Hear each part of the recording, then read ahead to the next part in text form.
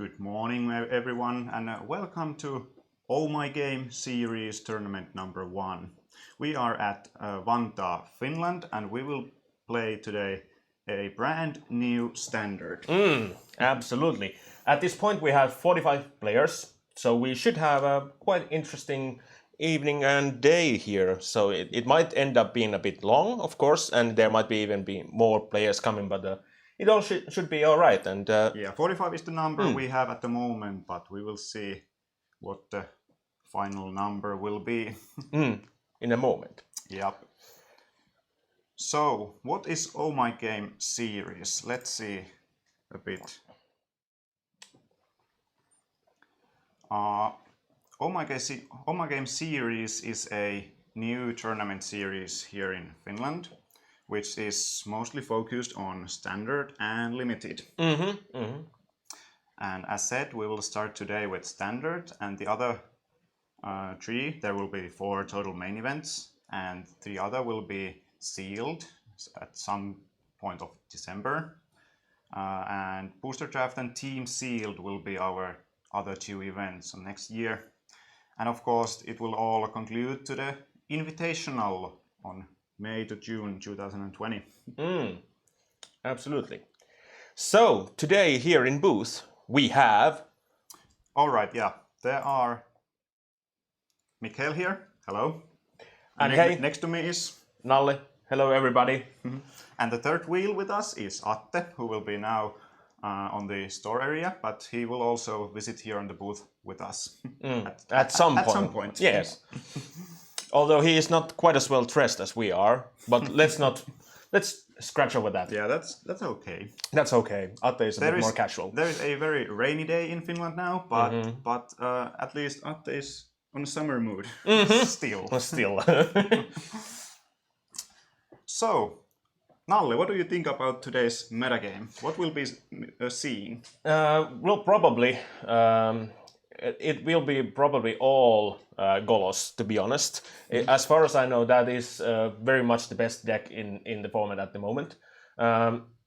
It is hard to know, though, how many people have actually scratched together the deck, since it does require quite a few resources. But in all probability, that will be heavily represented here. Yep, we have a lot of competitive Finnish players today, but as well we'll have a local players with perhaps a bit limited card pools. Absolutely. So yeah. I think that will get a lot of variance to the metagame today. And as we were making a test stream yesterday from the FNM, there was also a lot of Rakdos aggros, which I think will be also be an okay deck today.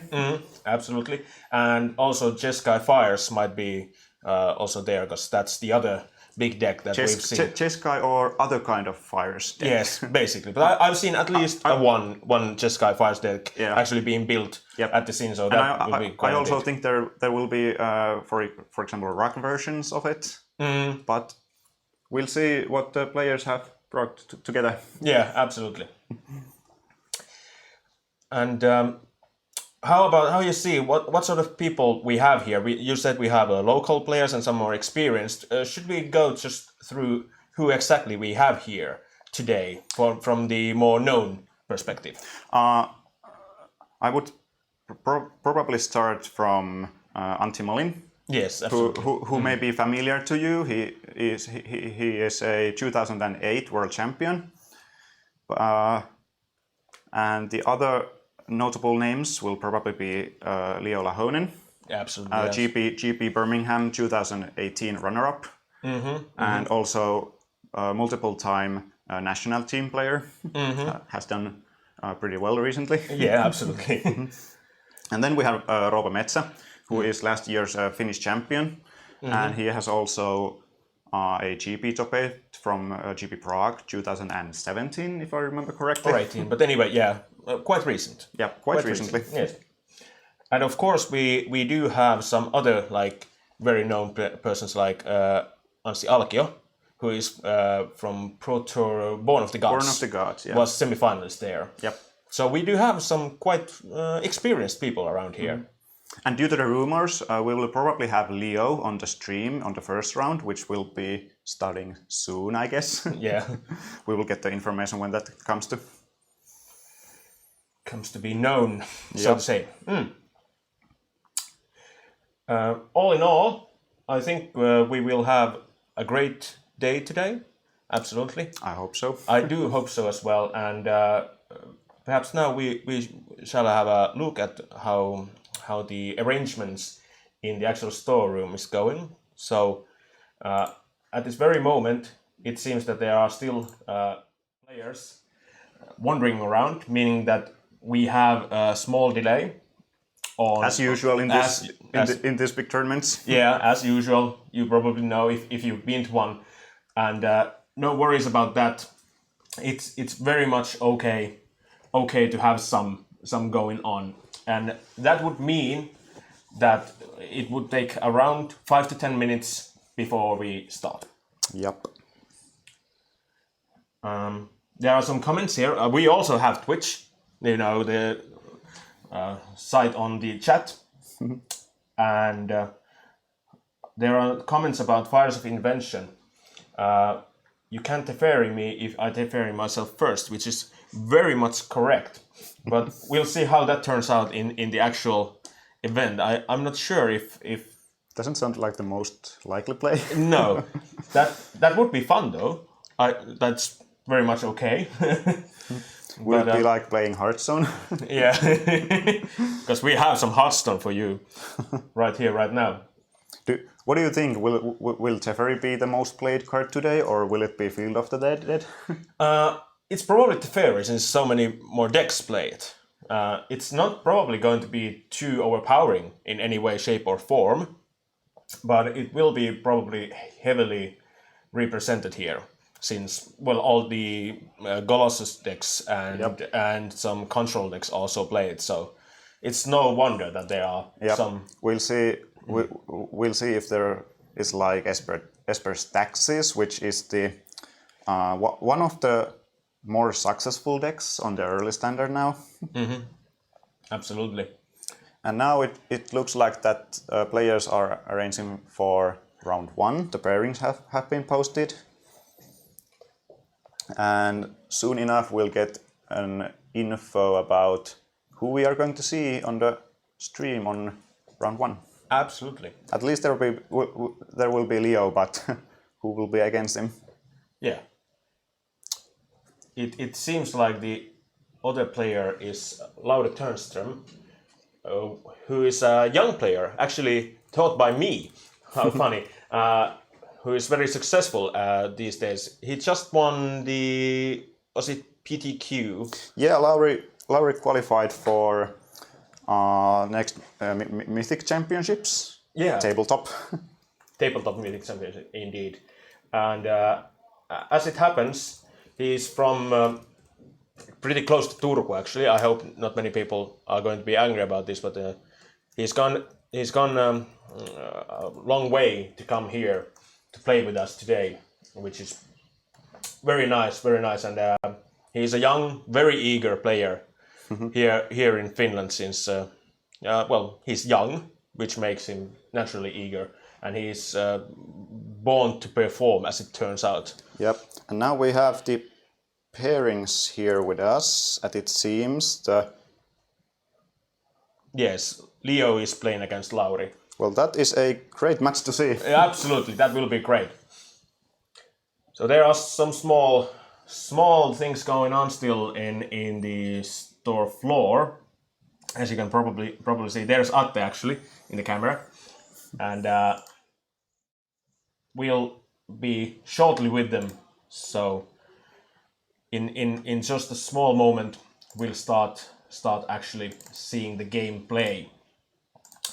Of course, standard is not the only thing that we play here in Finland. Last weekend we had this great Legacy Nationals tournament in Tampere, which is like 200 kilometers north of Helsinki and Vantaa.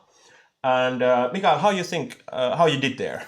I think my run was okay. If I remember correctly, it was a long day, and Yes. I ended up playing like 11 rounds, including the one ID on the last round, and I think it went pretty well. You won, right?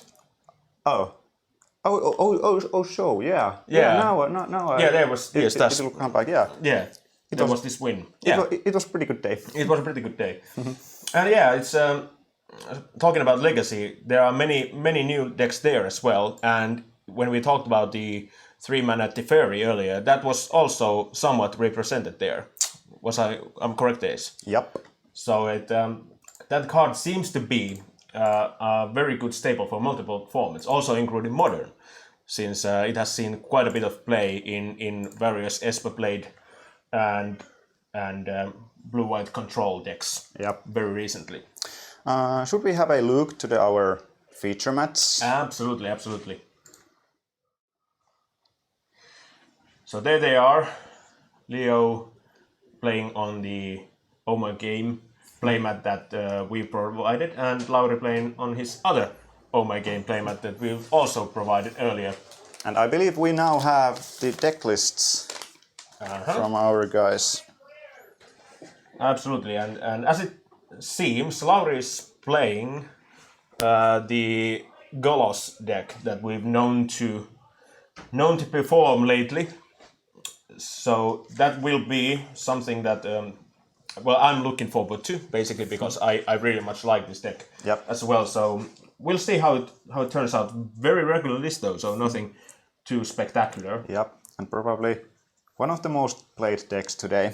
Absolutely. But what we have on the side of Leo is a very spicy rug list. It's actually a rug Wilderness Reclamation, trying to end up the games with Niv Mizzet and Expansion Explosion.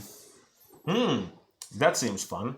It's reminiscent of the old what's it called, the taking turns deck that we had. Simic Nexus, Nexus, last yes. standard, yeah. From the last standard, it has many similar things in it. Mainly the Expansion Explosion and some played also the Niv Mizzet, but mostly it was the Expansion Explosion and of course the Wilderness Reclamation. Yep. And there are very spicy choices on the deck list of Leo. There is, for example, main deck Ether Gust, 2 copies. Oh yes, that's very interesting. He's clearly prepared for a certain meta, so to say. Which makes sense, because probably Leo has very similar reads to our understanding as well. So there's meta will be mostly consistent of these Golos decks and maybe fast red decks. Now I'm thinking, how should I call the Leo's deck? Is it rug Expansion Explosion or rug Wilderness? Chat? Probably Wilderness. Chat. Help us. How do we call this? It might be. Yeah, let's go with Wilderness. I'll put rug Expansion. Yes. Or actually Explosion. Explosion. That rug Explosion. Yeah. That sounds interesting. That's a bit better. It sounds a bit like, those chocolate cereals that have the pop in them. I know those. They were my childhood favorites. So yeah. And they are now shuffling, of course. And we'll probably see in a moment who's going first. And that will make many things. It seems like oh no, they draw. Okay. So we'll see. About the matchup, I think Leo's deck will actually be a pretty good choice for this meta, because this deck can operate with non-combat damage. It doesn't care that much about the amount of zombies, even if Leo has as well main decked from, for example, Flame Sweep, which is pretty okay. Yeah, absolutely. So Leo has come prepared. Yeah, it's no wonder that Leo is looking like the upper dog, so to say, and Lauri being the underdog here. Even though Lauri's deck is clearly more represented universally at this very point of time, but Rug Explosion seems to be one of those counter decks that might very well be just made to beat the deck. I'm not very sure how it will compete against the more aggressive strategies nowadays. So will it struggle, for example, with Rakdos aggro? Yeah, well, there is still the flame sweeps. Yeah, the deck has the early interaction, but will it be enough? We'll probably see it, I think. Yeah, we'll probably see, since both of these players have a tendency to do well in tournaments. Yep. So in all probability, we'll see both of them at some point again during the tournament. And as it turns out, Leo is going first and starting with the Temple of Mysteries, scrying.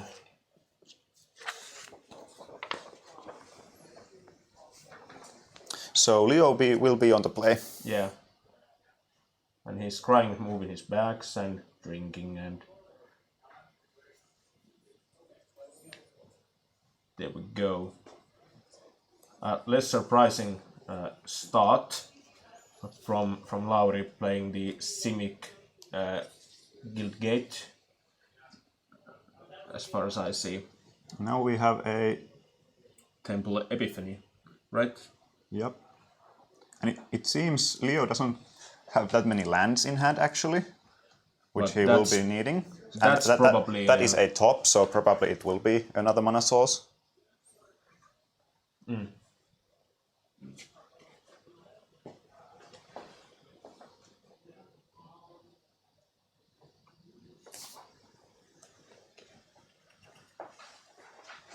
And there comes the Once Upon a Time. Once Upon a Time. Which is a cool new card from the...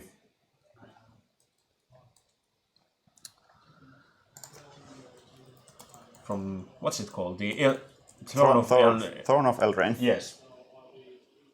It's not like I don't know the sets, but I am terrible at remembering which one's which. And there we go. Lauri has played the Arbor Grazer from the Once Upon a Time and putting another land in the play. And seems.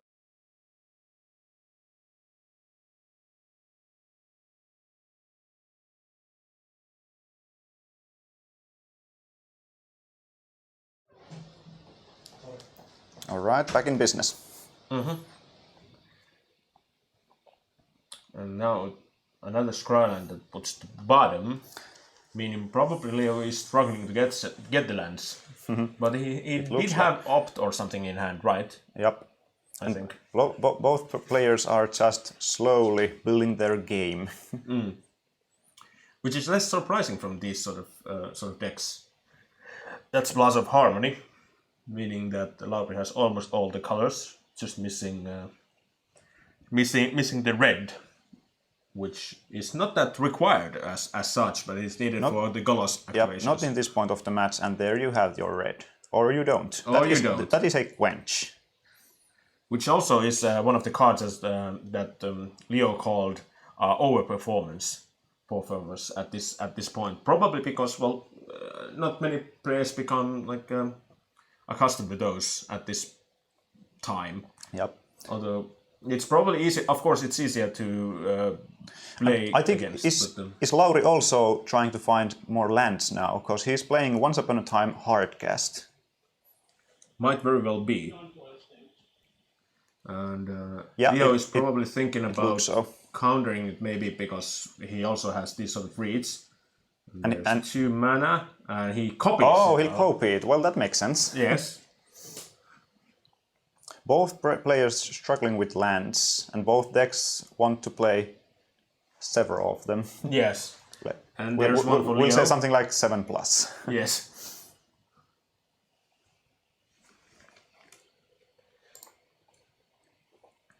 And Leo has found Steam Vents.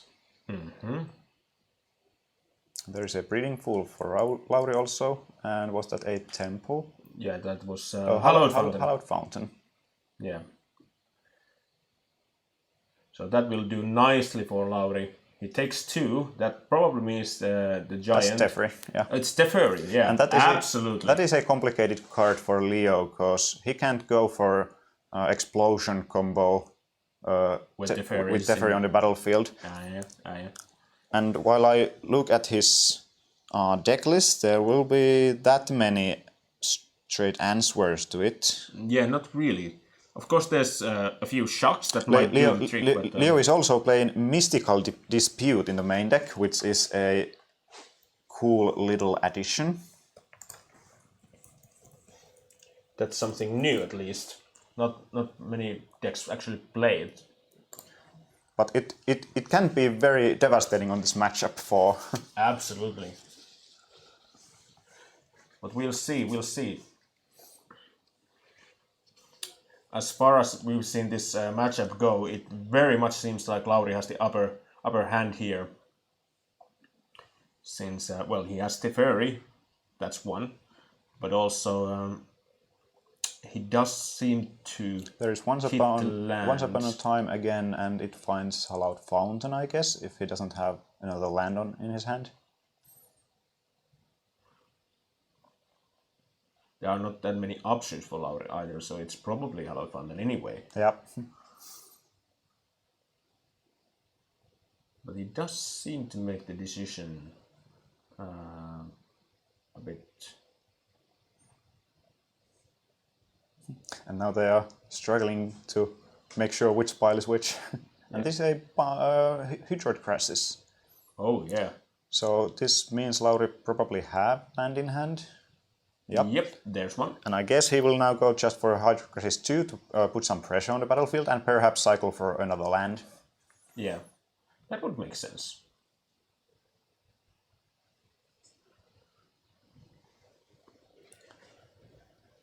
That is Shock. Which was that Shock? Yeah, that was Shock on... Ends. There's No. I think it was on the main phase. It was on main phase, yeah, and then he played play Wilderness Reclamation and untap the lands. That's just grand. And now the advantage bar is actually swiped very hardly on Leo's side, because he probably has now the counter backup. He just now needs the win cons. Yeah. Absolutely. We'll see how that turns out. There's Once Upon a Time. Once again. It's not like actually once upon a time. It's like multiple times. That's third one. 3 times a time. Yeah. And I believe Lauri is playing 3, or is there a total of 4? I'm not sure. That might be 4 actually. Oh yeah, there are 4 once upon a times. Yeah, and what he got there was the grand one, the Field of the Dead. So we'll see how that turns out. Leo goes for a main step. No, on Lauri's turn. In response to Teferi. Yeah, makes sense. And now there is one more Teferi to deal with, and a Field of Ruin with a zombie. Mm-hmm. Now it's the time for Leo to find something, because it's going to get a bit difficult. Is he going just to Explosion 1 to Teferi? Yep, that deals with that. And there is a land. Castle Vantress. Yes, which is a very good land in this deck. But he has some options. Yeah, probably not playing the castle here. Yep, makes sense. And that goes to bottom. So what Leo is now trying to find, he has the Wilderness Reclamation in his hand, but he will need another threat in the form of Expansion Explosion, which there are already 2 being played, so there's only 1 copy left. And then he has Niv Mizzet. Yeah, which would be very good at this point. Yep. And the Golos deck doesn't actually have that many answers to it. It has the one of Rimcloak Giant, which is a mass sweep. And then there is Teferi, once again, which will be I've seen that one before. Yep. And of course, there's the Agent of Treachery, which also deals with... that is true. And we'll actually deal with it pretty well. Yeah, absolutely. You might say in the best way possible.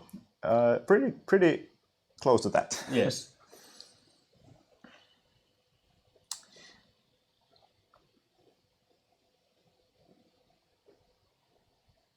Lauri passes the turn. Yep, so slow pressuring with zombies. Yeah. Trying to not give Leo a There's the reclamation. way to come back. And there's the flame sweep. Yep. This gives him a bit more time. And now the castle being on play, you can actually use it still, even though there's the fairy. But the question is, yeah, I think Lauri has to go Teferi minus now to reclamation. He can't, or actually he can also just plus it and save the minus for Niv Mizzet, because even though Leo gets a time to play Niv Mizzet, and untap his lands, he can't play any spells. So there he goes. That would also be okay. But yeah, Lauri chooses to go for reclamation. Slow Leo a bit more. And there's the castle for Lauri as well, and a token. Let's see what else. Let's see Castle Vantress. Yes.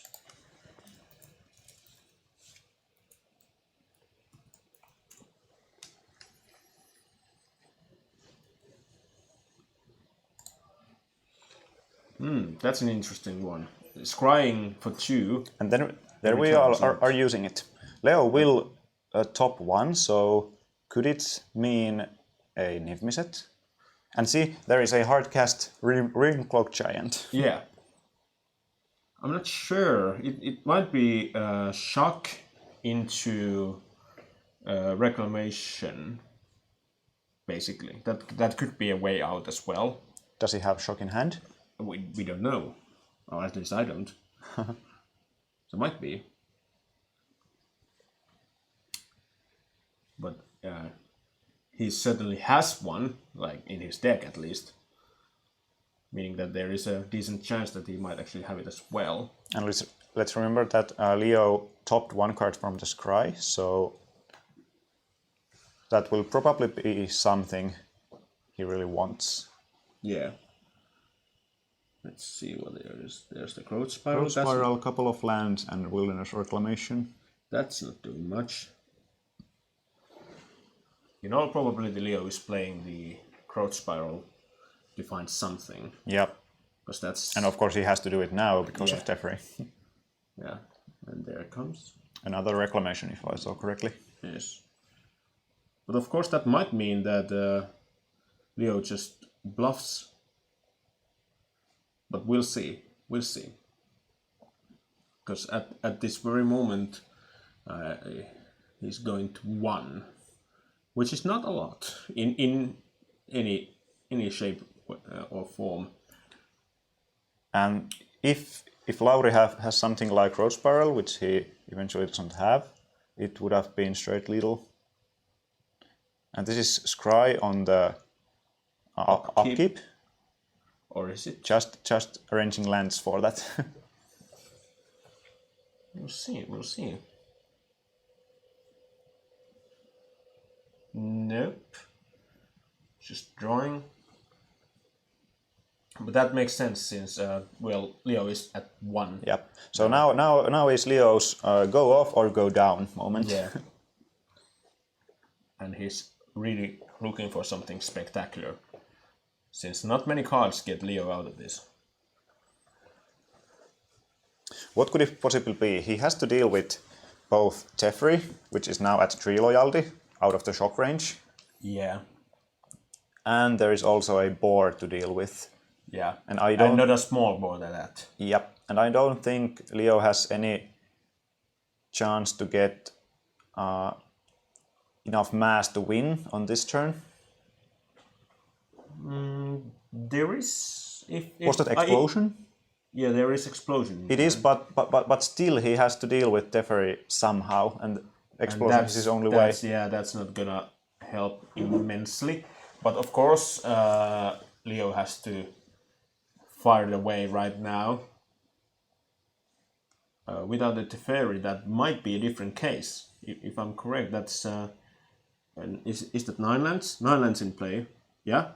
So that with 2 reclamations, that would be 18 plus whatever there is left on from the. So that's 5 left, and that's 23. So that would put Lauri to 1 with Experiments and Explosion. So that's still a bit too little, but we'll see.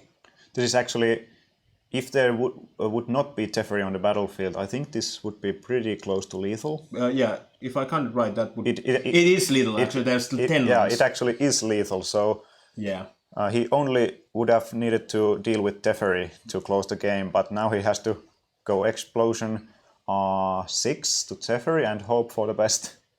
Yeah, and what will be the best? There is not that many answers to Giant. Yeah. Growth Spiral is a cycle, it can find something. And he has to. It's not like optional at this point.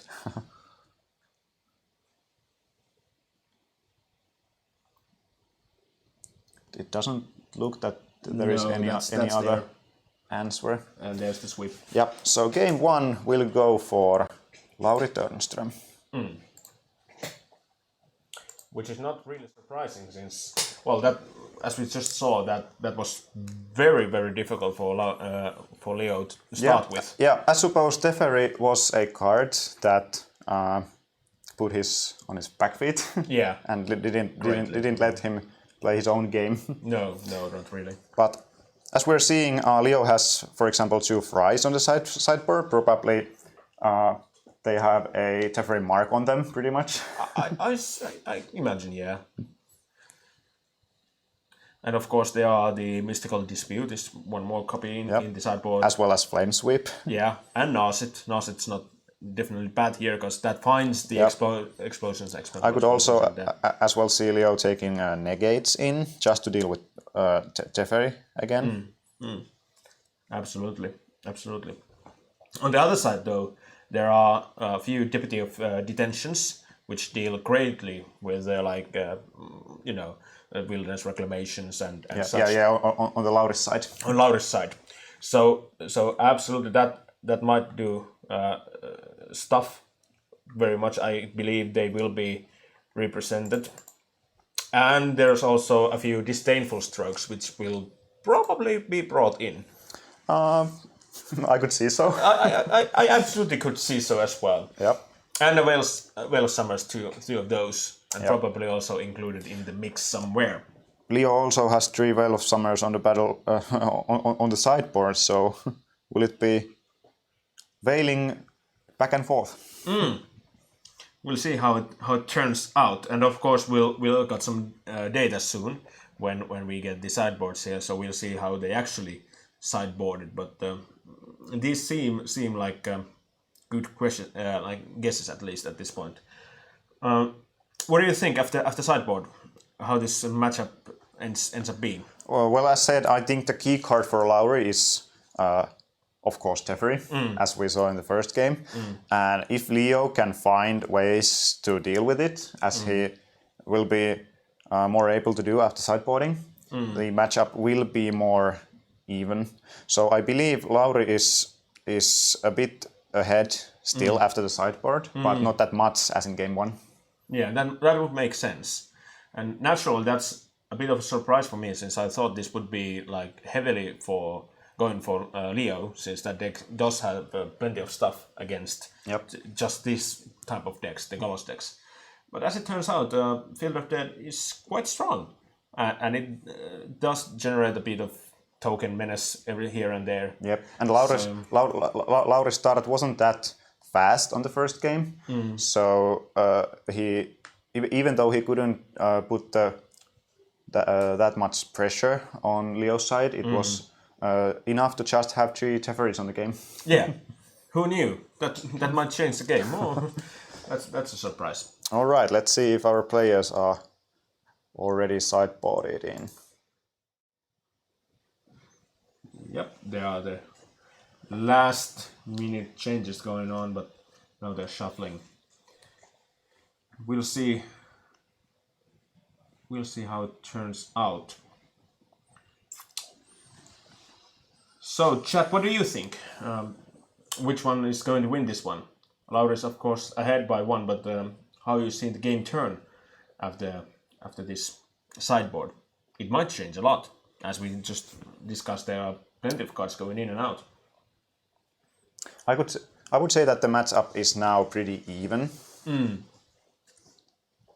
It's much more even, at least, than it just was. And it will be probably much more like a fighting for the spells. Absolutely.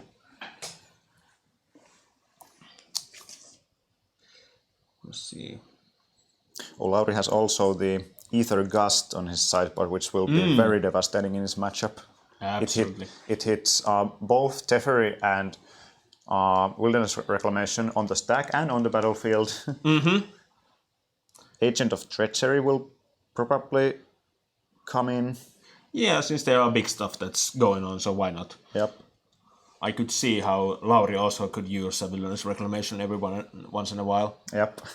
So, even though the deck, of course, does function basically on sorcery speed, but there's plenty of stuff that could use the instant speed. For example, if you have the Teferi, then also sorceries are, well, instants. Yep.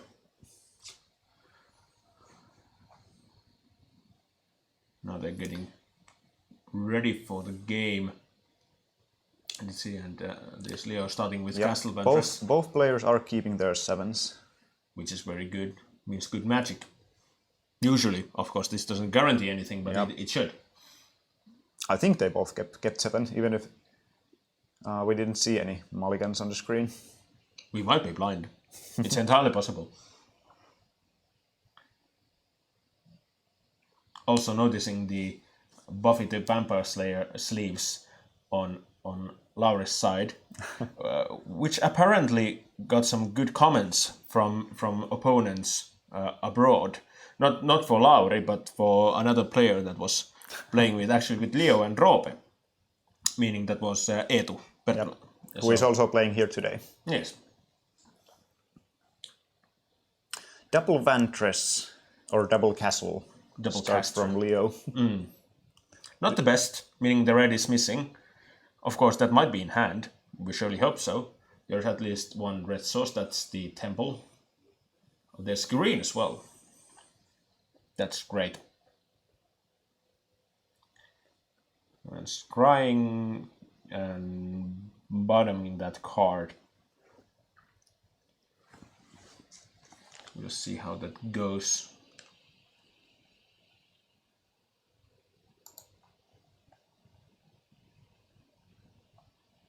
A few more lands. And there comes the Wilderness Reclamation. And now Leo is set up to compete with Lauri on both his turn and the opponent's turn. So there's the Teferi. There's probably an answer for that for Leo. At least I surely hope so. But no, no, that's not the case. That's bad. So that was exactly the start Leo wanted, excluding the counterspell on this point. Yeah. But for Lauri, this is of course a pretty good situation now. Resolve Teferi is always tough. There's a Narset that we just discussed about earlier, which is great. He's probably going to play that one. Yep, and Leo has 1 Narset on the sideboard, 0 on the main, so that came in. That's for sure.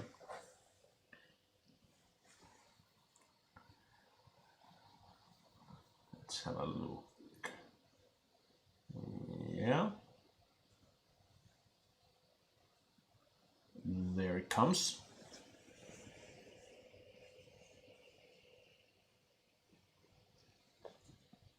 So basically, Leo is now finding an answer to Teferi. Yeah, that makes sense. Perhaps in a form of shock, if they are still in. They probably are, since Leo doesn't actually have that many good ways to deal with that. Yeah, that's a fry. That's fry. It's an answer. Yeah, that's a very good answer actually. And there's also. I was actually very hyped myself yesterday when Leo put me a message that he would need some cards. There was the fries we're now seeing. There was breeding pools. There was stomping grounds. So it was obvious that Leo is not on the Golos train. Yeah. And that's great news. Yep, that's one of the reasons we also wanted to see Leo on the feature today. Absolutely.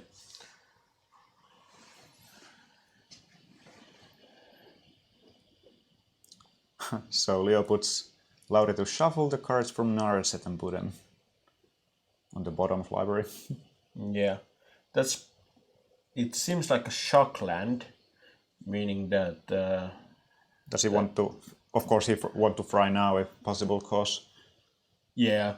Although he could also just... Fry on the next turn, and play Reclamation on the same turn, but there may be counter spell from Lauri's side. So is he playing around it? No, he is not. He is not playing around it. Neither would have I, actually, because that's just too good of a chance to get rid of the Fury for good. Since the other option means that... That also takes away the possibility to for playing another Teferi from Lauri. Yes. And there comes Golos. The namesake card of the deck. Let's see what Golos does. Actually, for the first time. Even though they do play 4 of those, but we haven't seen one quite yet. But now we'll know what the menace is about. So what we have here, what's Golos? Golos is the glue of the Golos deck. Of course, it does everything you want. It finds the Field of Ruin, which eventually is already on the battlefield, so it can fetch the color of mana you need. Because, of course, the ability takes all of the 5 colors of Magic, and even though the deck is basically banned, it wants to play all the colors. And in the earlier standard, the Golos's activation ability was actually the game-winning 7 mana ability because of the Nexus of Fate. Yeah. But now when we have rotated out of that, the Golos is a bit more fair piece of card. Yeah. Of course, being on the Golos deck, that's not exactly fair. Yep, and they are not bad options to play from the ability still. They are, for example, the Giant, whenever you need it. Yeah, or Circuitous Route even. Or if you need it.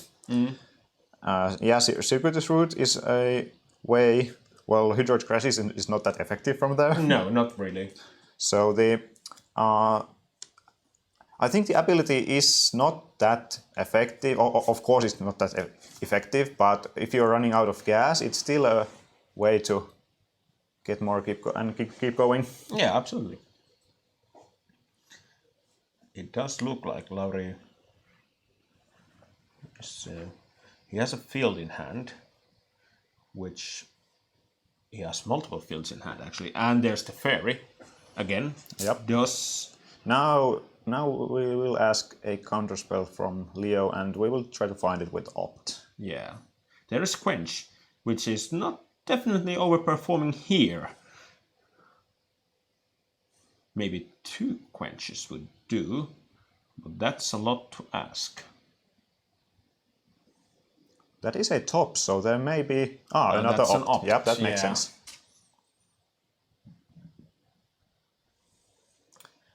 Leo is smiling, but probably not because he's doing well. Probably he's just opting for his life.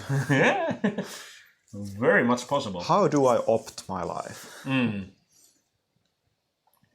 He has quite a few options. That's probably the question Leo was thinking when he was building his deck also. Yes. How do I opt this? So trying to find more with Crouch Spiral. Seriously digging here. And there is a negate. It's a negate. But there is a Veil of Summer from Lauri's side. Nice dig, nice find, but it all didn't pay off. Yeah. Get screwed anyway. But that's nature of this deck. Yeah, and to be honest, it wasn't that big a surprise. No, not really.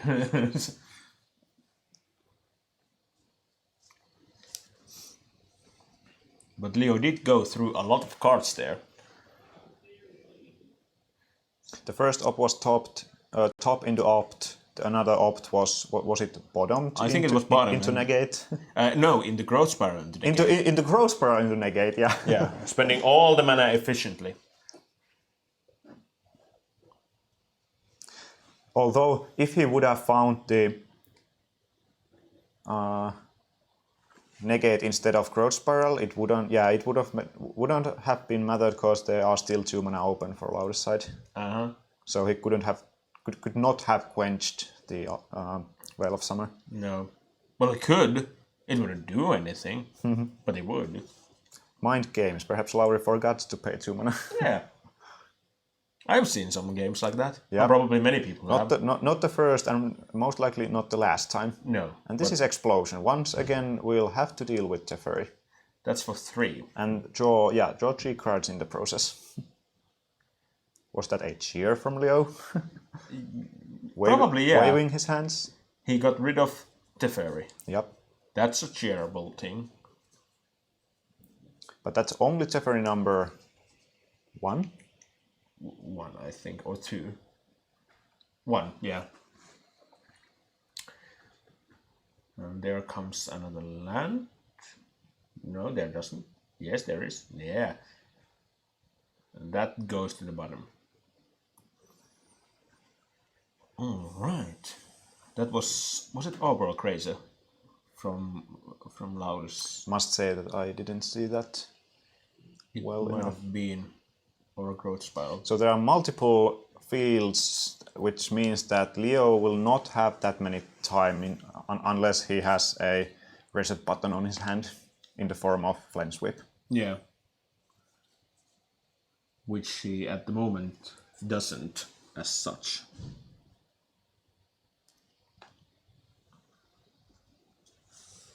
He does have lands though. A lot of them. Definitely not screening lands at least. No, yeah, thank you, Michael. That is indeed Teferi number 2 since the first one got countered. For once. And now Lauri passes the turn. And Leo is under a great pressure. I think Lauri has a growth spiral in his hand, so this will actually be lethal next turn if Leo doesn't find anything. It will actually be lethal already, so... Yeah, it is, in all probability, there is something to be done. And of course, Lauri also has the Golos activation. Yep, that's ready, also true. So there are many ways this could go. But I think if Leo can somehow deal with some creatures on the battlefield, it would be better for Lauri to just play Growth Spiral to get another 2 tokens. But this is Niv Mizzet. Yeah. But Niv Mizzet might not be enough. It will block 1, and if Lauri has 2 more tokens on the battlefield, it will be blocked Golos go to 1. Yeah. But there is a field of field in the hand, so that makes 3 tokens, which would put Leo to -1. That's actually very much true. And that is also a Ether Gust, which will be very tough to... Yeah. That's not a counter, as it turns out. Yep. But close enough. Very much close enough. And there's the Quench in hand, and Leo being a bit sad probably about that. He has the Expansion Explosion in hand, but it will not do anything with Ether Gust. No. Most definitely not.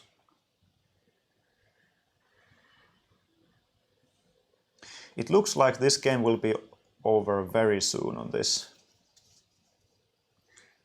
Let's have a look. If there is also the small possibility that... Yep, now it's end step Growth Spiral. Or is it? No. Oh, there are no blue mana for... yeah. So close, but no cigar. 5, 7, 9 damage is now. Yeah.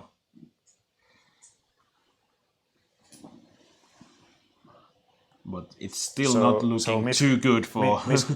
Miscount on my side. I was looking at it would already be lethal, but no. This will give Leo another turn. Yeah, but we are not far from that, so... And there comes something. Let's wait and see. There's at least one more field in the hand. No? I like that just passing the turn because Lauri has all what he need already, and Leo is the one who needs to try to find something. Yeah, which he is very much doing. Because that's 5 more mana. Floating, untapping. And then there's 5 plus. But what could he possibly have? He needs at least Flame Sweep to deal with tokens, but then there is still Golos to remove from the battlefield. Is this just Explosion for kill Golos to try to find Flame Sweep? That's probably what's happening. But bad news, Leo, Lauri still has the Growth Spiral in hand, so dealing... Oh, actually, if he finds the Flame Sweep, it's an... Was it an instant speed card? Yeah, I think it was. So that actually will give him another time. Lauri plays Veil of Summer just to scry, and of course protect. Yeah, that will be the game. That will be the game, yeah. Flame Sweep was instant, but was not enough here in this first match of the day. So meaning, at this point, Lauri advances to 1-0, meaning he's one of the players that have a chance at being in the top 8, at least more certainly. Yep. And of course, very much the start for the day that Lauri won it. Absolutely, absolutely. And probably the most backbreaking part here was, well, clearly just having the fields. Yep. Just naturally drawing them and playing them was very much enough. And it actually didn't see at any point that Leo would have a point in a game where he could possibly turn the corner. The game was really. Like all the time in Lauri's control. Absolutely. And that's the miracle of lands that generate stuff, basically, because that was very much like a full rundown by Lauri. Yep. Let's have a look into our store today. Yeah. So we have at least 45 players today on Oh My Game. We are at Vantaa, Finland. And we are playing Standard today. This is a first main event of Oh My Game Series, which will have 4 main events, Standard and Limited, and 1 team tournament. And it will there will be an invitational for top 16 players on May or June on 2020.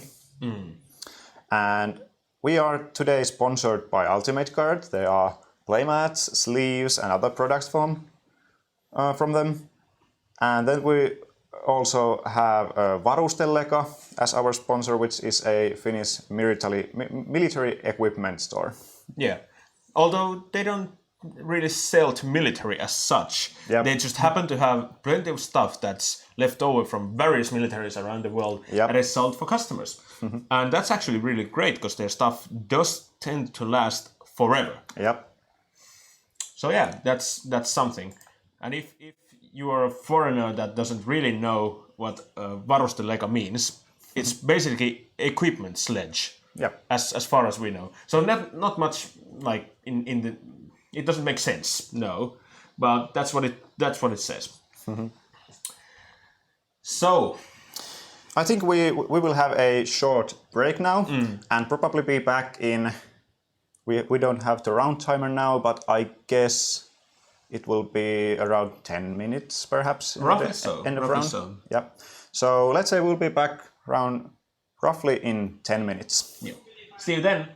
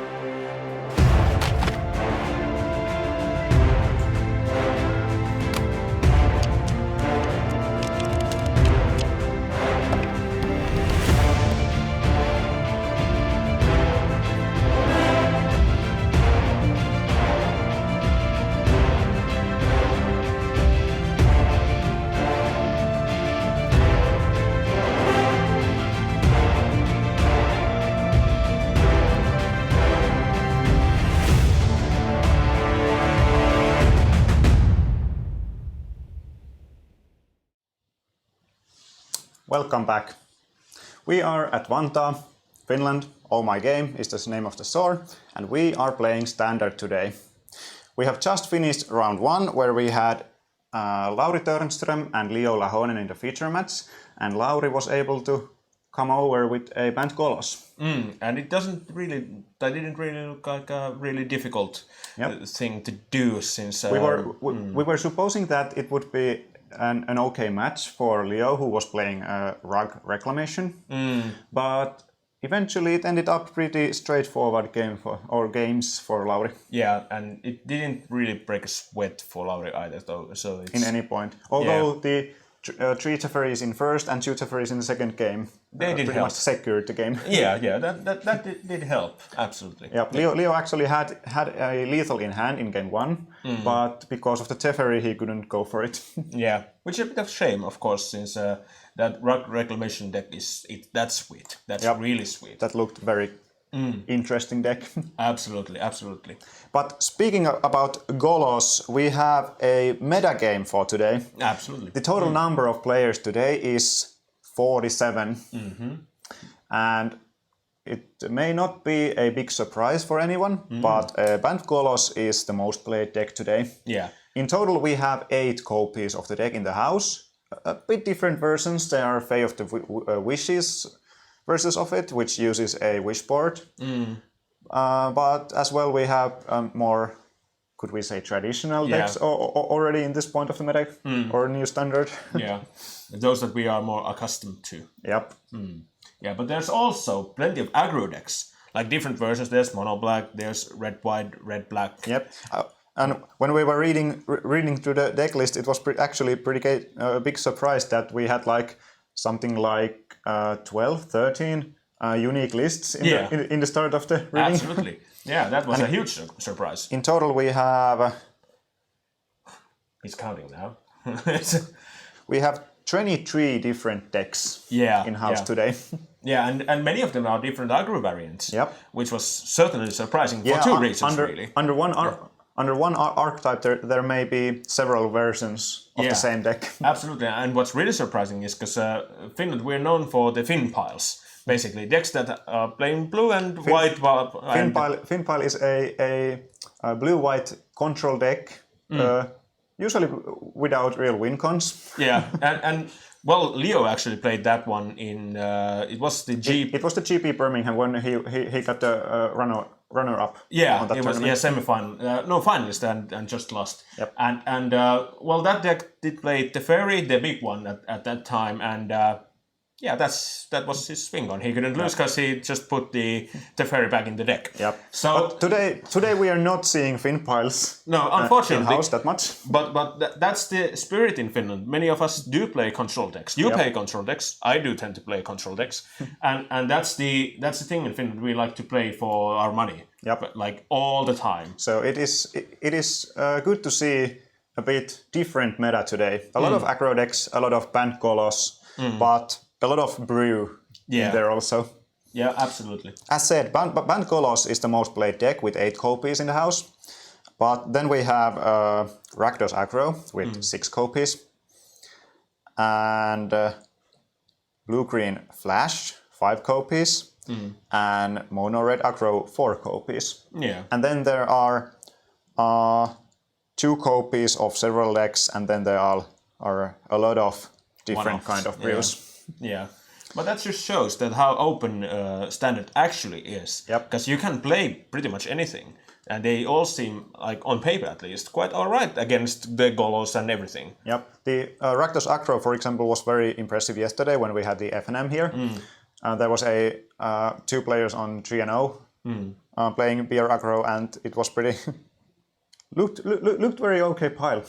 Yeah, absolutely. And it does all the elements to be a bit faster than the Golos decks, so they should be able to go under it. Yep, there is evasion and direct damage to face, not leaning in too much on combat damage. Absolutely. And all the red decks, for example, do have the skewers and everything. Not many black-red decks did have those. More like the shock type of effects, but still. Yeah, they tend to play more like an aristocrat style. Yeah, absolutely. And it all seems very much okay, and they have plenty of, shall we say, different options of going through the games. Yep. Just with the reach and everything. Several monorail lists we went through. There were a lot of variants in those, so they are not from the same artist that much.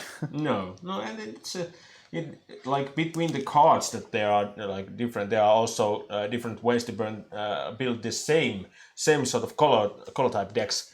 Just because, for example, there's mono black control and there's mono black aggro. Yeah. So there is plenty of diversity inside the colors as well. Yep. You can go in many ways in the deck building process. And now we have the pairings for the next round. And that does show. We have a monitor here, just so you know.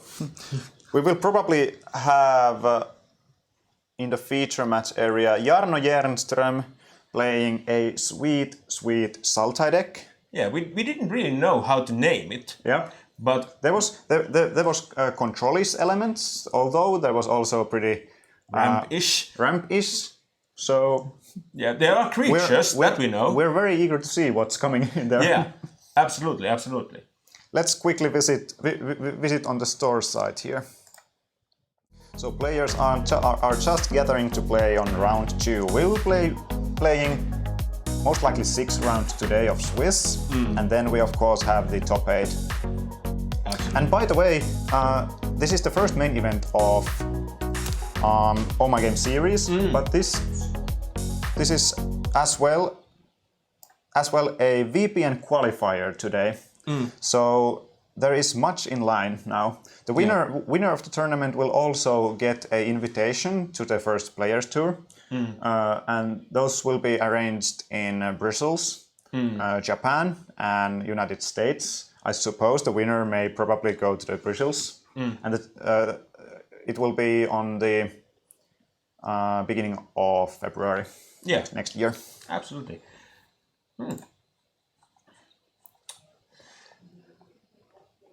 And now the players seem to be seated. So let's have a look at the situation there. And now we know who we are also playing against, or not we, but who Jarno is playing against.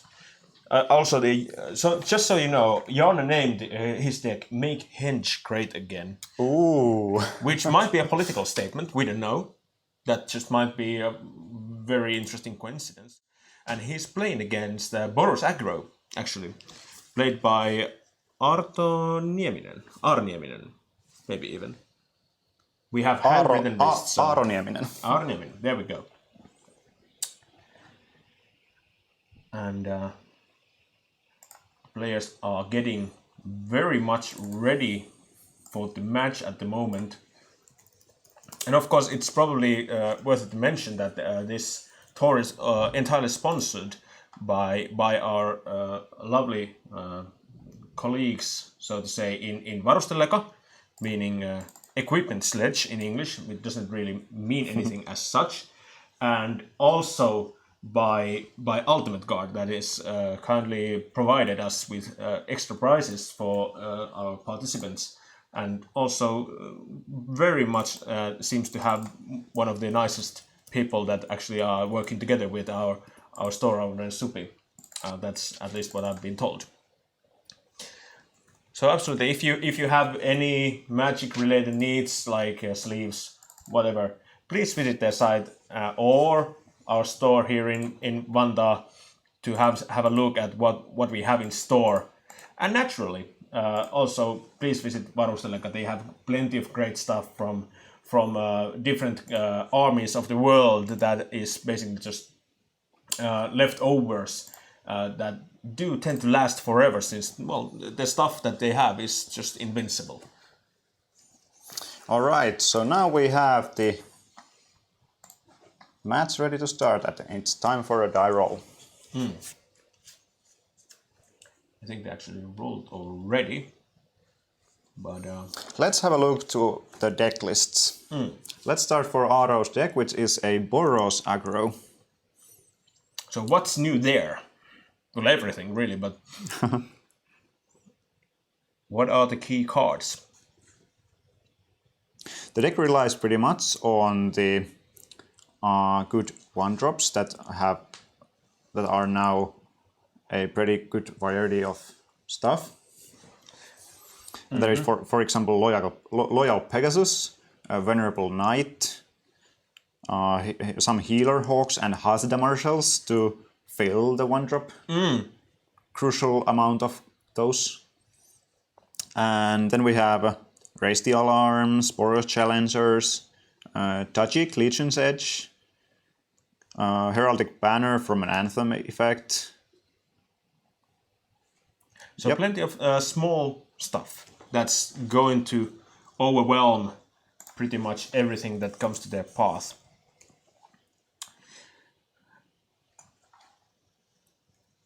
Spicy new cards here. For example, here's Giant Killer. I've never seen this one played in Standard before, but this is... Well, you haven't seen that much Standard played before this weekend. To be honest, yes, that's very much correct. But that's certainly interesting. Like a 3-mana spell to kill giant things.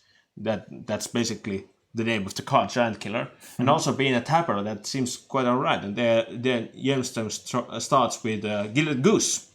There we go with a brand new 1-drops. Gilded Goose, and this will be... some sort of 1-drop for sure. I think there are options for him. And this is Venerable Knight. Venerable Knight.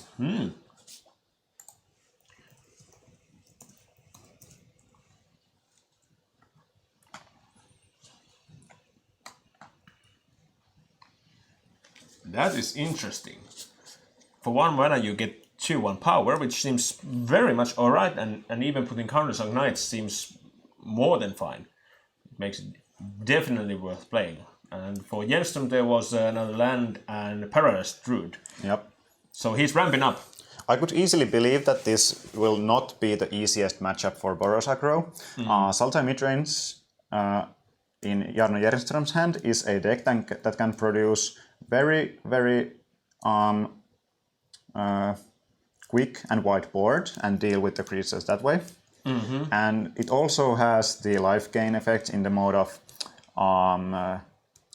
food tokens. Yeah, and Crazes. And Crazes. Yeah. And the longer the game goes, the more likely the Sultai Midrange is about to take the game home. Yeah. And there is Questing Beast. Yeah. Known for being one of the best green creatures in the format at the moment. And one of the biggest or greatest wall of text is without downsides in Magic. Yeah. That's... in all probability, we should have a look at the Questing Beast. Let's see. Since, to be honest, I don't remember all the text it actually has. It's huge. And as said, definitely no downsides there.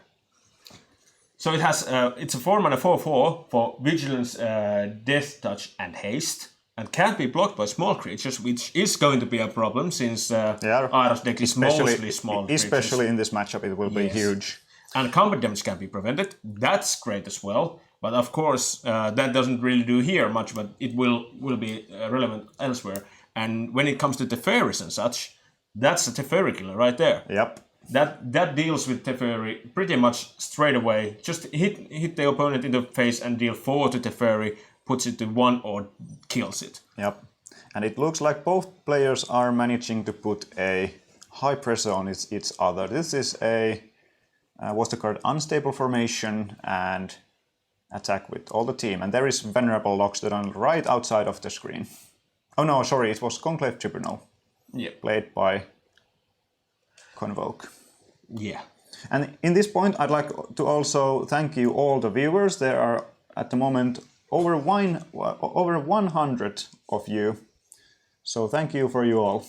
Yeah, that's great. That's actually more than I was expecting at this point at all. So let's pump those numbers higher. Let's make it 2 at some point. Yeah. 200, I mean. No, not 2. Not 2. No, don't please go, stay. Don't go away. We need you. Yeah.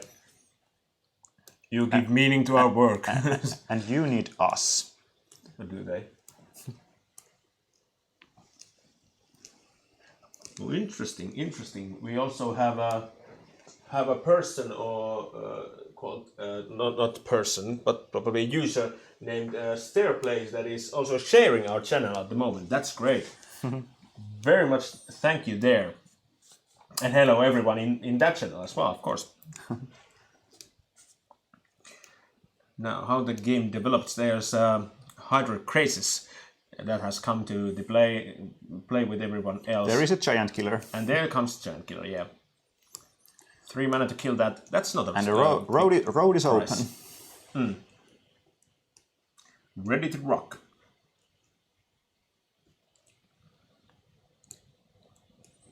I think I'll have to take back my words. The Jarno has not been able to put enough wallish creatures on the battlefield, and the Boros clearly has an advantage at the moment. This will be 3, 6, 8 damage, yeah, down to 8, and this is a 2-turn clock at the moment.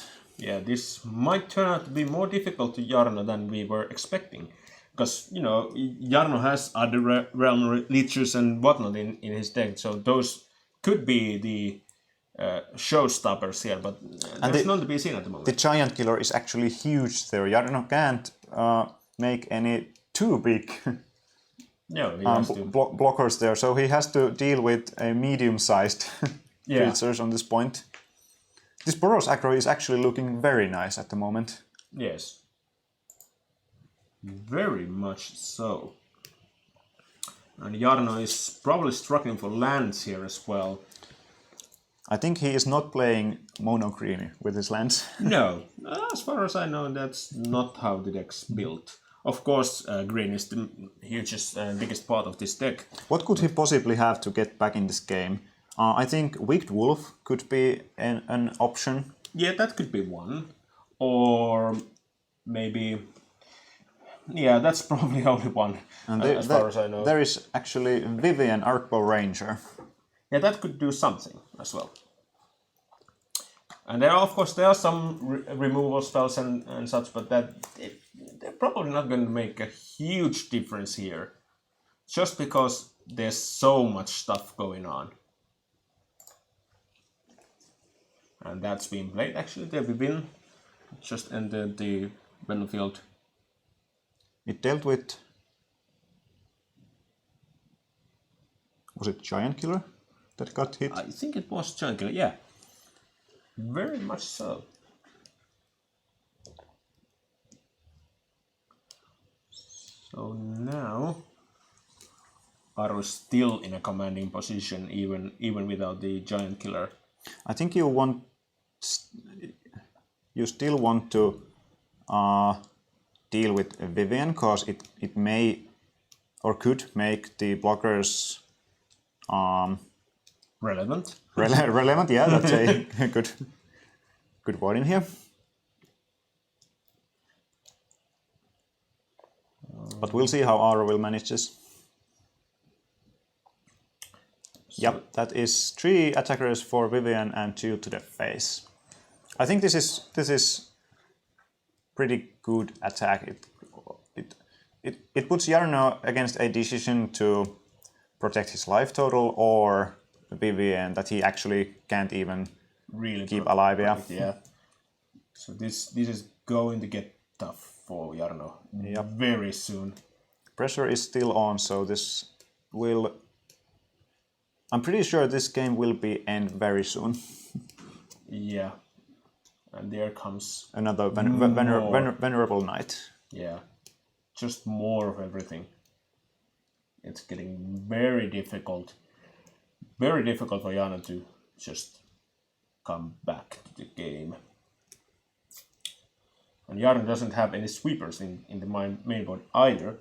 which will make... On the sideboard he has Massacre Girl, which is actually very good, I could see. Yeah, that's going to be a killer. But literally. That's pretty much it. He doesn't have that many answers to these aggro-ish strategies. But Massacre Girl is huge if he can find it. Absolutely, and also the deck, as we spoke, is somewhat set up against these sort of matchups with the main board already. There's the Hydra Crisis, Underrealm, Lich, and Gilded Goose as well. That gains life when needed, and also plenty of removal. And Oko, which is of course being great for the life gain purposes, if nothing else. But so far we are not really seeing that much of an action in that perspective. It all seems to be rather difficult, so to say. Yep. And there everything goes sideways on highway to Turku. I'm pretty sure this is highway to Turku, where Turku is Jarno's face, I think. Yeah, as far as I know, that's very much the case. Yeah. And there comes the sweep. So Aaro Nieminen will take game 1 against Jarno Järström's Sultai midrange.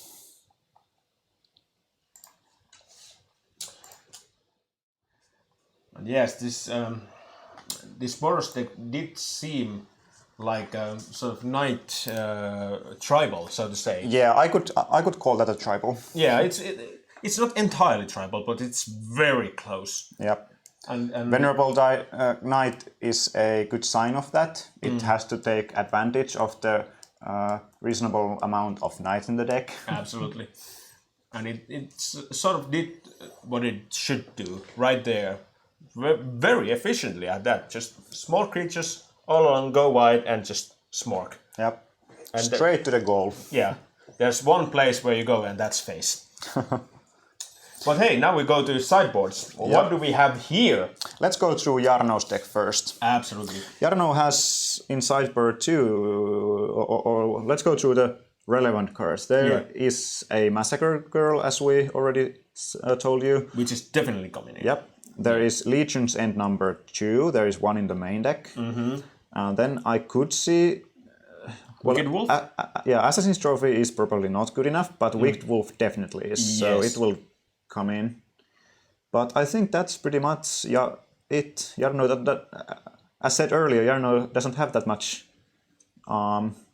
good cards for this matchup on the sideboard. But his main board should be able to deal with most of the troubles that there are. Yep. We'll see how it turns out. It has shown to be more difficult than we were expecting. Just like the first game, actually. Probably if we just say that the other player is going to be in the good position, we already know that's not going to be the case.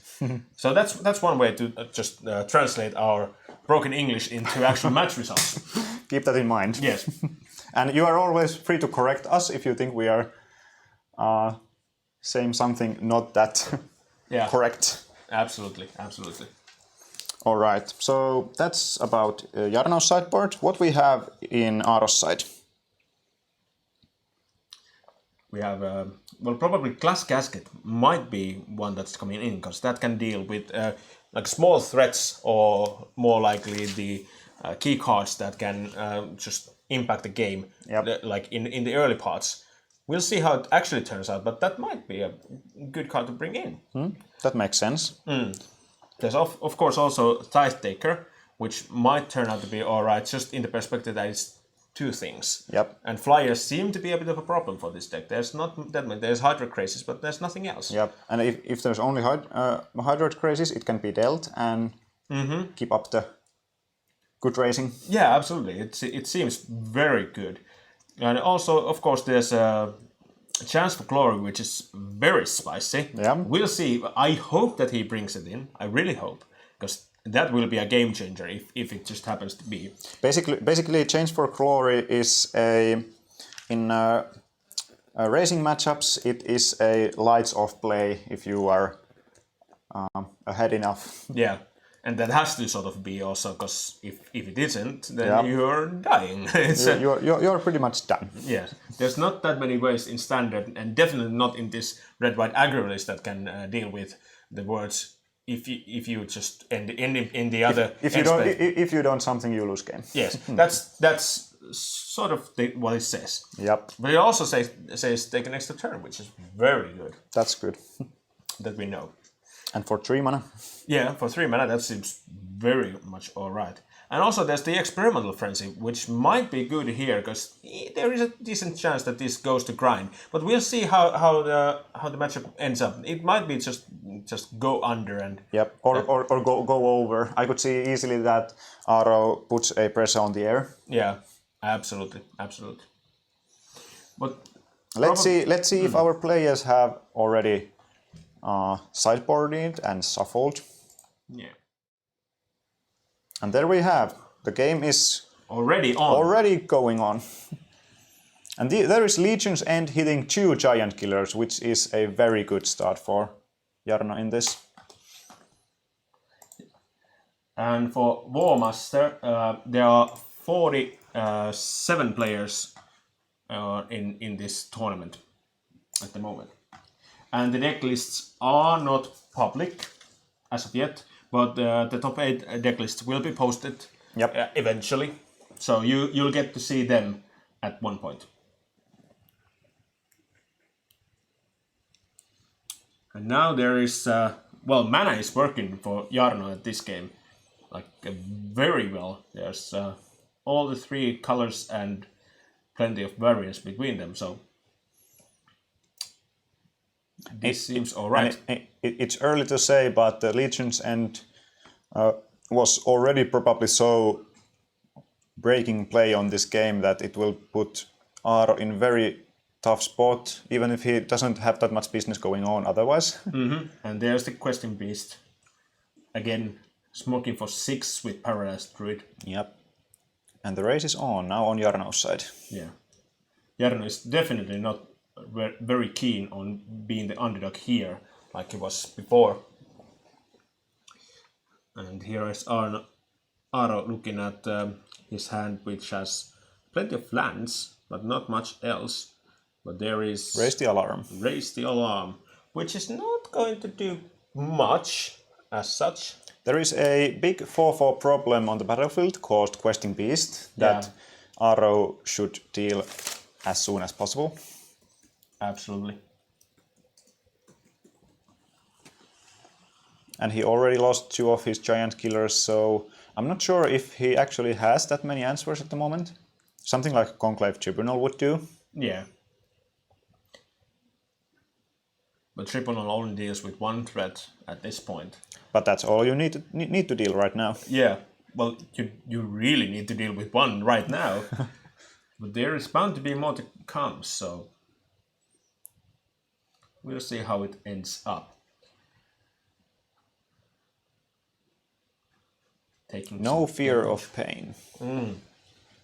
Well, if you're playing mono white or red white aggro, there shouldn't be too much of fear. There is unstable formation, and now it is a safe hit to the face. Mm-hmm. This will put Jarno to 10.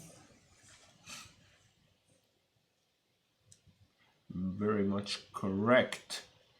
But that's not too bad if you think this from... no, that's not. And if I was seeing correctly, Aro still has the Anthem banner in his hand.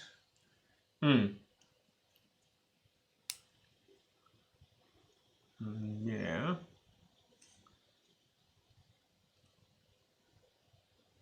He didn't gain life from that. Jarno thought he would, but no, that did not happen.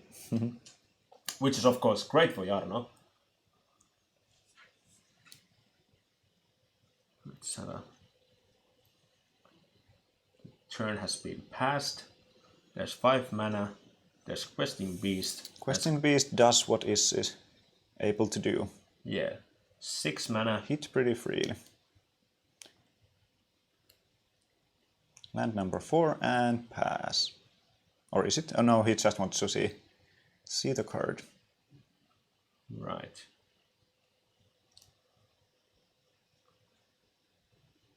Jarno is really deep in the tank right now. Oh, that's a Hydroid Crisis is a good play here. Absolutely. Now there's 2 things that Aaro has to deal with. Yep. And that's not going to be easy. But the glass casket, if he has one in his deck, that will be grand here in more ways than one.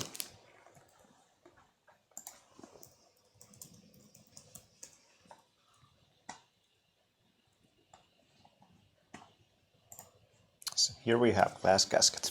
And in all probability, Jarno doesn't have any ways to deal with glass casket, nor would he want to if it were to take the Hydro Crisis. Yeah, it's that will not much. do that much. No.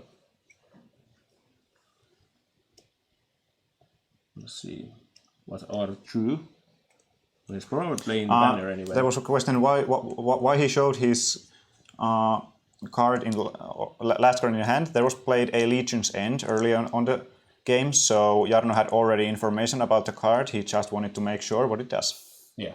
Of course, you should ask for a judge at these points, but if you're playing with a fellow player that you know somewhat well, they might show the card to you. Yep. But in no way, shape or form is it like a must as such. You can't just ask for a judge for the wording and whatnot. Yep. There are some blocks. At the moment taking 6. This is a brave hit, but it cost the soldiers their lives. From Aaro's perspective, that's probably a sacrifice he's willing to make. Thank you, end level boss. We're doing our best. And now the turn is passed back, and I don't see a way out for Aaro. There is a lethal attack, so we are heading to game 3. That's very much the case here.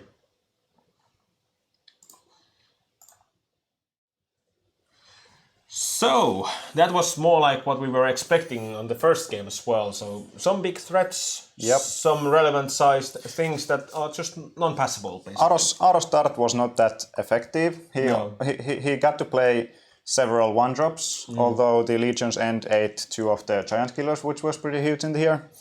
And then Jarno wasn't that much of a job to turn the corner and take the beasts to their home.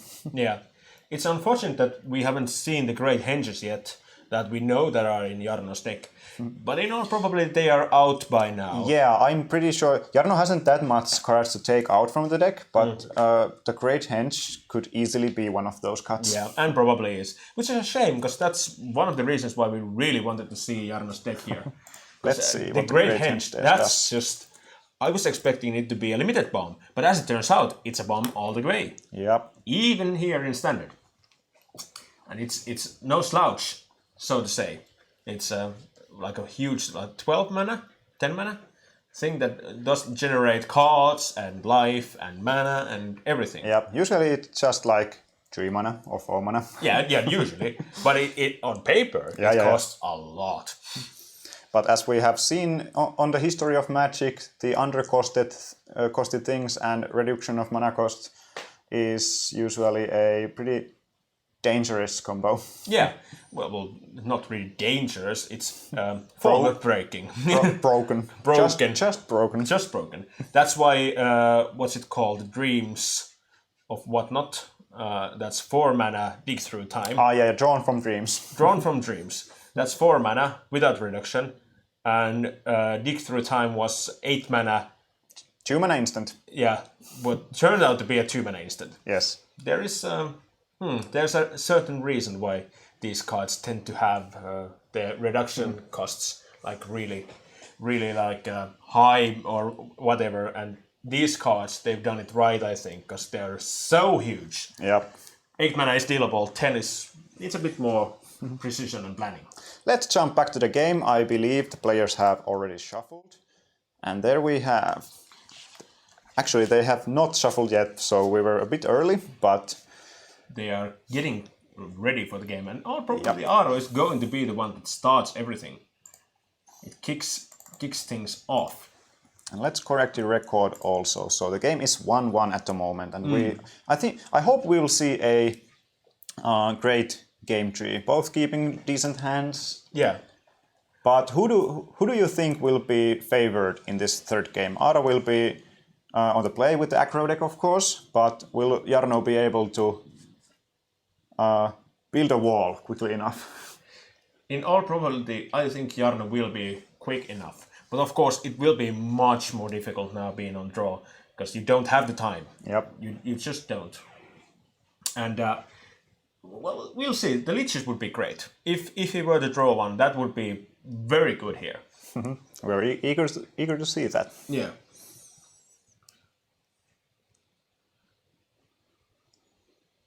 Let's have a look. There's looks pretty capable in my perspective for Aaro. There are some lands. Jarno is deciding the mulligan. It's a close call for Aaro as well, I think. I think there is basic plains and basic mountain. Yeah, that's going to be a Yeah, that will be good enough. And Jarno is aggressively looking for something better. Which makes sense, since it's not going to be easy being on draw. Yeah. To build the wall. He needs a right kind of hand to compete this.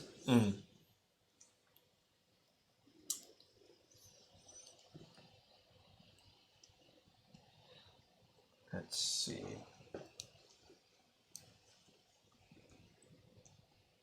Thanks to the new London mulligan, there is 7 cards in hand again. And 1 goes to the bottom. And this looks like a keep for Jarno now. Yeah. So Aaro is kicking things off. And the game tree is underway. With Venerable Knight once again. Yes. Will we see Gilded Goose? No. No, we see a tap land. Which is probably good, because that means preserving the life totals. There is another land for Aaro. And was it actually a one-lander he kept?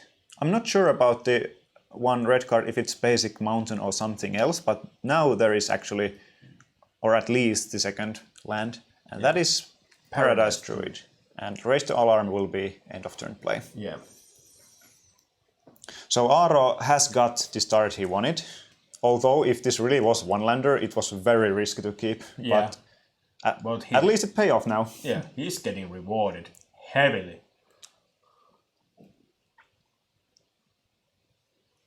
Let's see what's next. Well, probably attacks, that's for sure.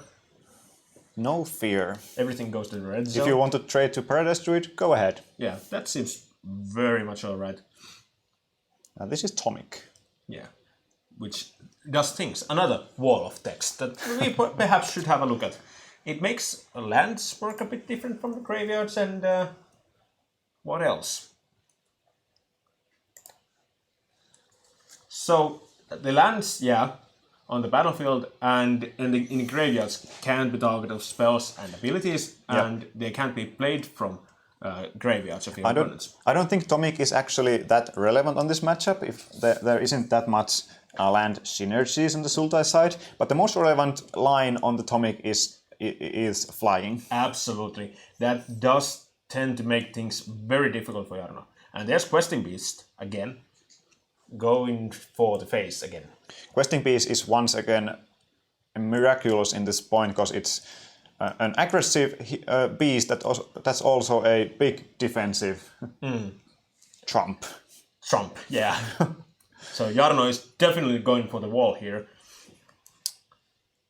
Here is a hawk, Healer Hawk. and I imagine to see the Conclave Tribunal now. Yeah, there we go. Oh no, it's actually Loxodon. Loxodon, yeah. Yeah, going wide. Yeah, which seems very good here. And you can deal with the Questing Beast next turn also. Yeah. And I think Jarno is now really hoping for the Massacre Girl. Just so. Massacre Girl would be pretty rough for Aaro in this point. Yeah, right. Not right now as such, since well, there are X2s. Everything's X2. But if there were one more creature on the battlefield, anything basically, that would kill a lot of things. But there's Crisis. That's for 3. Because why not? The Questing Beast actually died for something It as well as... into the Lockdown. Oh, yeah, that makes sense. Because, yeah, why not? You don't want to grow that. Attacking is a thing also. Yes. Alright, there is Tribunal, and now we are on a big hit. And that's it. That is a game. So Aaro Nieminen will take our round 2 feature match against Jarno Jernström.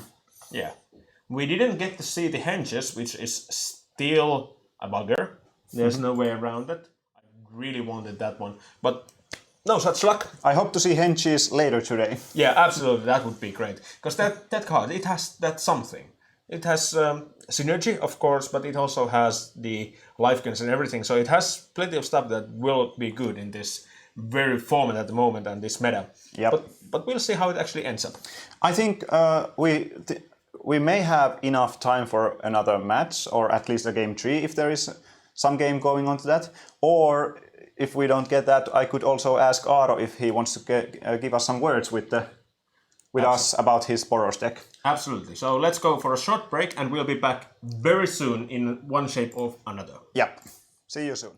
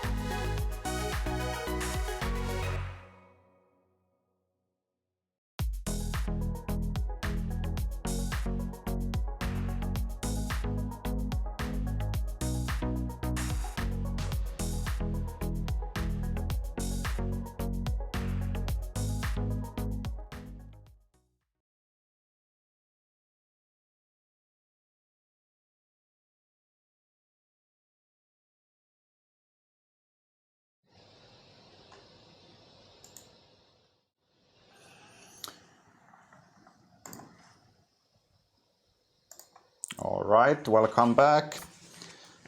We are still on a second round, and we have another match on the screen right now. There is Antti Perätakala playing. What is Antti playing? Antti is playing the.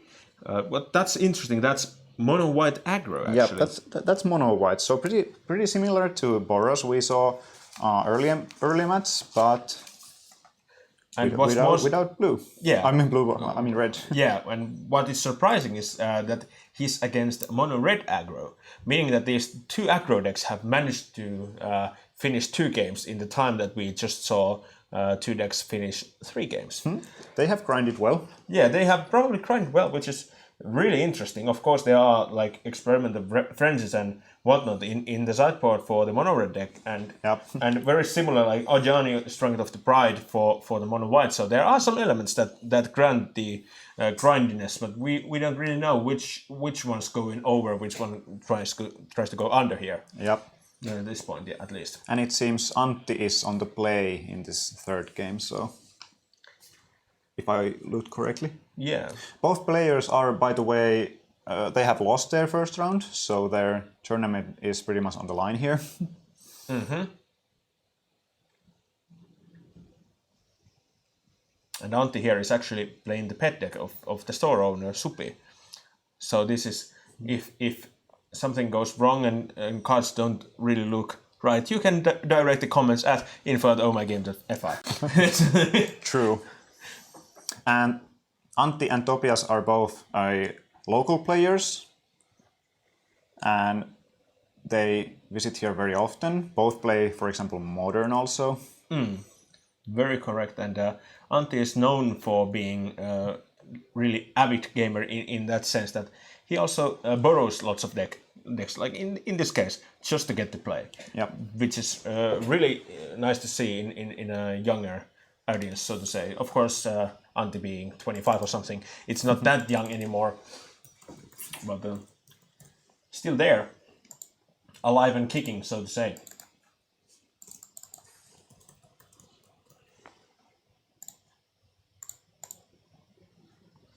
And there comes the Fry.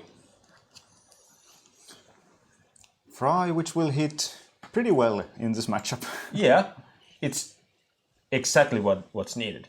Fervent Champion is the play from Topias. Getting aggressive with a hit for 1. Yeah, and it seems Topias is struggling with mana. Yeah, which is a shame, of course. But he is still able to light up the stage. Present much, and there is a third land, and also Shock to play. Yeah, which... So not that bad for him. Yeah. And Antti otherwise is pretty light on cards in hand. Yeah, an action. But he does have the land that generates tokens, which is very good. Castle. Ardenvale. Yeah. It's fun that everything's a castle in a fairy tale. Who knew? Surprise, surprise. Surprise, surprise. And we'll see what Topias is up to, and also Antti here has some action in hand. Playing... Charming Prince. Oh, that's charming. That's probably going to scry for 2 in all probability, since the other modes are not that relevant. Of course, gaining life might be good as well, but since Antti is still at 19, that's not really going to be much of a difference here. Yep, and scry it is, and they will both go to the bottom, so no business here. Or will they? Yeah. Bottom. Yeah. Not doing what Antti wanted. And after that, there's a pass. Meaning that Shock is coming to the Charming Prince. Not Prince Charming, Charming Prince. Any regular prince can be charming, as we know. Bonecrusher Giant finds its way to the battlefield. Smork. And now players are finally correcting their life totals, which are pretty high on this kind of matchup right now. Yeah, I'm no longer surprised why they took so long to... Yeah, there's just trading resources back and forth. And now is time for Raise the Alarm.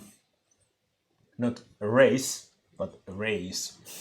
Since Oh yeah, they're racing as well. But oh yes, now I see why. Ooh, Venerated Loxodon comes to the play. Antti gets to build a pretty Substantial board. yes. That's big. That's definitely going to make an impact. And fourth land, meaning there is something big coming. Ooh. Now I don't remember the name of the card. Chat, could you help me?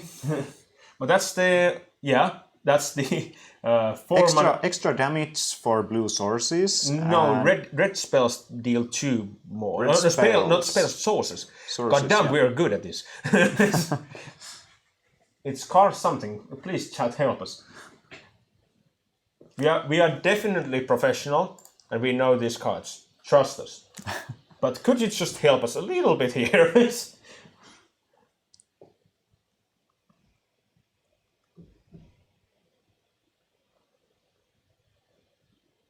So that was another Venerated Loxodon, building the board again. And now the tokens are also competing with the size with Topias creatures. That's going to get difficult very soon unless Topias finds something.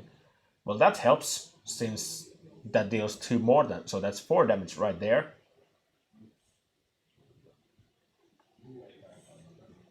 And that will also be pretty heavy hit. Absolutely, because even those 6. deal 2 more. This is, yeah, this is 4, 6, 8, if I'm correct. Yeah. Getting in there, so to say. Yep.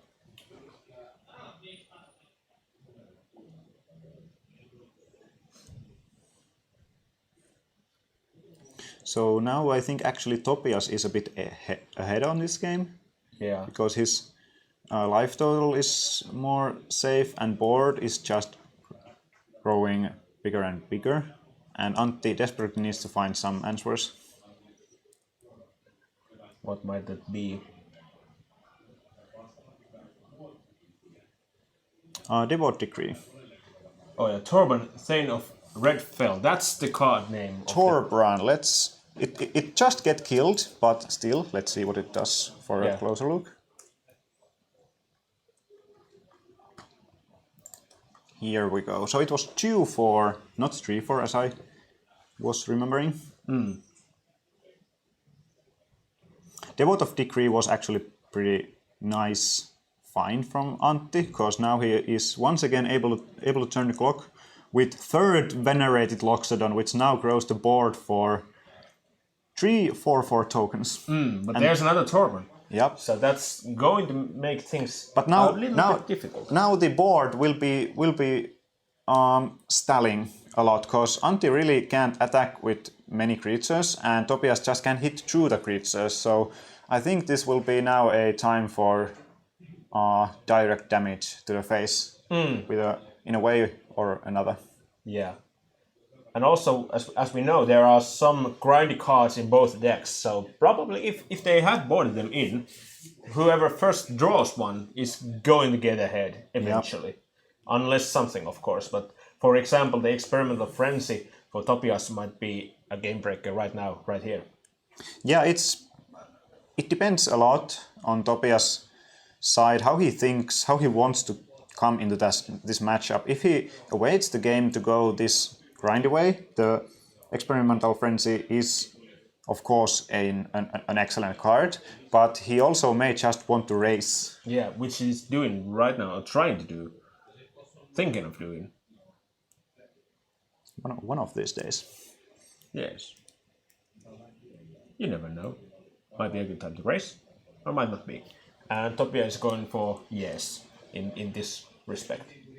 And he's blocking the now basically 3-1 Knight, so that would... I like Topias' play because he knows that he has to end the game quickly with direct or combat damage, and he just wants to forces everything in he can get. And there's... That's actually 5 damage because of... And that's actually lethal, because that was 6 oh, plus yeah, 5. Antti took the giant in the face, and yeah, that puts him down to 5. Too low. And then Skewer deals exactly lethal. Yep. So there we go. So he definitely should have blocked Bone Crusher Giant in here.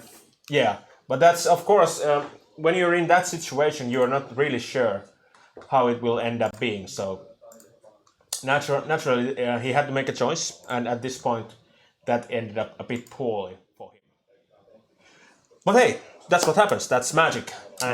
And so we have another match for. Sometimes you take risks, and they doesn't pay off. No, and here it definitely did not. Yeah, Antti wanted to keep the Loxodon alive, and he opted to eat a creature, take some extra damage, and hope for the best. But yeah, Topias had the right cards for this moment. Yeah, and I don't blame him. That was a great play right there. Yeah, and Topias was obviously going for that out, that he can put in a crucial number of damage and then just finish with the skewer. Yeah, and even though if it were another way around, basically if Antti decided to block the giant, even then he would just trade it and deal 3, which would put him in a really good position anyway. Yeah. So that was a great play right there. Yep, not blaming about that. Yeah. This was round 2, and now we'll have again a short break, and the round 3 pairings I think will be posted in a bit under 10 minutes, but 5 to 10 minutes, and we'll be back on that time. Yeah. So don't go anywhere, and be back soon. See you then.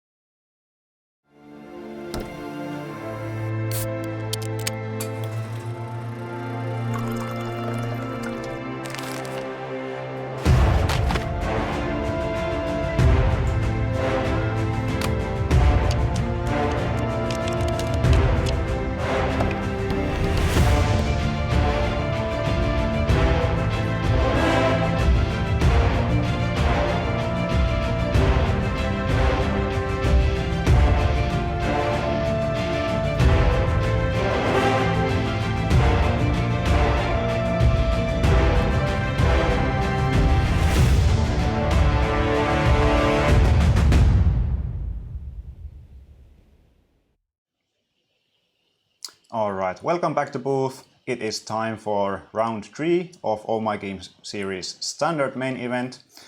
And here with me in the studio is now Atte. Hi all. Welcome Atte. Good to be here in the booth. Atte was on the store side of the house for the couple first rounds, but we now traded Nalle for Atte at least for a round or two. Something a bit brighter. I did some player interviews and some deck checks between the rounds, and luckily we have this awesome matchup coming where on the other side of the table is Antti Malin, 2008 world champion, for example. and on the other side of the table is Teemu Halonen, who's playing Simic Flash. Yep. So Simic Flash versus Mono Red aggro. Yeah. And both of the players told me before this tournament which was the best card for the decks. Can you guess what is the best card in Antti Malin's deck list? My blind guess would go for Experimental Frenzy. No, it's not. It's Scorch Bitter. At least that's what he told me. Scorch Bitter, 1 mana 1/1 elemental. When it attacks, it deals 1 damage to target player. Yeah. Or Planeswalker, just a player. Can we check Yeah, it? we'll check it soon. But I guess the players are pretty much ready at the moment, so let's jump to the table. Yeah. So, players are ready and already in the game. And there is the Scorch Bitter we were talking about on Antti's side.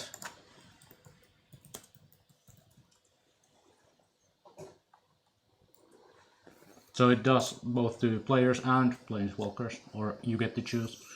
I have a feel that this match will be pretty quick. Yeah. On one side or another. Yeah.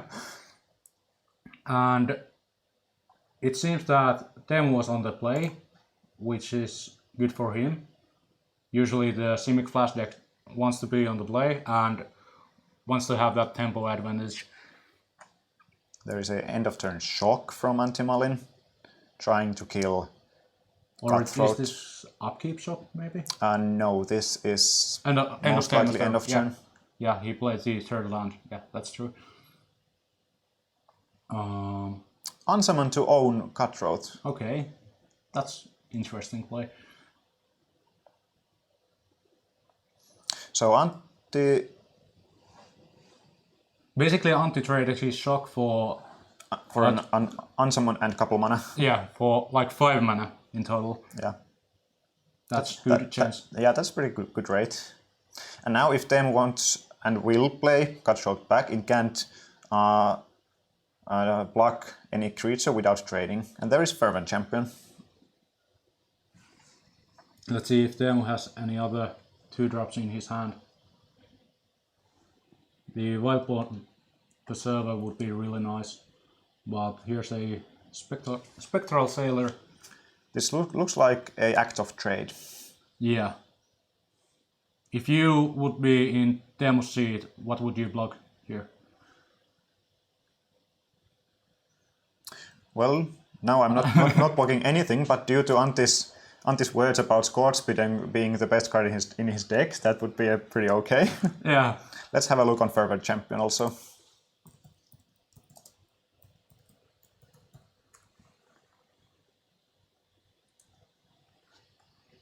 So Fervent Champion, first strike haste 1/1.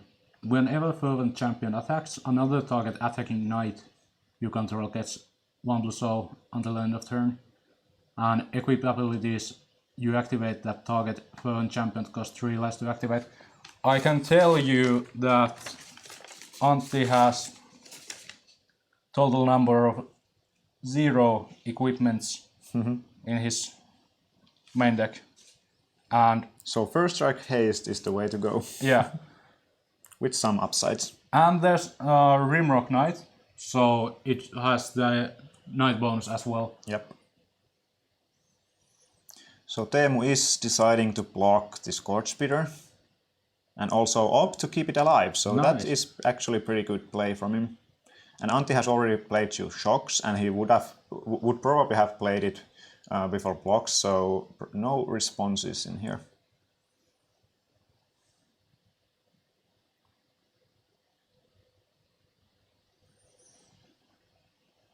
Oh, but he has the Bone Crusher Giant in his hand. Yep.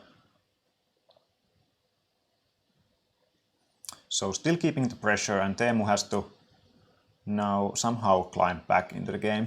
Yeah. He still have a recent life total, 11 points is not that bad. If Teemu has 4th mana, Which he do. nice, and if he has the best card of his deck, can you guess what it is? Nightpack Ambusher. Yeah, if he has that card, I think he will be able to climb back to this game. Given that, That sounds about right. unless Antti has like Slaying Fire or other removal spells for the Ambusher.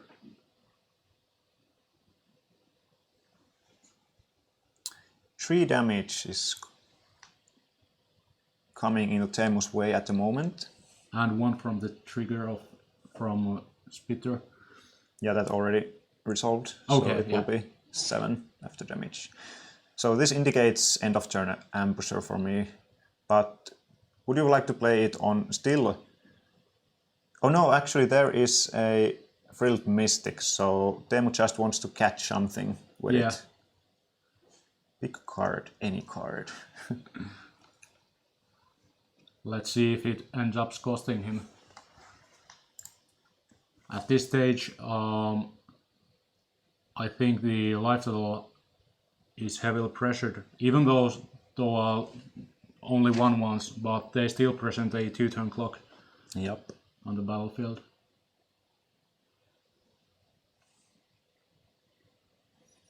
So Teemu is deep in the tank. And the Flash deck doesn't actually have that much ways to gain life back in the main deck.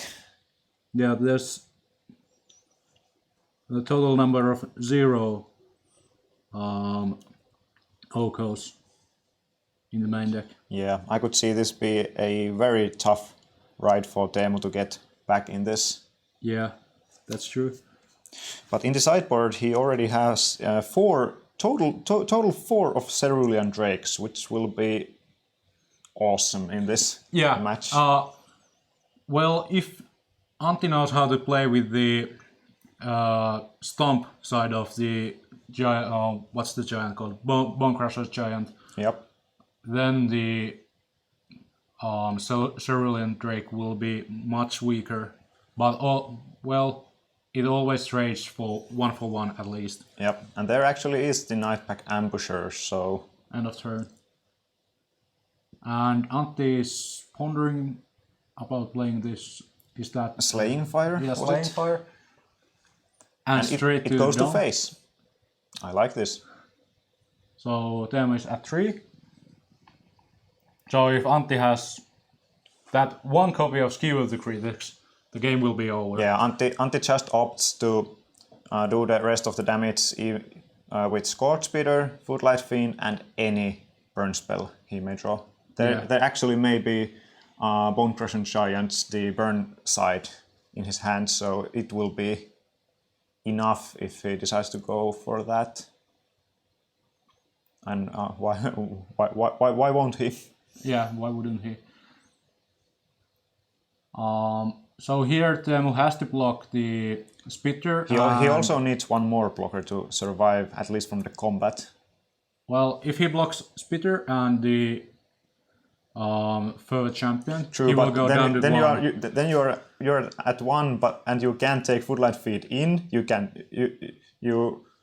kill it. I think that's pretty much nothing to do moment for Teemu. Yeah. Given that he doesn't have the 3rd blocker at the moment, the blocks on the table were letting the Scotch Spitter come right through him. Yep.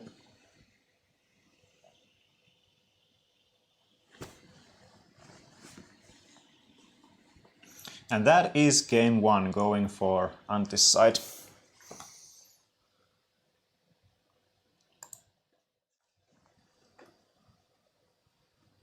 So, that was a quick one. Yep, as we supposed to happen. Yeah. And Antti really got that good early pressure, drawing that Scotch Spitter right off the bat, getting those 2 points of damage, and it was the best card. Yeah, deck was doing what is it supposed to do. Yeah. So we already had a short peek onto the sideboard, and as said, Teemu's sideboard is filled with hoser cards against any color. I mean, different colors. There are 3 Veil of Summer, 4 Cerulean Drake, 3 Mystical Dispute, and 3 Sifting Ceratops. Okay, so And also 2 Disdainful Stroke, but the other 13 cards are pretty color identified. Yeah. So pretty much a color hosing sideboard for Teemu. If you were on Teemu's side of the table, what would you bring? And Well, obviously Cerulean Drakes. Yeah. But I think that's probably be it. That's all. Yep. Yeah. One could argue that Shifting Ceratops is a way to pressure, and it's also a good blocker, but it's a bit slow. I think you just want to be as low curve as possible, and of course fast, and do your own thing. This is a pure race, and Teemu will be on the play in the second game, but in third he needs some higher help. Yeah. On the anti side of the table, there's 1 Chandra Acolyte of Flame, 3 Claim the Firstborn, 1 Red Cap Melee, 1 Experimental Frenzy, 1 is that 2 Lava Coils or? I think it's 4. Oh, it's even 4. Total 4 Lava Coils. Total 4 of Lava Coils, 2 Flame Sweeps, 1 Chandra's Pyrohelix, and 1 Footlight Fiend. What would you bring in here on the anti side of the table? That is a good question. Red decks are not my strongest side, so... Yeah, it's neither mine expertise, but probably some cheap interaction, maybe? Like, well, Chandra's Pyrohelix, it can kill the Spectral Sailor and do 1 damage to the face. It's surely a good card there. But, like, are there any other creatures on Teemu's side? Claim the Firstborn.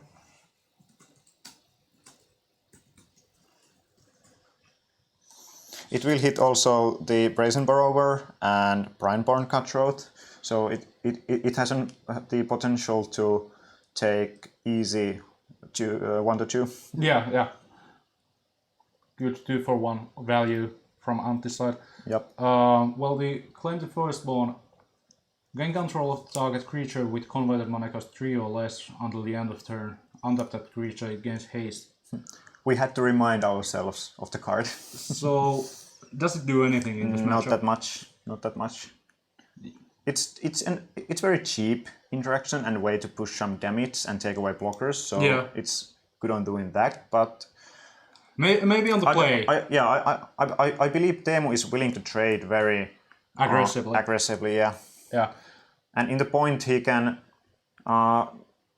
make, for example, Brineborn Cutthroat big enough, then the Claim the Firstborn will be effective. But will there be other stuff on the battlefield or mana open into the counter spell or something? Yeah. So it's very hit or miss card, I think. Yeah. Actually, I talked to Olli Saarinen before this round started, and we talked about this a special matchup, and well, Olli had some Okos for the matchup, which would be great, but Teemu doesn't have those.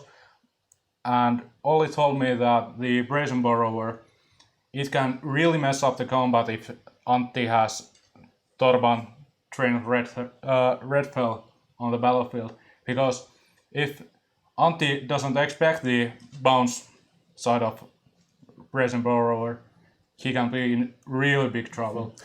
I think Antti is aware of the technique he's facing, but let's see if the players have already set up for game 2. And there we go. Shuffling.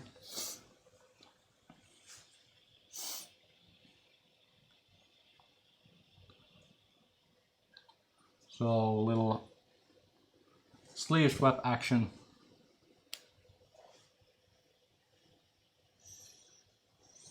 Antti Malin leading the game 1-0 against Teemu Halonen's Blue-Green Flash. And Blue-Green Flash was one of the decks we have plenty of today. It's total number of 5 decks in the house. It's the third played deck today. whereas mono red is Just 1 copy behind. with total number of 4. Yep. So players are ready. Teemu started with a Temple of Mystery, and now he's deciding should he put the card on the bottom or to the top, and he's happy with the card. He agrees with it.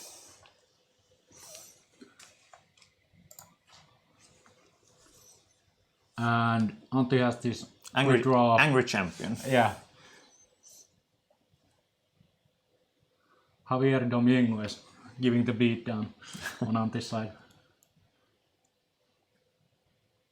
Second Temple of Mystery. Probably not the land that Teemu wants to see there. Falling bit short on the tempo side might end up costly.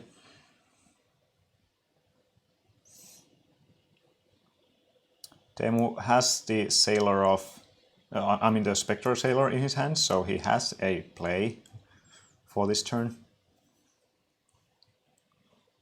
And I believe he even would like to go to just trade with the champion, keep his life total as high as possible. But he can't because champion has first strike. Oh yeah, that's basically true. Yeah.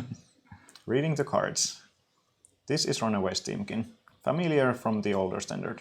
And there's the Ghost Pirate Yep, you told us about. not so useful in the way I was trying to put it on. Yeah. So when you can't block, you attack. Magic 101. The golden rules of the game.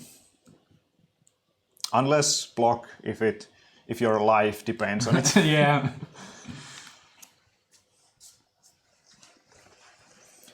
I'm still waiting for the Shadowrun Drakes from Teemu's side. I believe a couple of those will put Antti in a very tough situation, even though he had some board. But this... Oh, Teemu's Sinister ready with Sabotage. Sabotage. And that is a 4-off in Teemu's main, but how many will there be in? I can believe that Sinister Sabotage is not the card you want to keep in against Mono Red. Probably, yeah. But on the play, it might be better than on the draw. Yeah. There might be like from 2 to 3 copies on the play, but on the draw there might be just 1 or total number of 0 copies. Yep, sounds reasonable. So Antti found the Scotch Pister. Yep, and now that is the one Spectral Sailor would like to trade, Yeah. for sure. 3 cards in Antti's hand and 3 in Teemu's, I believe. Those. Back to Antti we go. And now there's at least Rimeborn Cutthroat in Teemu's hand. And perhaps another spell that would be very good for Teemu. Is that Ambusher in Teemu's hand? Yep. So those Temple of Mysteries are biting back at Teemu, Yeah. falling behind on the But tempo and you have to give something for your mana base, and Yeah, this is yeah. what you get. for the greater good. Yep. And Antti is moving to the combat phase. And Antti has found the Red Castle, Castle Embereth. Castle Embereth. Let's have a look on it.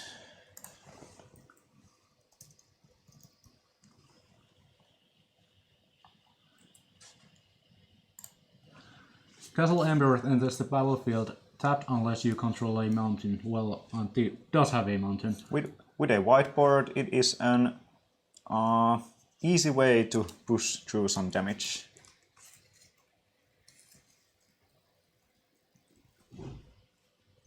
And now there is a Brineborn Cutthroat. And will there be another spell? So basically that Castle Embereth is better version of Contested Warzone, yeah.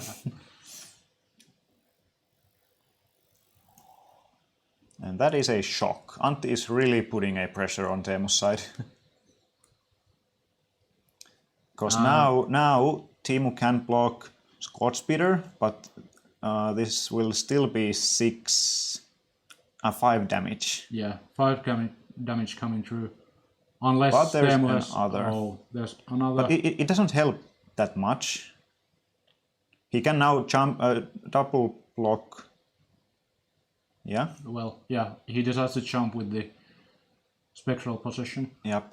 Well, that... I mean, Spectral Sailor.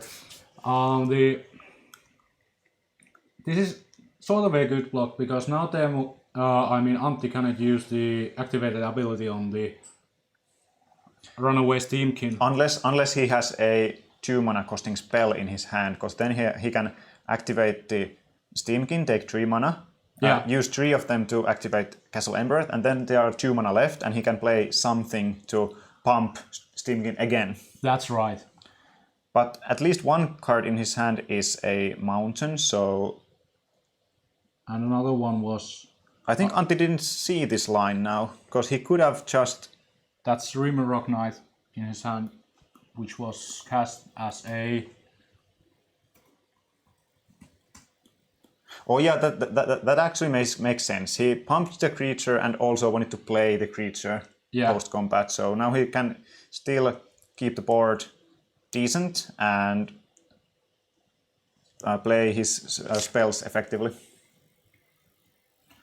So Antti has total number of 8 power on the table, and that contest Castle Embereth.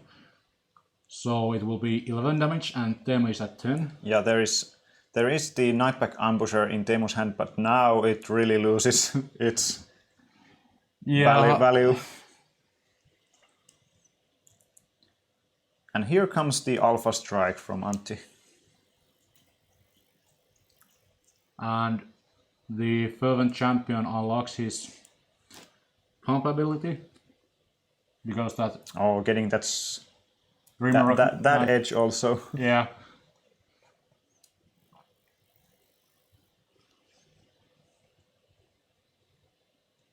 And now we are asking about the judge how this actually works, or where there are missed triggers or something.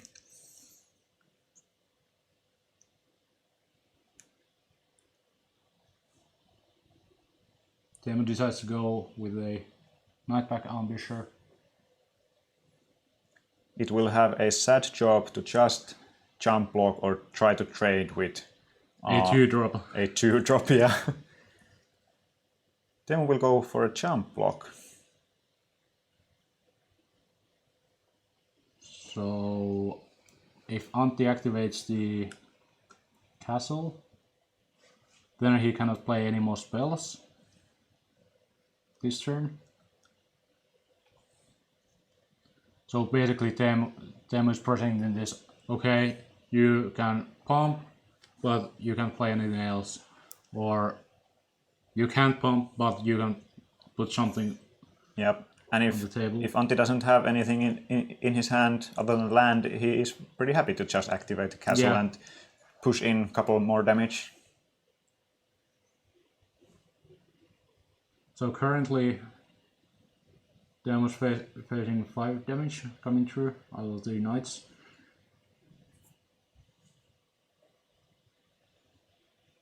And Antti will still keep his Steamkin alive, which is... Oh, no. He's just doing some combat math.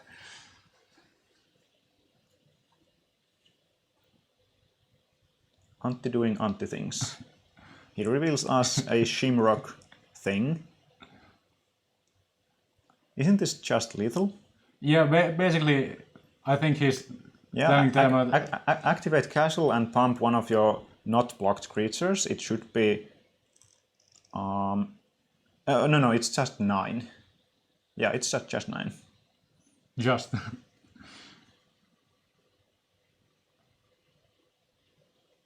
So now Teemu goes down to 1. Easy for him.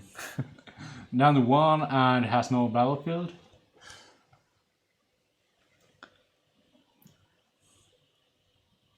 But you know, only thing Teemu now has to do is putting 2 blockers on the battlefield and hope Antti doesn't find any hasty creature or a burn spell. That's doable. That's going to be a tall order because Antti has that giant on the adventure. I mean the knight on the adventure. Well, let's make the 3 creatures on the blocking duty. At least Sailor there is, I guess. Let's and say Frilled Mystic. let's say if Teemu could play like Monomorphos and Oketras Last Hope, Now it sounds a bit illegal. would he still be in the game? Like if he went back to 20? All right, now we'll go for Cutthroat, and that's a Wildborn Preserver. Yeah. And there's Spectral Sailor, and probably paying for Preserver. coin. And that is a shock to the face, and Teemu away. Antti Malin will take round 3 against Teemu. Blue-green flash, and continuing the 3-0 record with Mono Red. That was fantastic magic played by Antti Malin. Yep. Antti is a good player and he is piloting his stuff pretty well. Yeah. Let's jump back into the studio. Before the round, Antti told me that he likes to play his own brews, or like he has played 0 games this Thunder before coming into this tournament.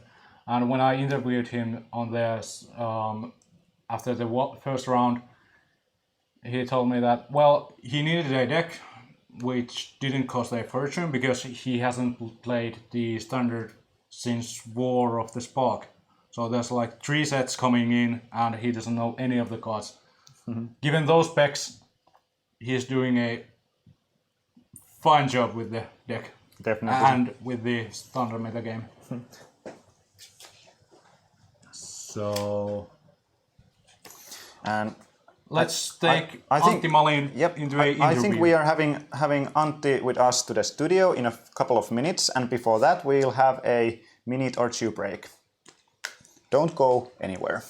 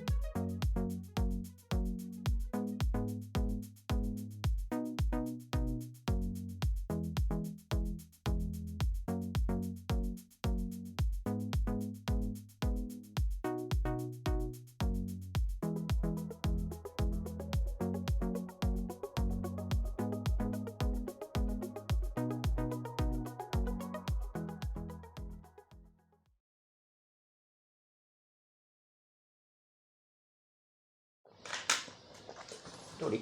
Yep.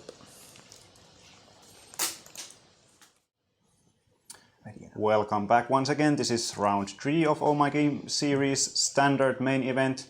And here in the studio with me is Antti Malin, who was on the feature match last round, beating Teemu Halonen's blue-green Flash, and Antti was playing mono red. Tell me, Antti, what was your ideas behind the deck? Why did you choose it for today? I'm missing most of the cards, and this was the cheapest deck to build. That's reasonable. That's perfectly the only reason why I'm playing. I was thinking about playing mono black because I wanted to play something that I can play with next to no practice. And Kolos cards weren't available. That's a quite straightforward deck, so I didn't want to play something I control where I have to react on what my opponent does. So a proactive deck is the way to go. And this was the cheapest. Yeah, and it feels you have been pretty happy with the deck for so. Well, it seems that I'm doing fine, so yeah. What do you think is the most effective card in your deck? There's no single card that's most effective. I need some 1-drops, I need some removal, but they all support each other. It's not, well, it's... Critical amount of early damage and stuff, yeah. Yeah, that's the only thing the deck needs. And it can grind somewhat with the adventure cards and experimental frenzy, but other than that, it's just straightforward beatdown.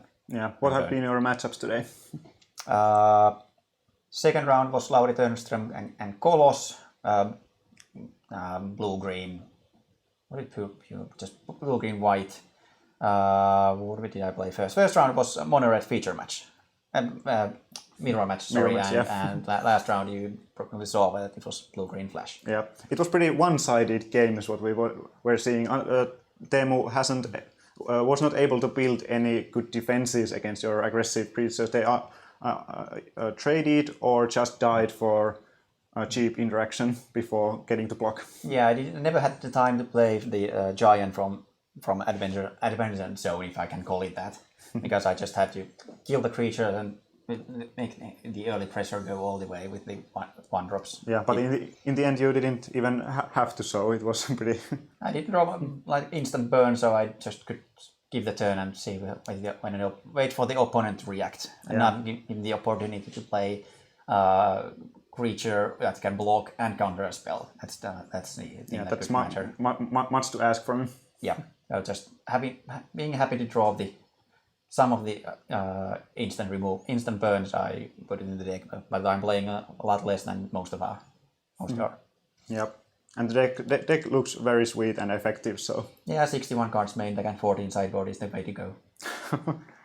These are wise words from Antti Malin. Thank you for joining us in the studio. And we will be heading into short break now.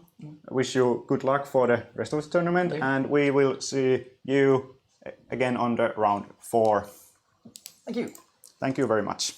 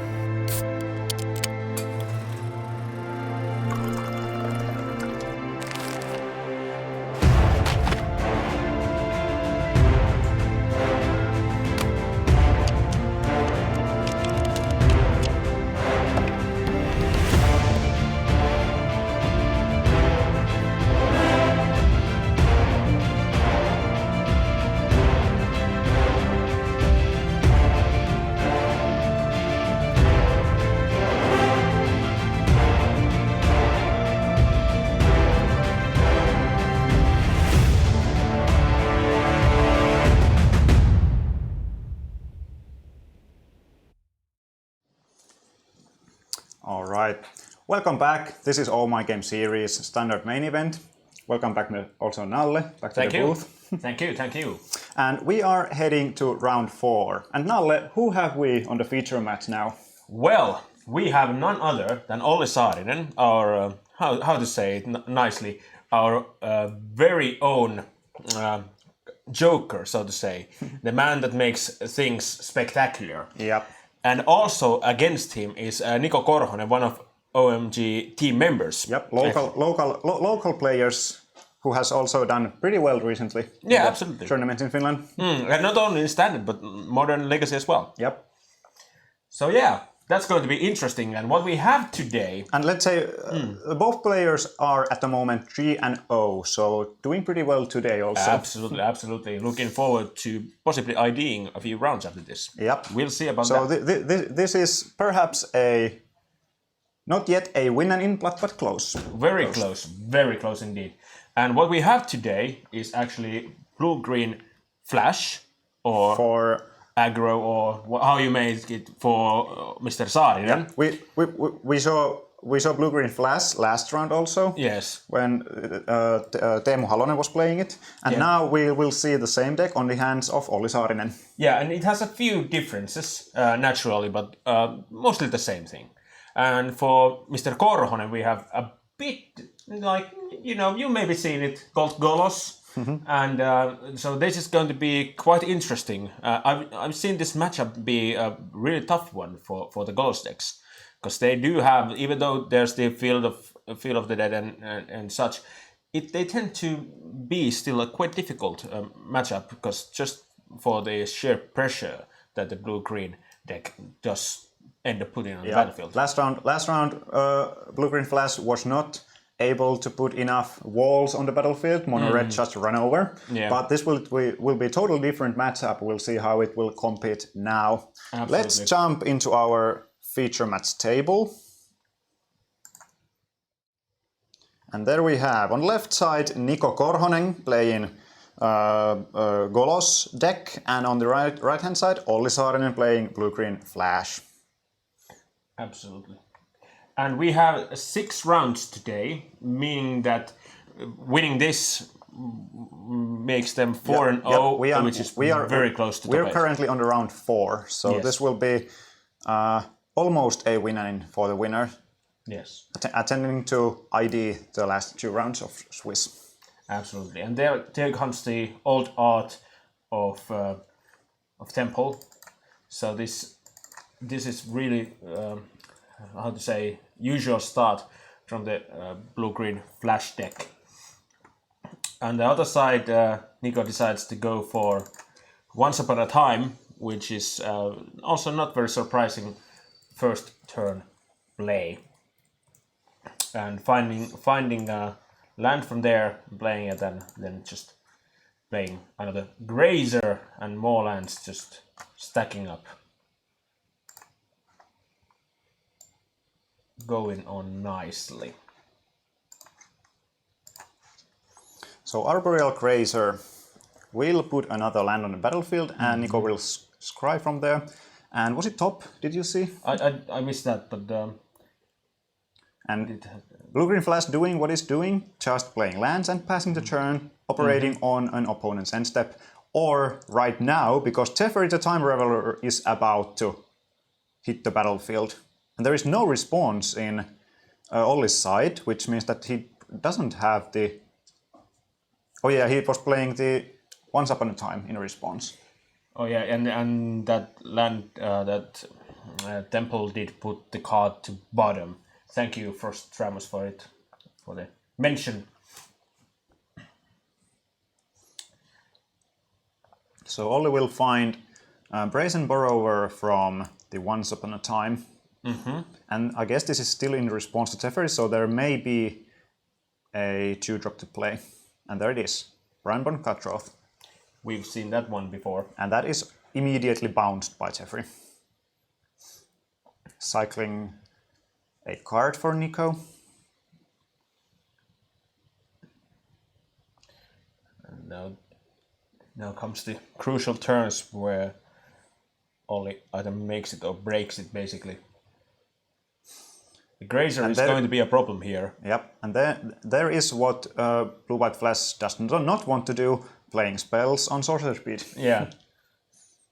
But that's sort of like what Olli has to do. There are not many options as such. It seems that Brazen Borrower will deal with Teferi right now, or not, because Grazer will sacrifice itself for a greater good. A greater good. A greater good, yeah. And I think Nico has plus Teferi, so he will be playing Circuitous Roads on the end step, getting 2 more lands to 6, and then probably starting to produce some zombies.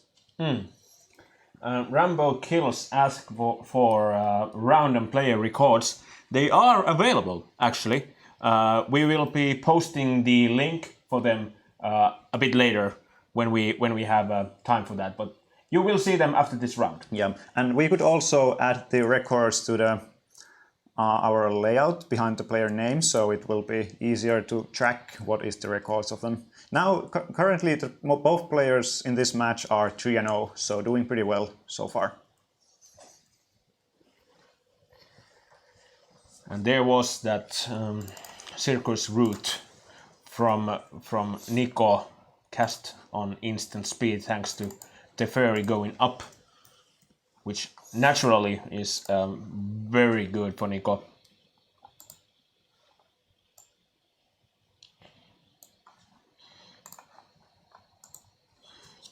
And now there was the ambusher also for Olli, also played on sorcerer speed.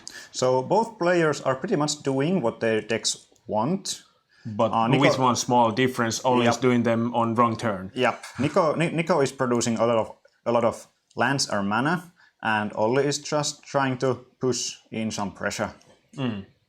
Which he is succeeding to some degree. There is Golos, the namesake card of the deck. And I'm very surprised if it's not fetching Field of the Dead. Yeah, that's probably what's gonna happen, since that's land 7, right?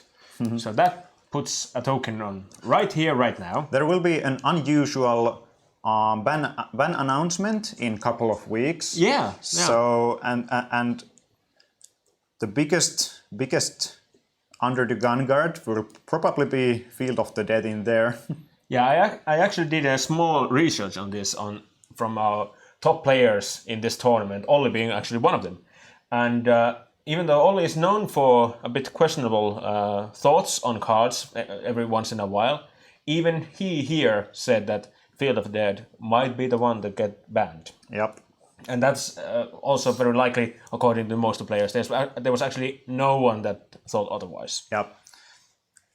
Myself also, I'm pretty surprised if it's not about the Field of the Dead, this extra announcement. Yeah, you could argue it could be goals as well.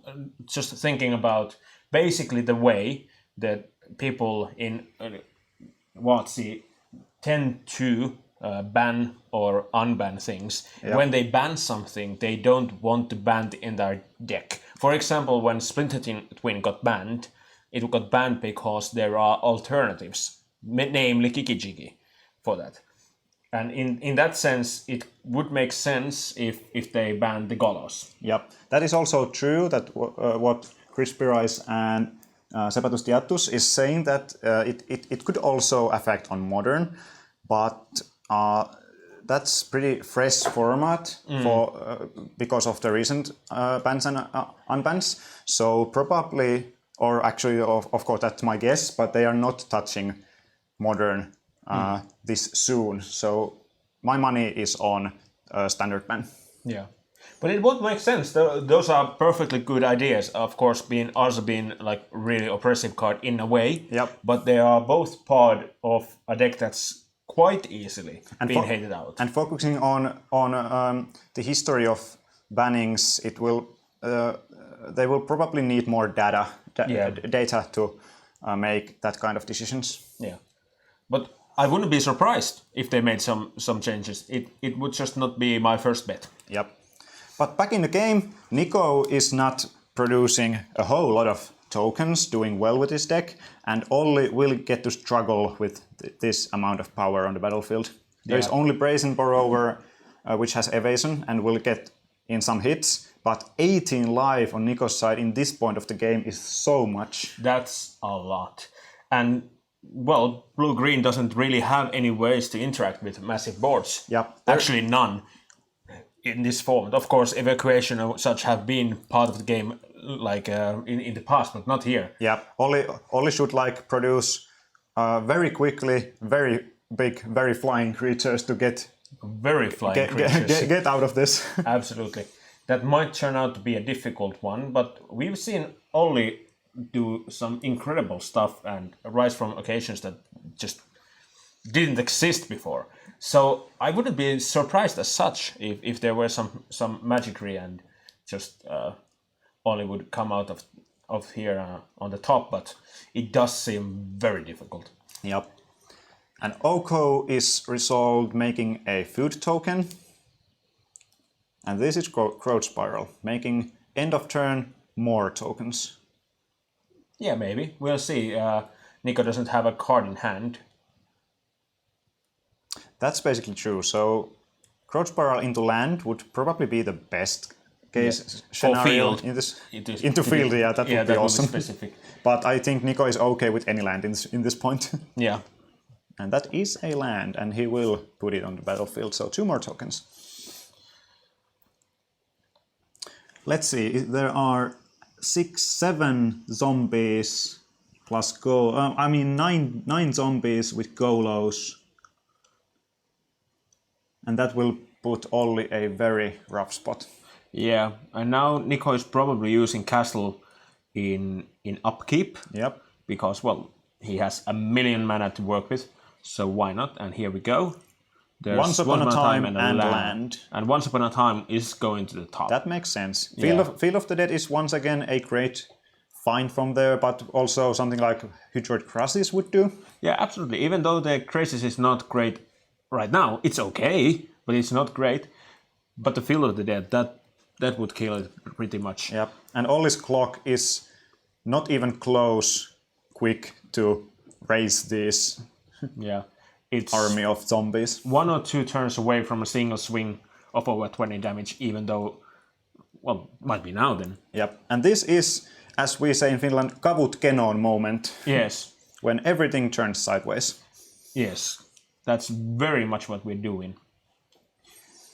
Although these are not kavus as such, since they're zombies. There's Golos. Kavu can in this purpose mean like any creature on the battlefield. Well, yeah, naturally, but those are still not kavus. They are not kavus. They are zombies. Actually, Although they are bears. They're bears. Choo-choo creatures.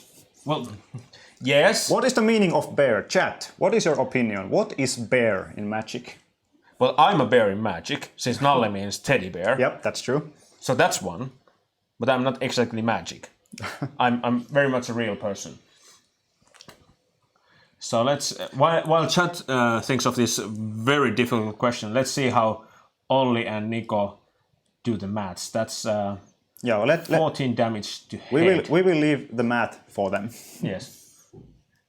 They are clearly better than we are, which is no surprise. Yep, and I guess Oko is totally left alone in here, so everything is just going to the face. Yeah. Which makes sense, since... Yeah. You don't actually have to deal with it. Yeah. And you don't. There is a Crisis, but there is also Golos with 5 mana open, but so has Olli. Olli has plenty of mana open too, to be exact, yeah. But in all probability, that's either going to be Golos or a land here. Probably a land, that would be a safe bet, but Golos would be lights out if it resolves. Yeah, if the land would have been field, that would have probably been just better than Golos, but now Golos, the upside is very great if this resolves. Absolutely. Let's see what Olli thinks of this. And it eventually will resolve. Yeah. There is 3 more zombie tokens, presenting lethal next turn. Very much so. Olli doesn't have much to do with it. That's the new Flash Wolf. Yeah, Wildborn Preserver. Not doing much in this point. Or Flash Bear, if you think 2 is a bear. Which makes sense, naturally. We're still waiting for comments on this bear subject. Yes. there are some great ideas on bears. Naturally, for example, Mikko says bears are either 2/2 or 2 or more strictly 2/2 for one land and for one and one colored. Well, would make sense. Me personally, I think I cost more, but okay. Tidehallow's color is a zombie bear. That makes sense as well. Yes, I agree with that. it's also artificial zombie bear. But anyway, yes. And Nallet Kakon is actually one way to say that when every zombie goes to the red zone, that makes sense. Yep. Yeah. Not bad ideas. We'll go with one of those. Not sure which, but we all agree that Tidehallow's color is an artificial zombie bear. Definitely. That's for sure. Very well. Back in the game.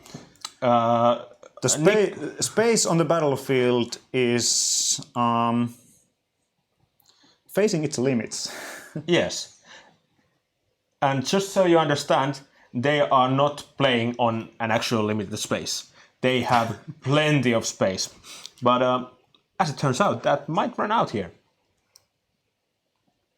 There is something like 10 zombies at the moment, so Give or take a million, but yeah. five blockers and food to sacrifice. So And there's Golos activation. oh, and these are. What's that? It's the new legendary white creature. What was the name? What's that? Kenrith. Kenrith. Oh, yes. Now we are talking. Well, that's spicy. Real spicy. Kenrith the Returned King. Yes.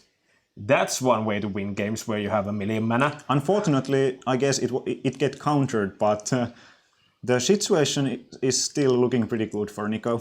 Yeah. It's not bad. Not bad at all. Certainly not bad. And that card alone wins games. Yep. But even though they just all went to red zone, and that's just this it. is a collect cards moment for Olle. Absolutely. And for a good reason. There's not anything basically that they could do about it. Yep.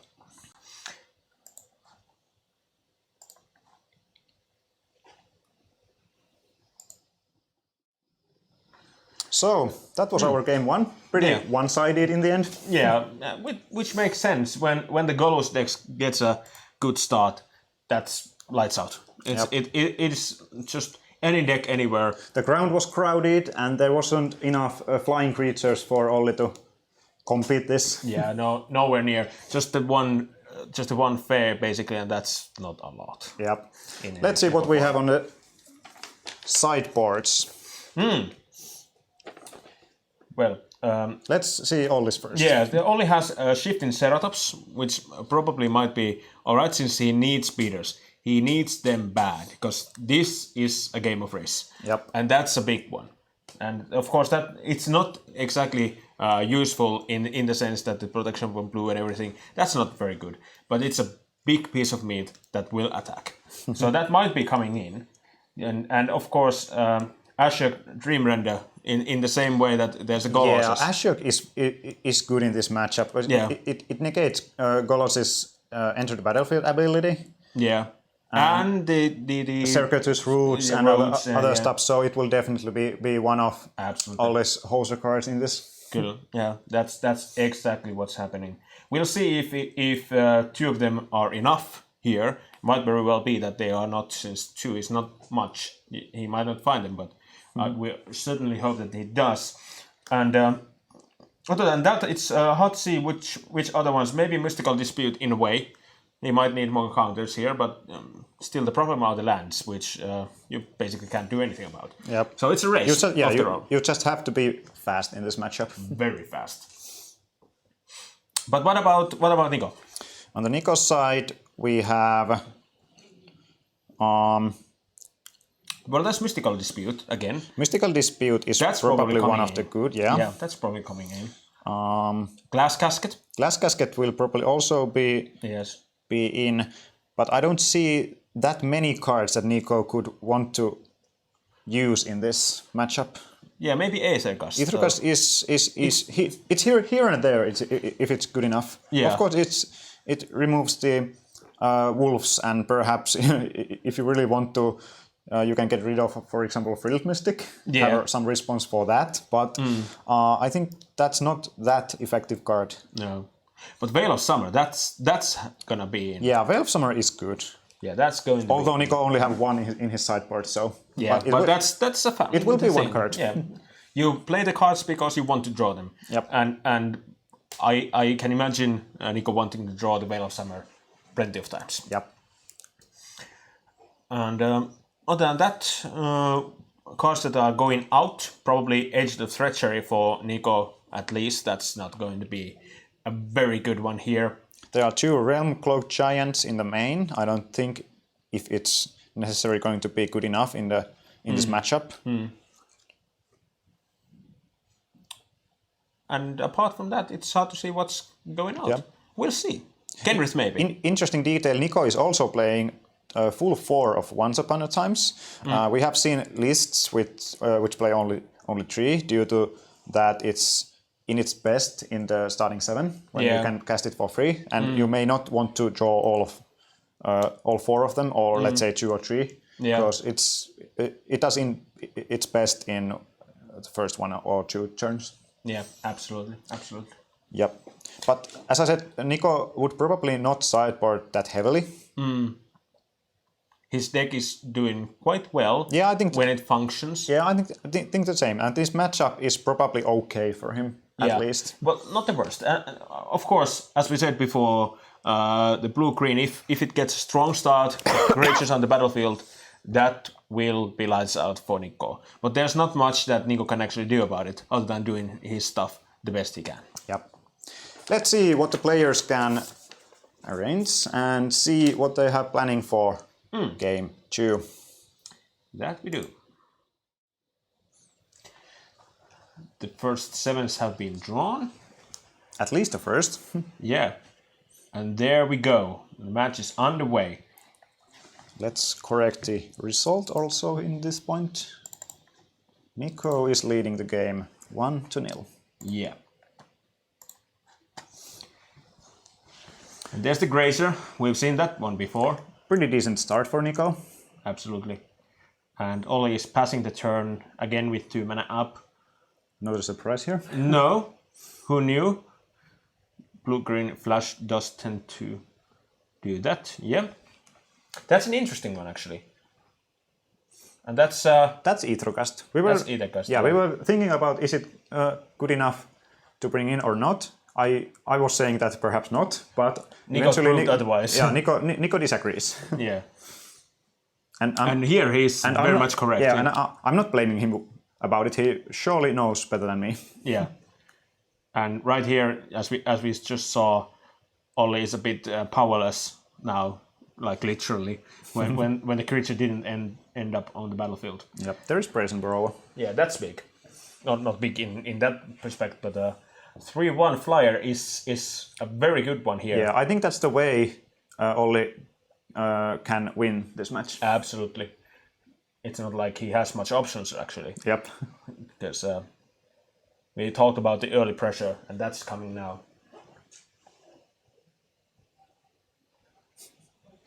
Yeah, to Frostramus, Nico is a mage. He manages things that we are just not simply prepared for.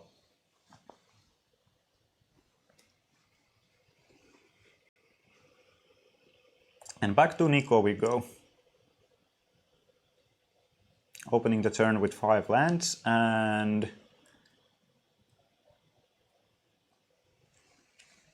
there is the Glass Casket targeting Brazen Burrower. Which makes sense. Yep.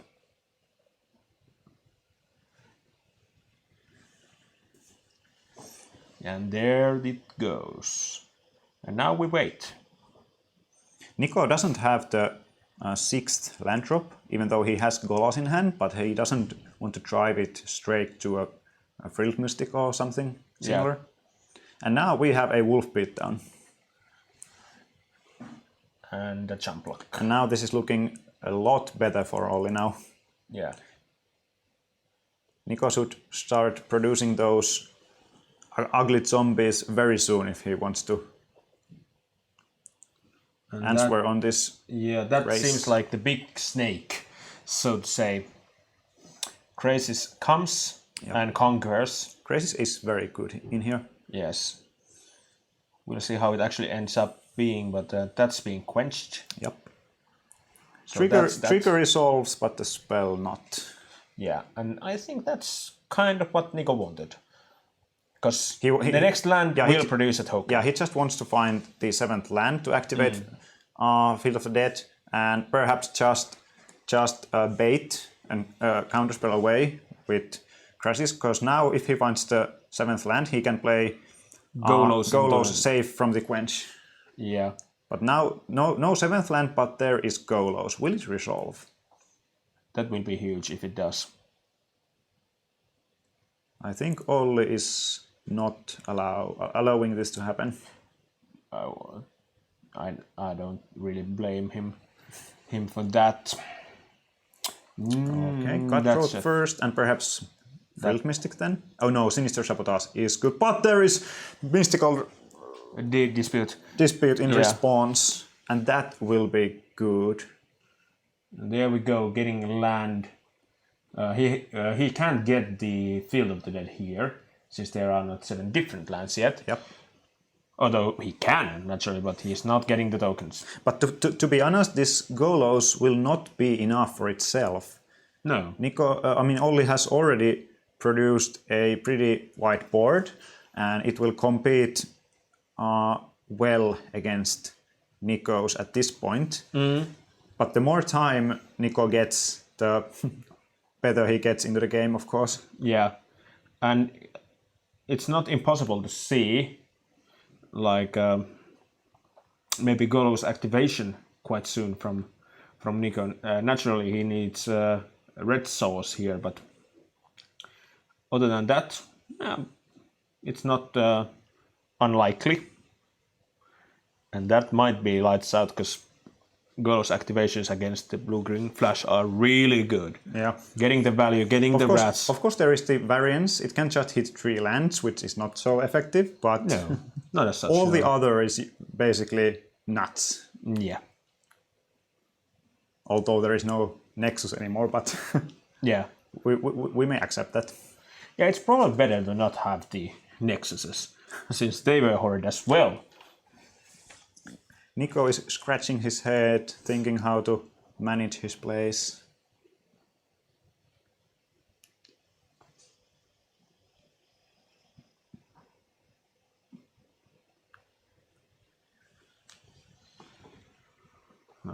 Olli will pass a turn. And this is Once Upon a Time. So just looking for more lands. Field of the Dead would once again be very good in this point. Or a red land. Lands there are. And that's Fay of Wishes. That might be the one.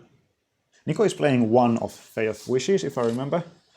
Yeah, I believe so, yes. Here. Yeah. And no more in the sideboard. So it's just one of Wish board for you. Basically, yeah. And I really like Nico's sideboard, how he has, for example, one Chase, Wielder of Mysteries in the sideboard. If you face Golos Mirror and both that just go wide without a way to close the games and draw for all of their decks, Chase is a way to get around all of it, just drawing yourself to win. And Nalle is now arranging his microphone. Just a moment.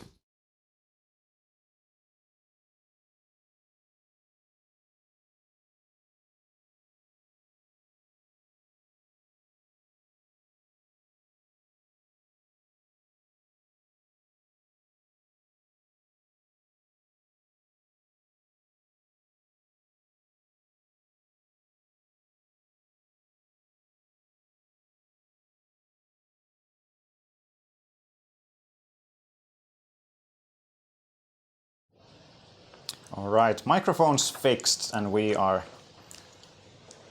back. once again. Back in black. Like in the song. Yep. Yes, Olli is in a bit of a trouble here. He has not found the answer for Golos.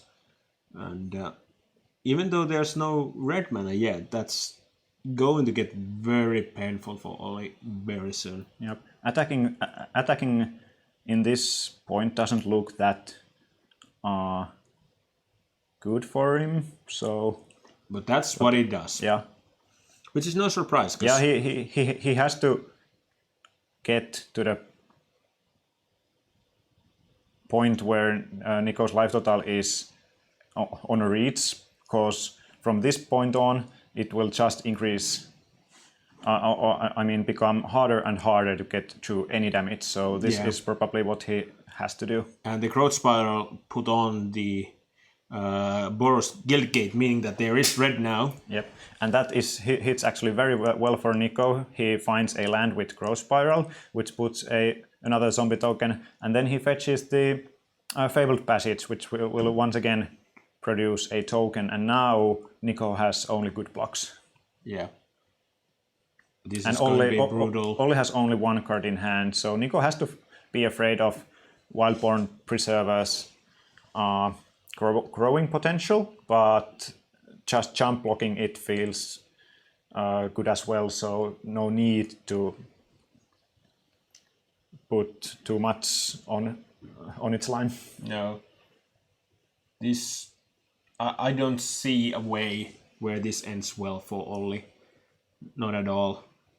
Naturally, he might rise to the occasion soon, but not in this combat. This combat is going to be a massacre of wolves.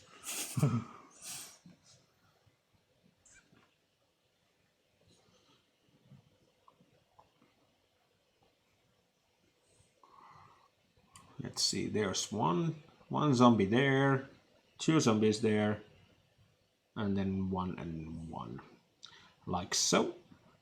And now Nico says damage, in all probability. And only has some ideas that differ from Nico's. Now we can't see what is the play, but we will pay something for. It will be a creature, because it triggers Preserver. You might say that's the wolf, the ambusher again. But you paid 4 mana for it. Yeah, but the ambusher does pay cost 4. Oh yeah, true. Yeah. Another card it could be is Frilled Mystic, but we can't really tell now because it's outside the zone. There is one more land for Nico.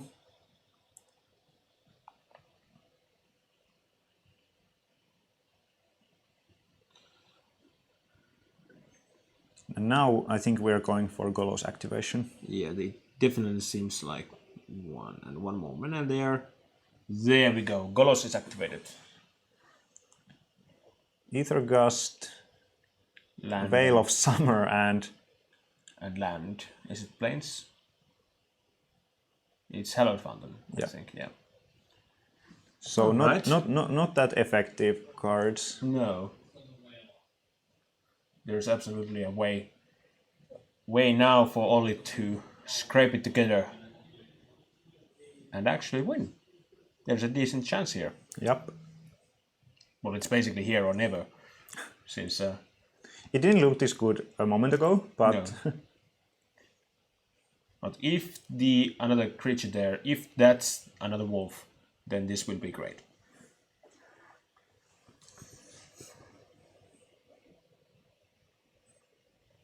But we'll see. We'll see.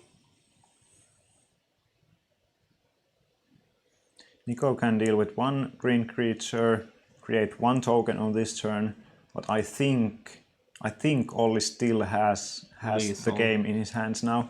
Yeah, very much true. Let's not forget about the 1 card outside of the screen. There is one somewhere in there.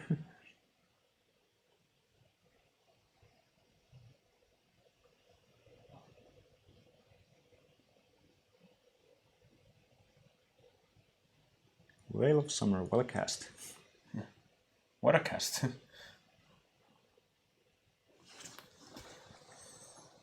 And it looks Nico is done for now, yeah.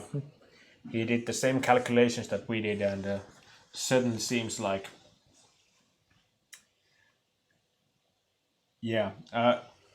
Could pointing out for Strams, it's indeed the surprise wolf, the big bad surprise wolf, due to them being blocked by 2 zombies, and that would have died unless it didn't get +1/+1 from somewhere, at least, or maybe more, but the wolf would make most sense. Yep.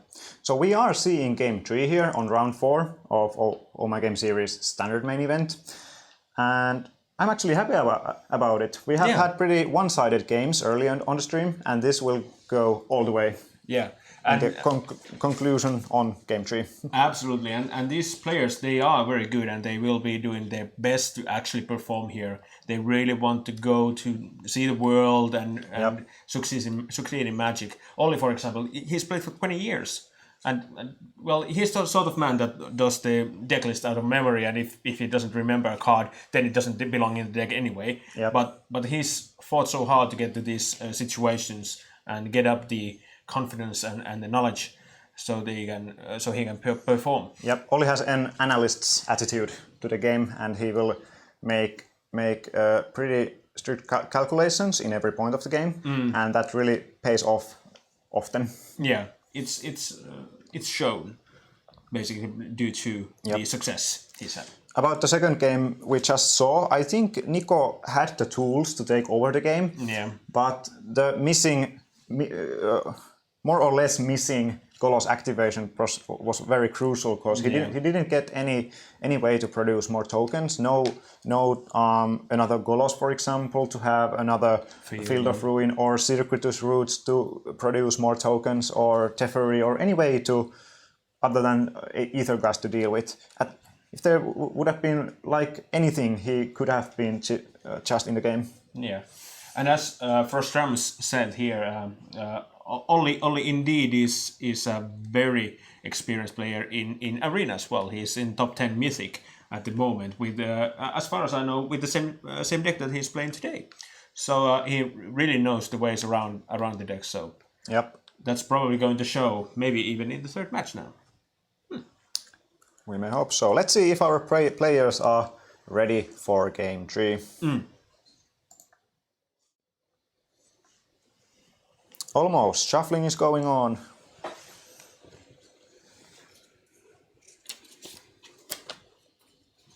Yep. Let's also correct the record board there. So we are 1-1 at the moment. Looking at the starting hands, both seem to have some sort of action. Yeah, they're keeping. That's Golgari Guildgate, so no Scry here. But that's a Scryland right there. Tanking.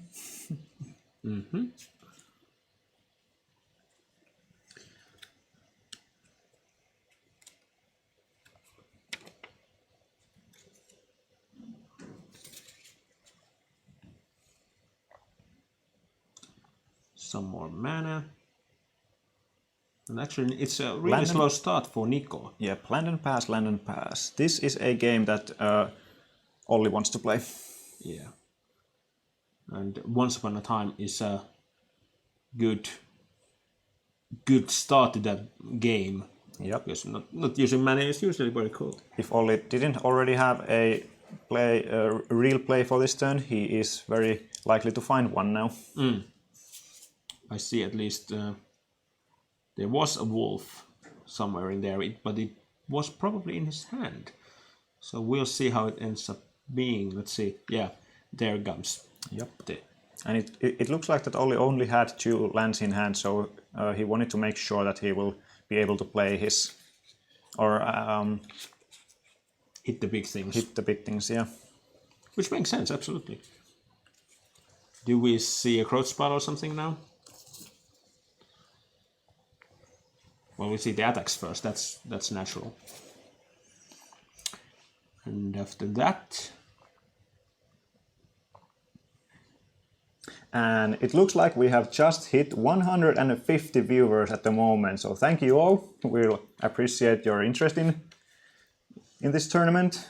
And the next line will be 200. Let's hit that next. Absolutely. Meanwhile- Please share our channel away to everybody.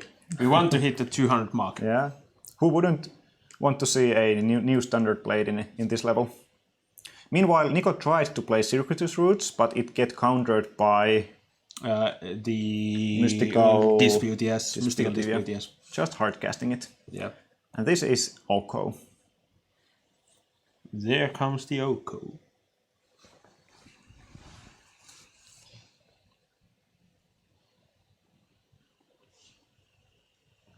Yep. That is a 4-off in Olli's deck. And that's another mystical dispute. Oh, it looks like Olli has it all now, but so does Nico. Fighting for the lands. And Nico really didn't care about the Oko. But Nico didn't find a land. That is big problem for him. That's hard. There is Golos or Chew in hand, and also Planar Cleansing. Well, that's not being cast anytime soon. Planar Cleansing might mean some more white mana, like basically 2 more.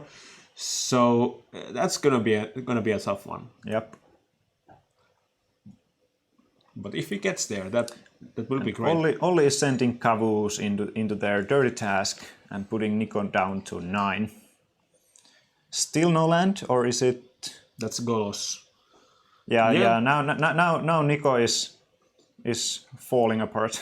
Yes, really far behind, and there's Frilled Mystic just for damage. Olli smells this and just goes for the quick lethal here. Yeah, which is really required to beat the Golos deck here. Yep, I think this game will be over very soon. Very unlikely that Nico couldn't find the 5th land. It would have been difference between winning and losing this. And there is a reveal. There are more reveals. And still had all these calls. Yeah. And this is game 3 for Olli Saarinen, who is now 4-0 in OMG Series standard. Yes, and being 4-0 means, as we earlier discussed, a really good position for top 8 slot. Yep. Really good, because basically without down pairings or stuff, Olli is very likely to just intentional draw next 2 turns, and which means that we will see him in the top 8 later in the evening. Yes. And answer to Frost Trams at this point, yes. Someone has advertised this stream in Reddit. I think it was Jarno Pohjola, one of our players today. But I don't know how to use Reddit as such. I'm a bit bad at that. So if you are on Reddit, go on, post this link, and get our gratitude, basically. We will check if we can get another match to the table. For like game 3, but before that, a short couple minute break. We'll be back soon.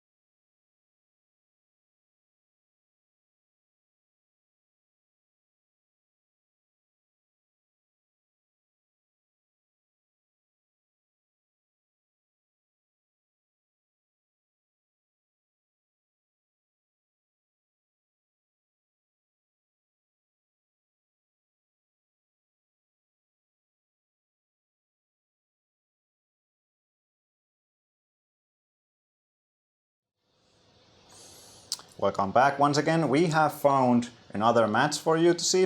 That is a game 3, which is underway, and there will be playing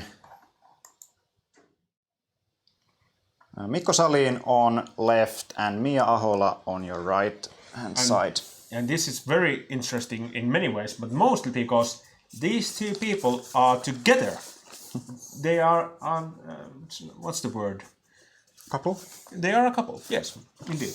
So this will be interesting in many ways, and we'll see if Mikko, who actually thought Mia to play this game, is actually not as superior as he might seem sometimes. Because of course we all know Mikko and Mia, and Mikko tends to be the one that's called paisty, meaning sort of the poor player, because it's a funny way of saying that he's actually quite good. But we'll see. Certainly hoping for Mia's win, just because I wish Mia to win, or rather I wish Mikko to lose. But we'll see. And once again we are seeing a blue-green flash in Mia's hands. And as actually Grixis fires from Mikko. So Fires of Invention in ongoing. That's a new one. We haven't actually seen fires yet being played here today, even though that's a deck that we were expecting to see quite a lot. But actually it's not that played. So that's interesting. Should we have a look at what the fires actually does? Since that's a card that's not that much We'll seen. certainly do.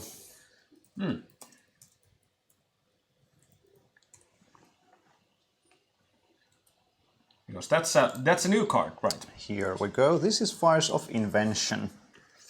So basically what you do is you cast 3 spells. Although That's usually pretty broken thing. yes.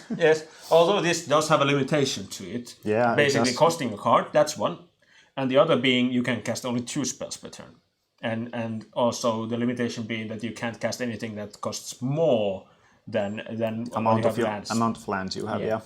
But that's not going to be a problem here. Mia is not presenting that much pressure on Mikko's side at the moment. And Sarkhan just got dealt with, so this looks pretty even game at the moment. And this is Thought Erasure. Erasing the thought, maybe? No, says Mia. And that's definitely not okay. And whatever that is, it is going to the top. So some kind of a threat, I could think. Yeah. Yep. And this is Fae of Wishes Hardcast, which will trump the spirit on the other side of the table. Yeah.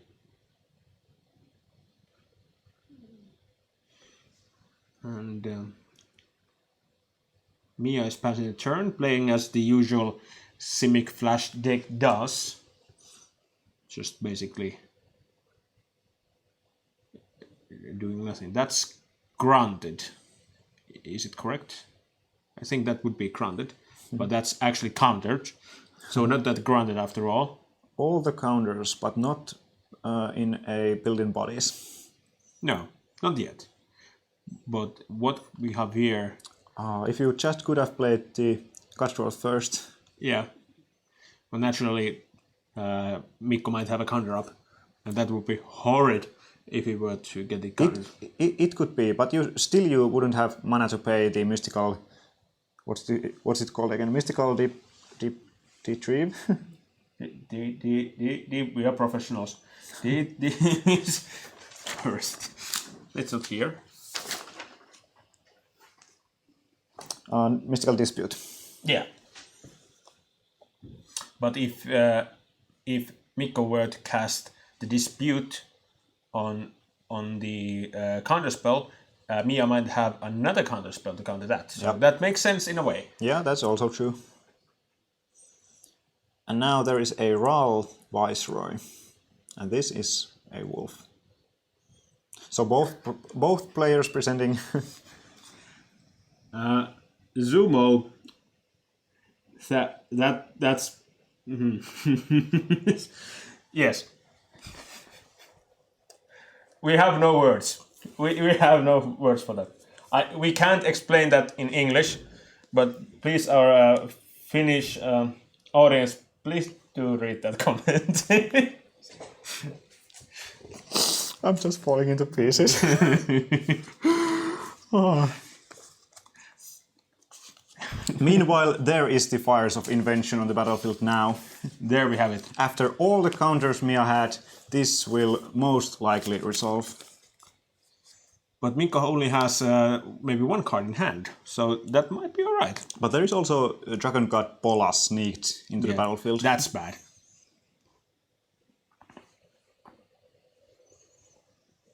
So Grix is really showing its power now.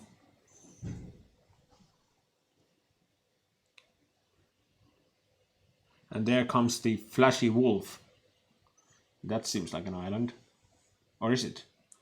I think it's some sort of business. Some sort of business. Might very well be.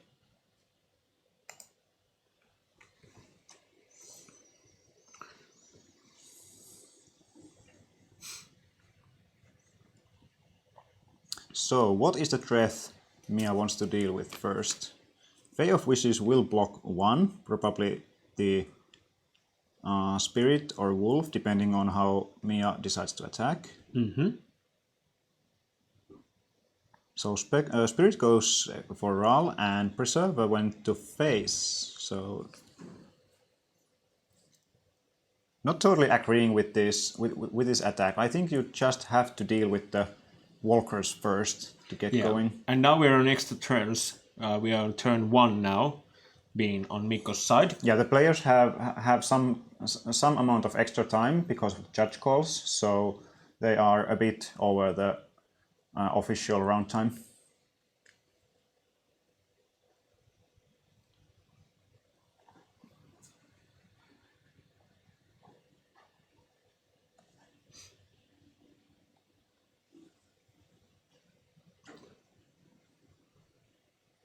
Dragon Guard doing its job. Mm-hmm. Like usually.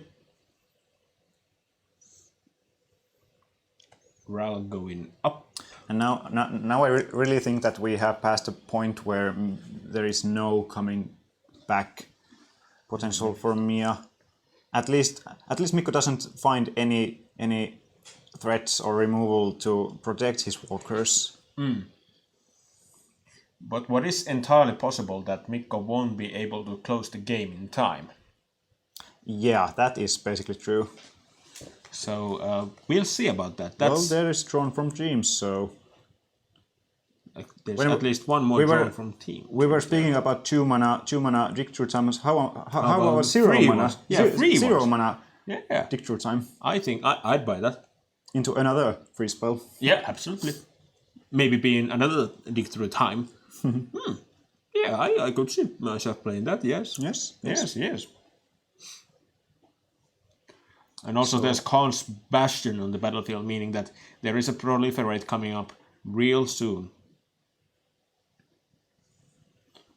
Yeah, but your point about can Mikko finish the game in Still time stands. is very relevant here.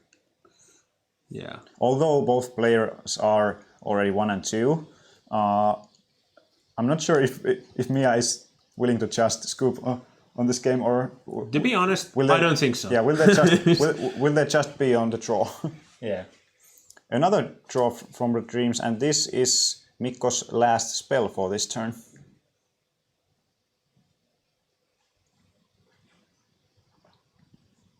So Fey of Wishes is still the last threat on the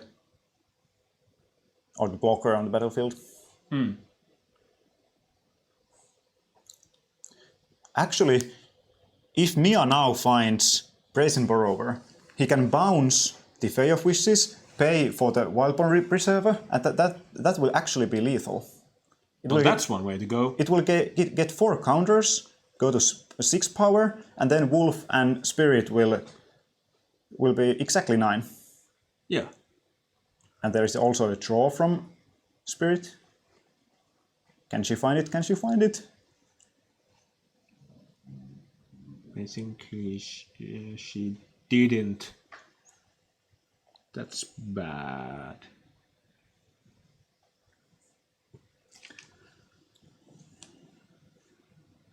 There's Ambusher and there's Frilled Mystic. So no, not as such. That's not going to help. But Is that Karn's Bastion on Mikko's? yeah, that's what I'm talking about earlier. It's indeed cause passion, meaning proliferates are coming.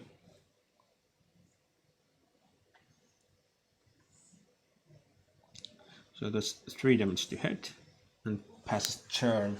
Mikko is at 6 life, so theoretically there is a chance for Mia to still win this game playing the Big Bad Wolf on the end step. But And why wouldn't she? yep, And on the end step, that's actually a good time for that, because Mikko's probably going to play 2 spells on his turn. yep. And that's going to limit him massively. Although he can also activate his Planeswalkers, which will deal with the creatures. Well, we'll see if they do or don't. It's possible, naturally. But if Mia actually does it, that's a different thing. It must be actually a pretty frustrating position for Mikko to have a handful of cards, but you can only choose 2 to play on turn.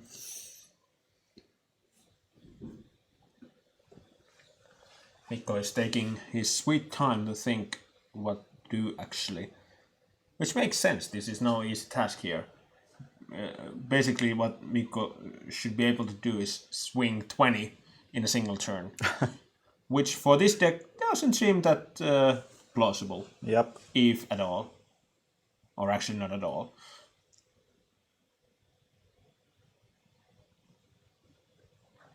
And Bolus goes up.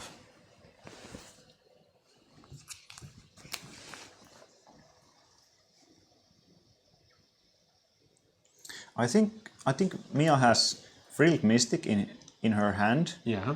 And would that actually be better than the Wolf? Because if Mikko tries to kill, for example, Wildborn Preserver, he can still counter it. No. Mystics being Yeah, it doesn't actually. discarded It doesn't or actually. exiled. It doesn't actually really matter because Mikko is at 6 life, and there will be even through 1 removal spell. All right, that's a lot of removal spells. And that's the big at least a lot of removals. And they are dead.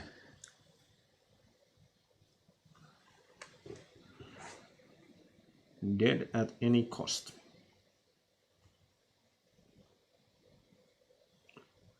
Does the ambusher trigger only on your end step? Yep. Unfortunate.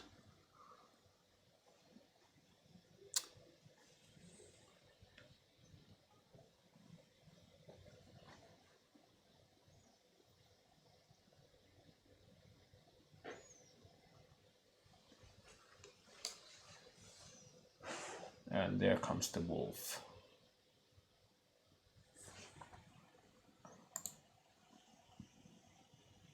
You make a spells on your turn, so this will be okay to do. Yeah, that was the second. Dispersal.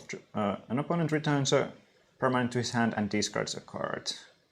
Permanent that costs most. Yeah. So There- that there- was there- that for the wolf. There is a past one turn way, and soon enough there will be pass to another.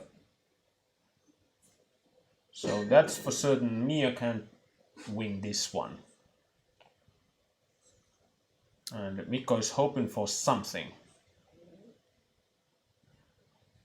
All right. He returns Fey of Wishes to his hand, but can he still find something to? And this- Mikko's deck has Plain White Celebration in the sideboard. What was it? Plain White Celebration. You may look it up. That might be a win con.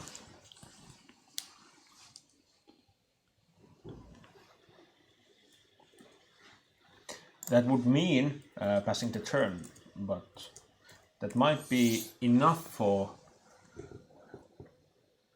Yeah, that might be enough, but that wouldn't need another turn, for sure. Interesting. Yeah. The cards don't have to... Yeah, and there is the Plain White Celebration that's been played. Proliferate 3 times, activate Nicol Bolas and win the game. Is that so? What does the Nicol Bolas ultimate do? If a player doesn't control a Planeswalker, they lose the game or something like that. Yeah, that will do. There we go! Awesome. There we go! It's not that difficult. You only have to find a card that's completely off color, cast it for free. That 7-mana card that's off color, cast it for free, and win the game. All right, that sounds totally reasonable. It's not that difficult. It's not that difficult. And so we go. And must say that this play just came right off the radar. Didn't see this one coming. We even have the deck lists here, but I didn't see that one coming either. Hey, that's new. That's pretty nice.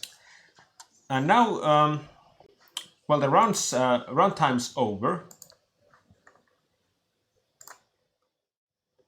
But we still have more Magic to come in very near future. Yep, there will be 2 more rounds of Swiss, and of course the top 8 on top of that. Absolutely. So at this point we go on a small break and come back in 5 minutes, maybe even less. Couple minutes. If I'm not sure, there was already pairing shouted, so just be right back. We'll be right back.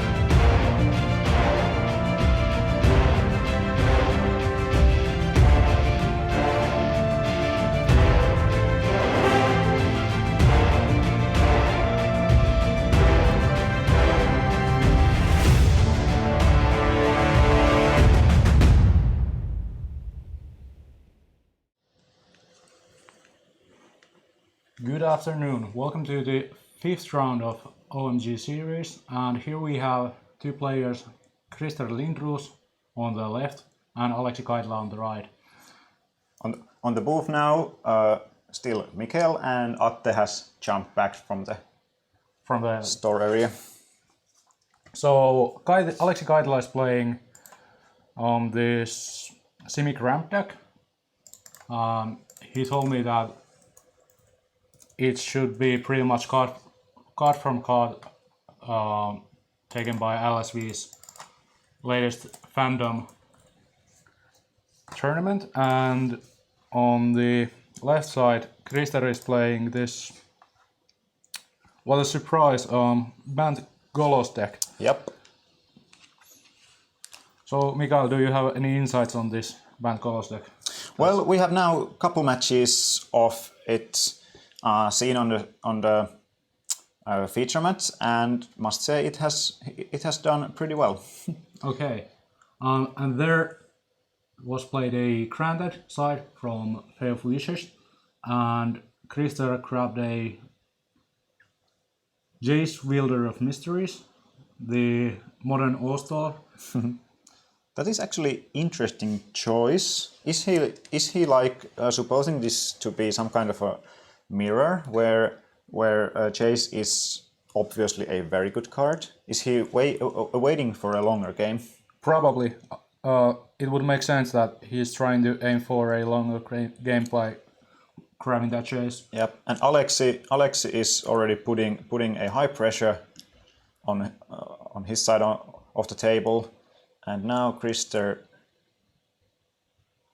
at least there is a Golos in his hand, so that's not. But does he have the bad. 5th land? Yes, there is a breeding pool on top and Fabled Passage somewhere in there. This is a breeding pool. He opts to keep Fabled Passage in hand and activate Field of Ruin double time at some point. Yeah, that's a good play by Krister. Paying 2 life instead of sacrificing Fabled Passage in this point. Smart thing, I think. Is there already one Field of the Dead on the battlefield? Yes, I guess there is already one. So probably he will grab. But there Black are also 2 breeding pools on the battlefield. So Field of the Dead will not trigger from the 7th land yet. Yeah, that's correct.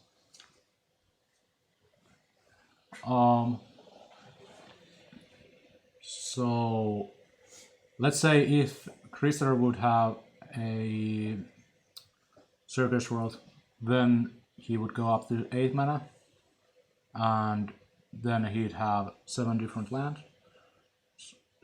But given that he went for a black mana source, that's a really good tell for Aleksi that Krister won't have that Circus Road. Otherwise, he would have probably just gone for 2nd Field of the Dead and basically started generating double amount of the zombies. Yeah, that is a good point. So Aleksi thinking now how to approach this point of a game. Oh yeah, let's correct our record, which is not 1-1 at the moment. It is 0-0. game 1.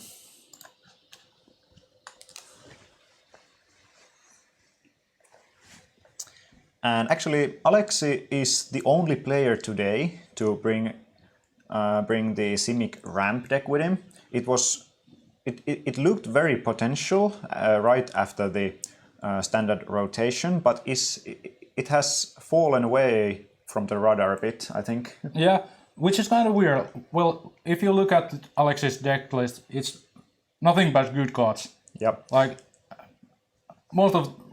there's probably like 4 uncommons. See now there is the 2nd Field of the Dead, and this must be Circuitous Roots. There you go. Oh, okay. So he had it in his hand, probably? Very well read, sir. Okay. But speaking about the Simic ramp still, I think that in the possible near future Field of the Dead ban in Standard, the Simic deck could easily pop up a lot. Probably it will become the next boogeyman of Standard. Nissa saw a great amount of play on the earlier standard already, and it hasn't lost its value that much. And if anyone played the arena format that had only the what cards from newest return to Ravnica onwards, their Nisas saw a great amount of play. Yep. And now Krister has built his board and will be, I could say, on the driver's seat at the moment. Because from this point on, he will be the one to produce more than Alexi could ever done. Yeah, basically, Alexi needs like Hydroid Crazies, which could fill up his hand, or, well... Does Alexi have a way to deal with Golos? Brazen Borrower Bounce, which doesn't sound that good. Well, he could bounce it, yes. Well, if he has Oko, the great Thief of Crowns. And of course, he can fight it away with Ferocious Hydra, but it will need more mana. Yeah. Although he had Nisas and double mana from the forest, so it's possible. And Questing Beast is actually a win con here, because Zombies can't block it, Fairy can't block it, only Golos can block it at the moment. Yes. But it's still like 5 turn clock. Yep. So... And you can't have multiples. Yeah. So Krister will have a lot of life to play with. This is 6 mana in the pool. This is 2 mana in the pool. Okay, he animates the forest, floating 2 green. So what will Alexi do with the floating 2 mana? There is actually Voracious Hydra in his hand. So is he going to fight with Golos?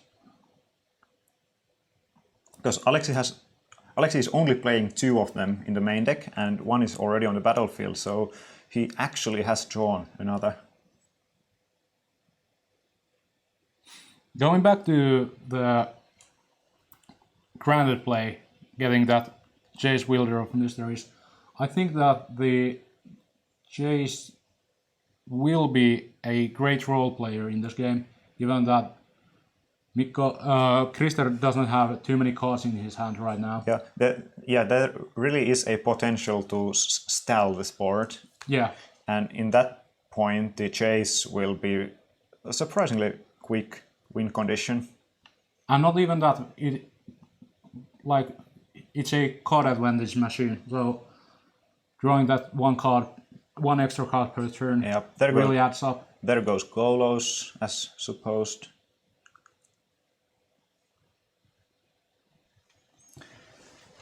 Alexi is actually able to put a good pressure here on Krister's side. And due to the fact that there is only Krasis and a land and Chase in hand, I think that Krister is needing a lot more here. Yeah. Nissa is also already at 7 counters, and it will be threatening indestructible forests at some point.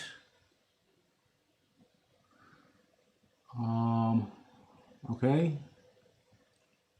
Okay, that's for just 1. Yeah, that's kept in check. Can we have Voracious Hydra to our... Sure.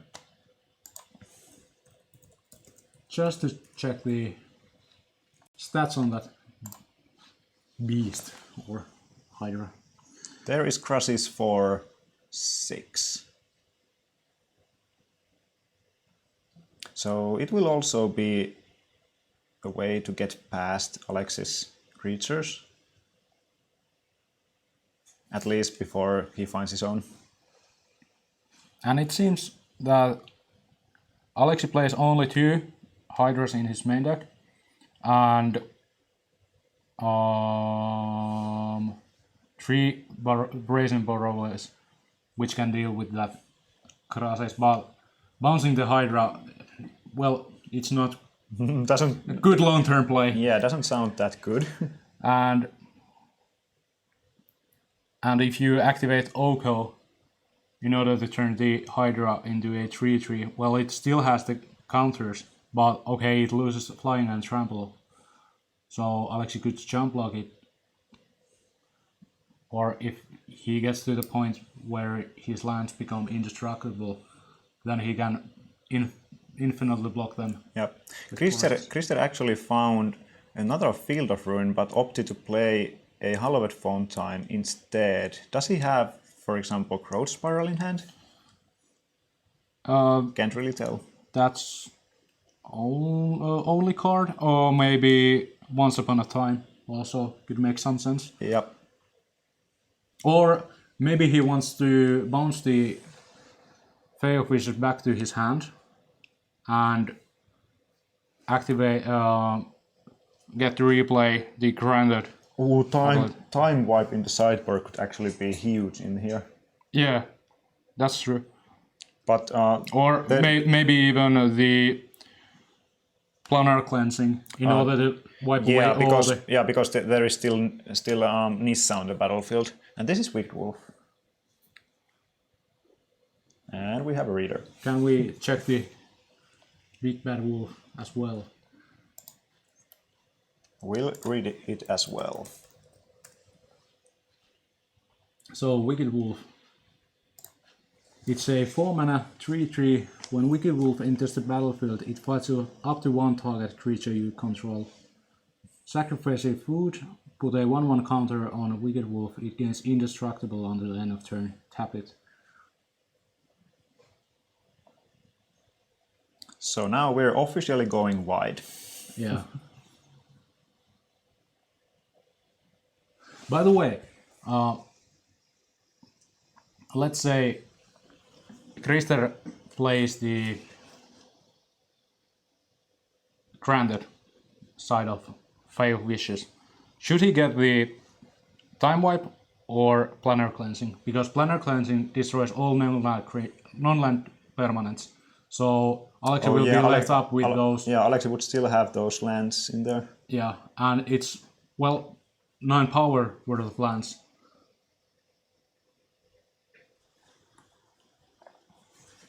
So Fae is bounced, and as you supposed, and now we will see what is Krister's plan for this situation.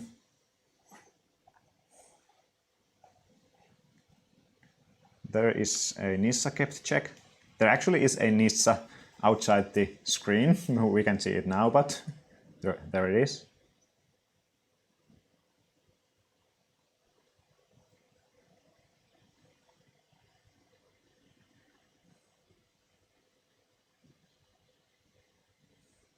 So there's I will quickly inform the players about keeping their cards on vision. Just a moment. So here comes the time wipe. And did Krister remember to pay for that granted card? Oh yeah, there, behind the camera. And there's the time wipe, which is pretty awesome play by returning that Hydroid Crazes back to his hand. And here Alexi can sacrifice his food token in order to make Wicked Wolf indestructible and giving it a 1+1 counter. So time wipe it was. Yeah. So let's say that will put Alexi pretty low on mana, even though there is still Nissa hanging around. Only 2 for rest though. Yep, and this was pretty much like a reset button now. Yeah. And now I think it's pretty hard to say at the moment who has the advantage here. I was just about to ask that. I think Krister is now slightly on driver's seat. He has the options to get more. There's a Jace answers in and stuff. Krister's hand. There's Hydroid Crazes, Fey of Wishes in the adventure zone. Yep. I think I saw a Golos as well. So if there's a Golos in Krister's hand, that's going to be really rough for Alexi. Yep. Like, But- if Krister gets third Field of the Dead on the board, suddenly each land produces 6 power worth of creatures. Yep. That will be pretty underwhelming. Or overwhelming. And there, Alexi played his one of Castle Garenbrick. Ramping for something. Is this the last card in Alex's hand? At And it least- was at really good one. Yeah, at least for a moment. So there is Hydro Crazes, and it will get past the army of zombies. Now it looks like there's Brazen Borrower and something else in Alex's hand. But let's see who has the bigger crazes in the end.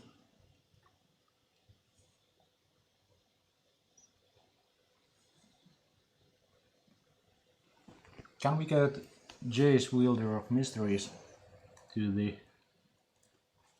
stream?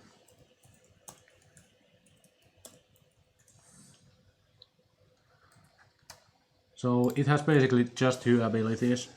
One that draws cards and, well, second one that draws even more cards. I was thinking about if it had some sort of bounce effect or... Must say this is by far the most interesting game we have seen so far. Yes. Alright, there is a Is that 8/8 crashes or... bit, just a bit bigger crashes than an opponent. Yeah.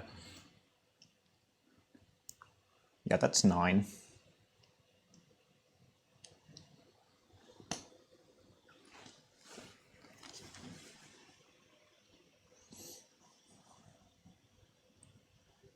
And land drop incoming. That will make 2 more tokens. Generate a scry effect. And here Krister is really showing off the power of this banned Golos decks.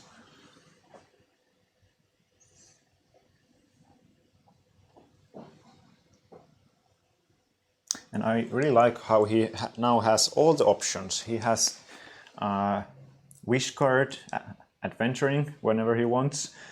He has a handful of cards, power generating, land drops, and everything. I think this will be now very tough spot for Alexi to get back to the game. And that Tectonic Rift in Krister's sideboard, or Witchboard should I say, can be huge haymaker. When Krister has enough of zombies, it basically destroys one of Alex's lands, and the other decks in the card says creatures without flying can't block. Yeah. And Alexi has only, well, in total he has 4 Gilded Goose, 3 Borrowers. And now Alexi commits to win the game with crashes. He bounces Krister's crashes with the Brazen Borrowers bounce mode and is now getting in the combat zone soon. There's Questing Beast. So this will be 12 damage. 12 damage in total. So is this actually the way Alexi can sneak in the win? If he can deal with crashes once again in next turn, But let's say the... crashes will though get some life for Krister, so these 2 creatures are not lethal for themselves. Yeah, and crashes can get even more cards to feed that Fey of Wishes and get that Planar Cleansing out of his sideboard and just reset the game once again. Yep. And so Time Wipe has already been used, but there are Planar Cleansing left. In the main board there's also like 2 Realm Cloak Giants. Yep. that can deal with the board quite handily. So Krister is at 13 live at the moment. Oh, and by the way, yeah, it's only 7 crashes on the Alexis side.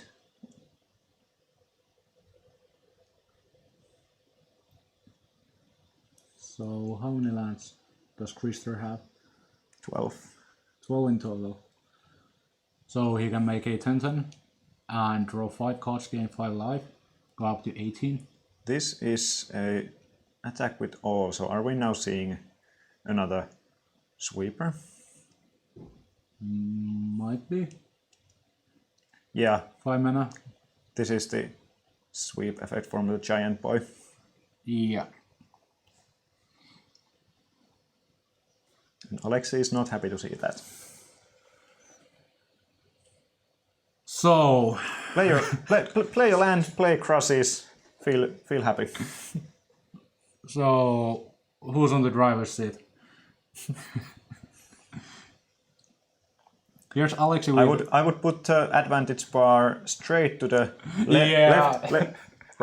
left side hand corner. And that is our game 1 in this matchup. So, given the Krister is playing the wishboard version of Golos. I really do like the wishboard sub-theme in Golos deck.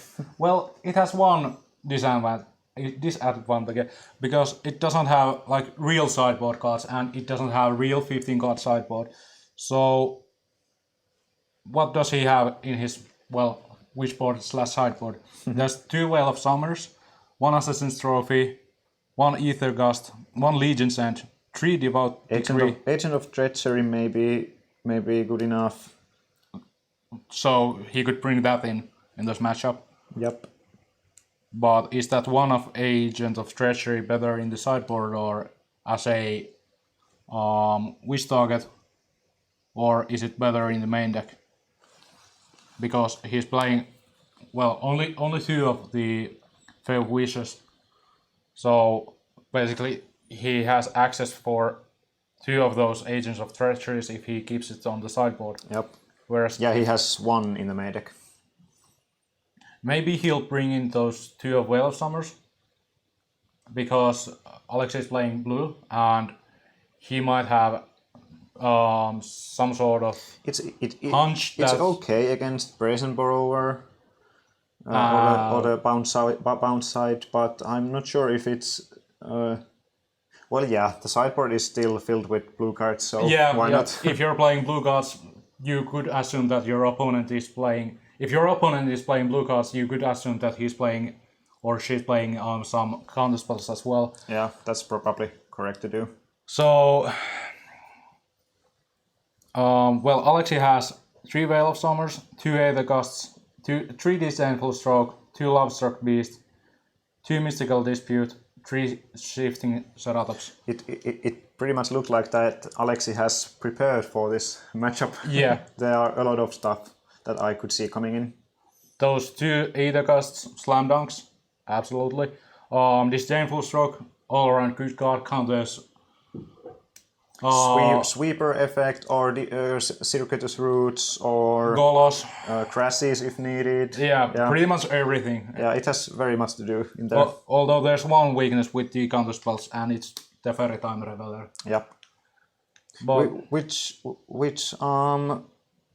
Krister is only playing 3. yeah. And well, maybe Alexi brings also those 2 Mystical Disputes. I could see that done. So is although it very much loses value in the end game where we are most likely going. yeah, but is Alexi beating the end game anyways? That's the question. Yep. We'll see. Yeah.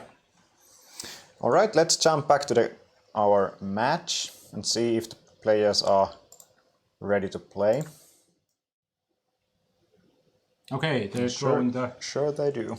first 7, it appears. And The game is... Alexi took a quick mulligan, probably didn't have any lands or just all lands. And Krister takes a mulligan as well. So both players going down to 6 cards. Who is in advantage in when we have non-7 hands? Probably pretty even still. Well, Alexi can produce mana from Gilded Gooses and Paradise Druids and stuff, and he can probably launch his game plan more efficiently. well, if Alexi gets to play this Stompy sort of game plan where he goes 1-drop into 3-drop, let's say like Oko Thief of Crowns, and suddenly he puts this really quick clock on Krister and back it up with a couple counter spells, I could see a scenario where Alexi wins. Yep. But if he keeps like hand that's... And it seems both players are keeping their hands of 6, so we are good to go. And Alexi starts with the Guild Goes on turn 1. So let's see if he can play turn 2 Oko. I think there is Oko in his hand. But does he have untapped land? Okay, that's untapped forest. And that's turn 2 Oko. Yeah, that's pretty nice start. And it makes a food token.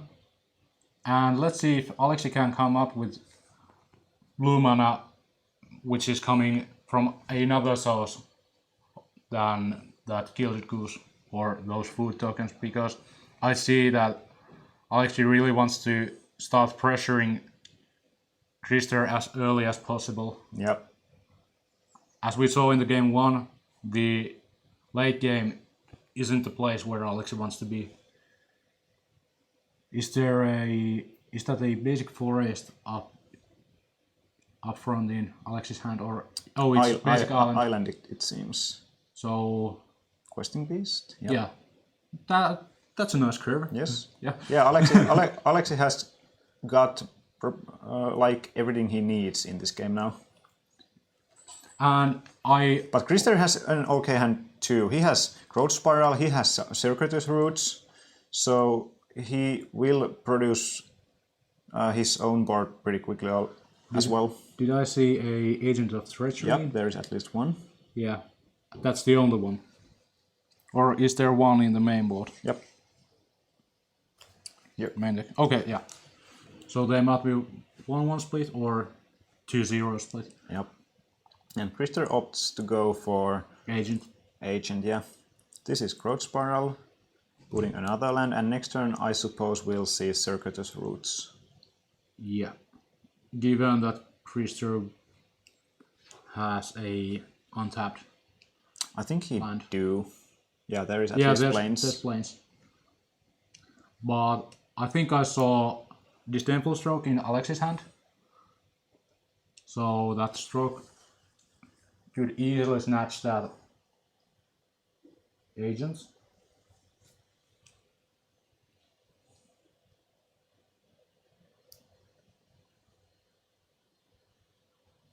What will he get? There's a... Is that Golgari Guildgate? And is that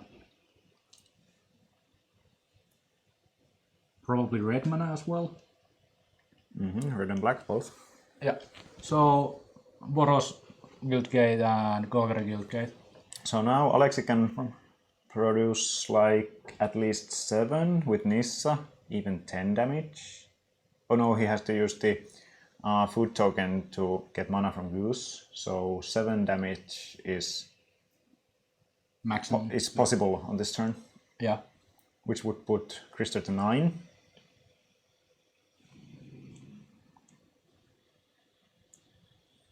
Okay, there's 4th land for Alexi.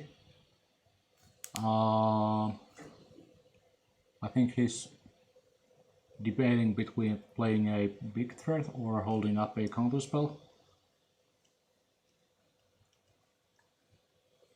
Probably makes food token into a 3/3. Yeah, he doesn't want to let Agent steal his stuff. So if there is a counter spell, I think Alexi should just lean on it. Yeah. And this is a play I like. Bash for 7. Pressure opponent with the things you already have and just keep holding your mana. And the upcoming turn, Alexi can turn his goose into an elk and attack for remaining 10 points of damage.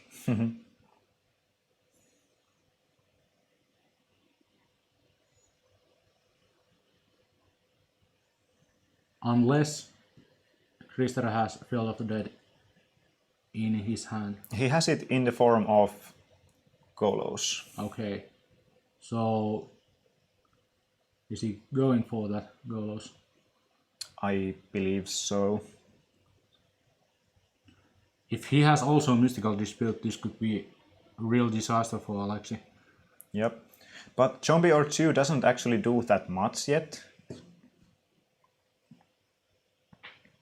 Yeah, but Golos is still a 3/5 blocker. Yep. But, well, Oko can turn it into a elk. Here, have my goose. Yeah. So there's the Golos, and There Alexi is a decides- disdainful stroke. Well, let's see. Is there? No, there's no. There's no counterplay But from. Ethergust in hand will keep Krister alive. That's good for him. And there is another beater. So food tokens hitting for 6 and gusting the questing beast means that Crystal will be at 4.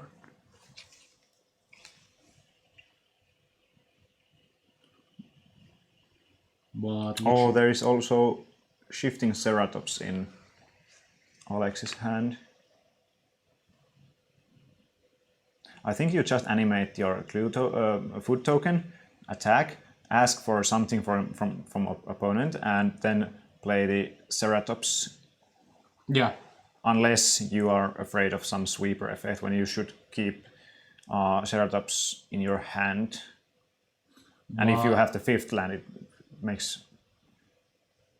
but what are the cards that Alexi should be afraid of in this spot?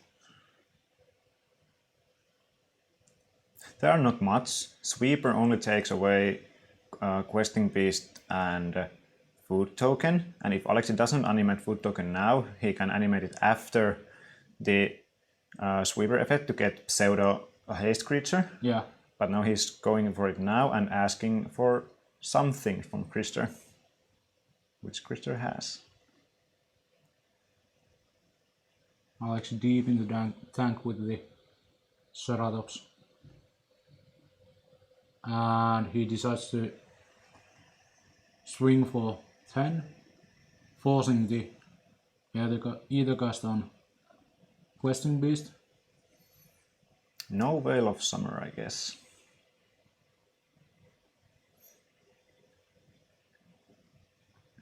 Let's say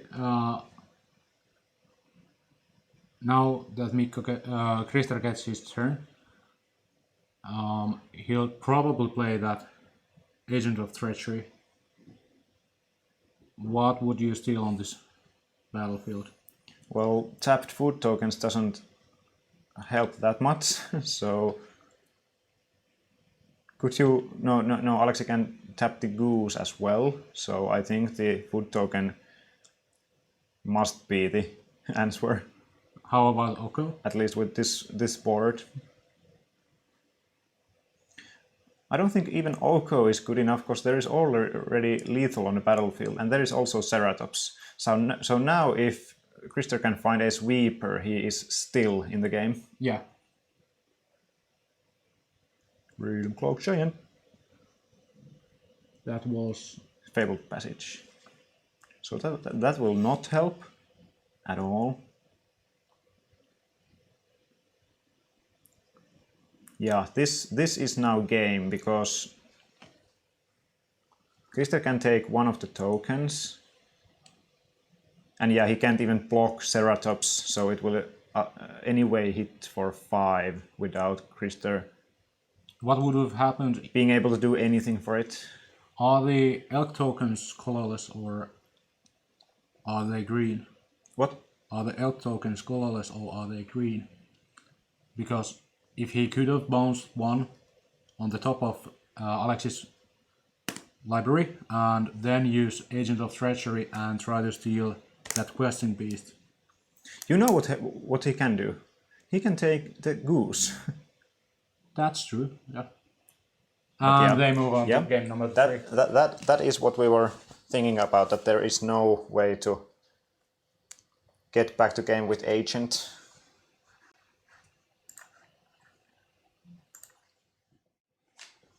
Alright, we're heading to game 3. Yeah.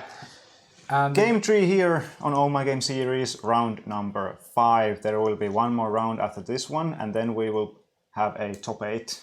Yeah. 47 players in total. We are playing standard today, and the series will also include 3 other main event tournaments. There will be Sealed event on December, Booster Draft on February 2020, and Team Sealed on April. And of course, the conclusion of the year will be an invitational in May-June 2020. during the summertime. Yeah. Yep. We are at Vantaa, Finland, and the tournament series is sponsored by Ultimate Guard And Varusteleka. and Varusteleka, a local Finnish military equipment store. But yeah, I think players are not making that much more sideboarding in this point, or what do you Probably, think? yeah. And in the game 2, Alexi had all the pieces needed for that with W. He had the turn 2 O-call, which gave him enough pressure to steal the early game, and followed up by turn 3 question beast. So here's my rare card, here's my rare card, here's my rare card. Just put all the value cards on the table and see who gets the W. Yep, and it will be much harder for Alexi to get his aggro going on in game 3 when being on a draw. Yeah, that's definitely true. I think the counter spells serve a different purpose in that game 3, given that he probably has to hold up a turn 2 disdainful stroke for a circuitous route. Yep. So it really changed up the dynamics of this matchup. And it seems that players are pretty ready for game number 3, so let's get back into it. So Krista starts off by playing this Once Upon a Time without paying its mana cost, because it was the first spell played by his side, and it found a big forest. And Alexi heads right back at him by playing this Once Upon a Time on his main phase. Probably looking for untapped land or a Gilded Goose. And I think aggressive. both players kept hands of 7 again. Yeah. Here Alexi is the one... Krister's hand looked very solid. Now there is also Teferi. 2 more lands, Teferi, Veil of Summer. yeah, Golos and stuff. So things are looking pretty good for Krister. But he doesn't have too much ramp. Yes, that is what he doesn't have. Fundamentally, Golos deck is still a ramp deck. So you need good amount of both action and ramp. What is the play for Krister? There is also Growth Spiral, but he chooses to go for Fae of Wishes, which is interesting.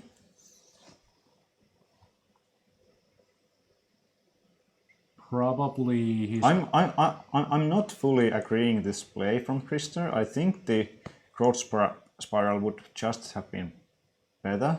I think this was the reason why he played the... Yeah, sure, he wants to pressure the Walker, but Faye is not that good on pressuring it. Yeah, that's definitely true. But he didn't have the 4th land, so the... Bounce the foot token! Bounce the foot token! Or maybe bounce the geese. Or goose, rather. Yeah. Alright, that makes a lot more sense, because now the Fae can protect Teferi Yeah. from hitting food.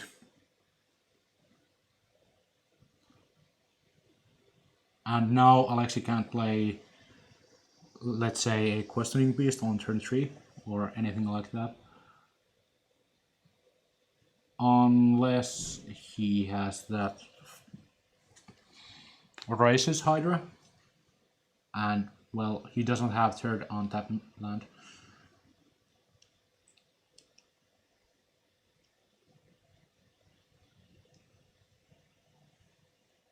So... Temple of Mysteries tries to the bottom. Let's see what Alexi chooses to do with the powerful Planeswalker on his side.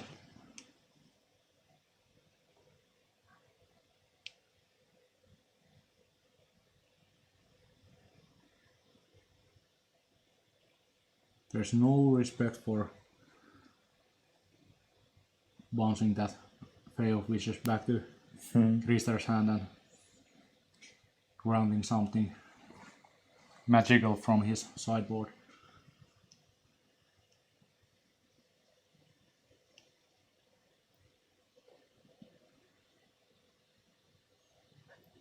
So, Alright, will this be Circuitous Roots? or will it be... Plus Teferi and Circuitous Root on your end? Or is it granted, actually? There's that Fey of Wishes in... Yeah, that's true. And the really nice thing is that Teferi Plus lets you play that grounded side even on Alex's turn.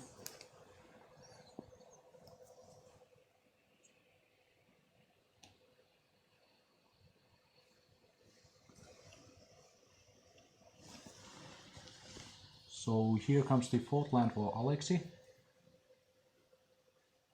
Is that going to be like Questing Beast time? It would make sense. Or would it be Nissa? Oh, no, it's just Questing Beast. only that guy. Okay, what's going on? Alexi chose not to use his Oko pre-combat. He could have made that food token into a 3/3 elk and attack for 10 points at Krister. So Krister would be taking like 7 damage and would be down to 11. Let's see what Alexi has up in his sleeve.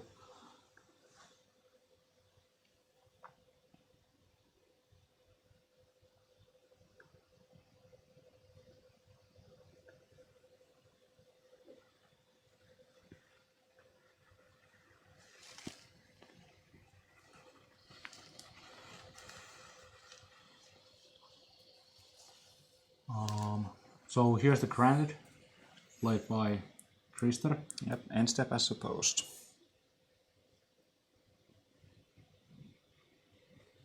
Did I just miss the... Did Alexi do anything with his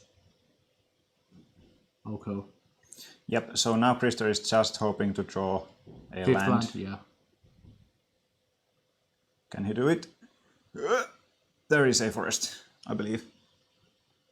Or what is Fatal Passage? It seems it has golden borders.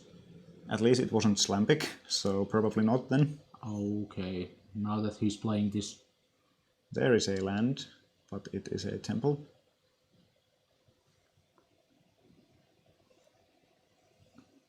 So Krister in a really tough spot here.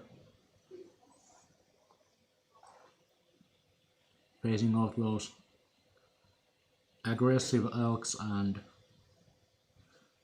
three-headed beasts. Yeah, things are starting to look pretty good for Alexi now, because Krister is struggling a bit with his draws and land drops, and even though he has the answers in hand, they are only in there. Yeah. Next turn will be time wipe, but is it too late already? Because now this will represent already at least 7, perhaps even 10 damage. And then there's still Oko and a active food token on the battlefield. Yeah. If Krister can play Time Wipe and follow it up with that Fae of Wishes, then and Alexi also has Shifting Ceratops in hand, so post wipe time is covered if he only finds the 5th land. yeah, in one way or another. There is also Nissa, which represents 3 more damage. And I think this is Nissa. Yeah. Play Nissa. Yeah, now it looks very good for Alexi. I don't think Krister can turn this anymore. Should Alexi target like his temple? Probably, and so he looks to do. And Oko putting counters on food token, hitting for 10 after blocking 1. yeah.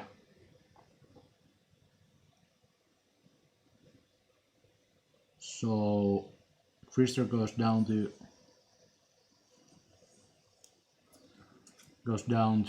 10. 10. No, down to 4. Oh yeah, 4. Yeah, taking 10 damage. Yeah, going down to 4. And facing off the 2 of these powerful planeswalkers. Yeah, and now Alexi has everything.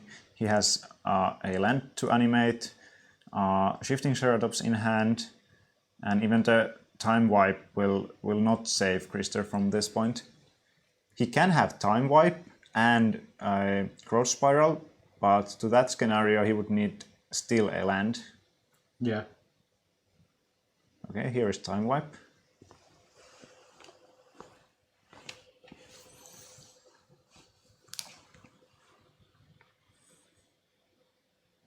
And Alexi is like, okay, my wall just got Yep, demolished. this is not surprised. I still have all these.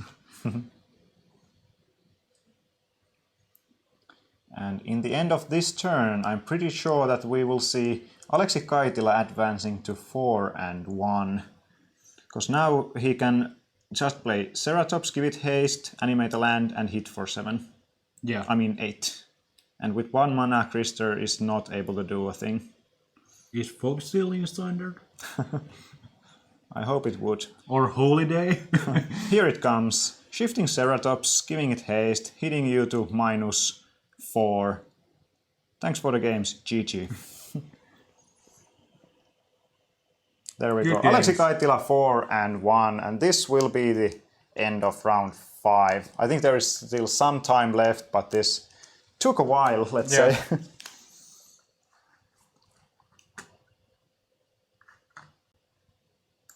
So Alexi had, in those 2 games, all the tools he needed. Some good early aggression in the form of planeswalkers. Yep. And he drew the Questing Beast, which is a trump card in that matchup. Yep. And when facing mass removals that do not touch the planeswalkers surprisingly are pretty good. Yeah. And with all the hasty creatures Alexi has in the form of Questing Beast and Shifting Ceratops from the sideboard, it didn't at any point look very hard for Alexi this third game. That's true. Absolutely true. So semi-cramp 4-1. We may have to check the standings after this round and see how the games go for the last round. Of course, there will be some intentional draws, but we will find you some great match to see. If there are like some X&2s or 4-2s that could advance into top 8, we'll try to find those matchups for the final round of Swiss. But, well, good for Alexi. He advanced straight into 4-1 bracket, which means he can ID into top 8. Yeah, and it really looked that the semi-cramp deck lined up pretty well against Golos, and at least in these 2 games we recently saw. The game 1 was really rough because, well, Christopher played like 3 sweepers and had 2 Field of the Deads and really fast hard. Yeah, it was also a bit clunky for Krister, but that doesn't take anything away from Alex. Yeah. Yep. All right, we'll have a, let's say, at least 5-minute break now, and we'll be here with you on for the round number 6.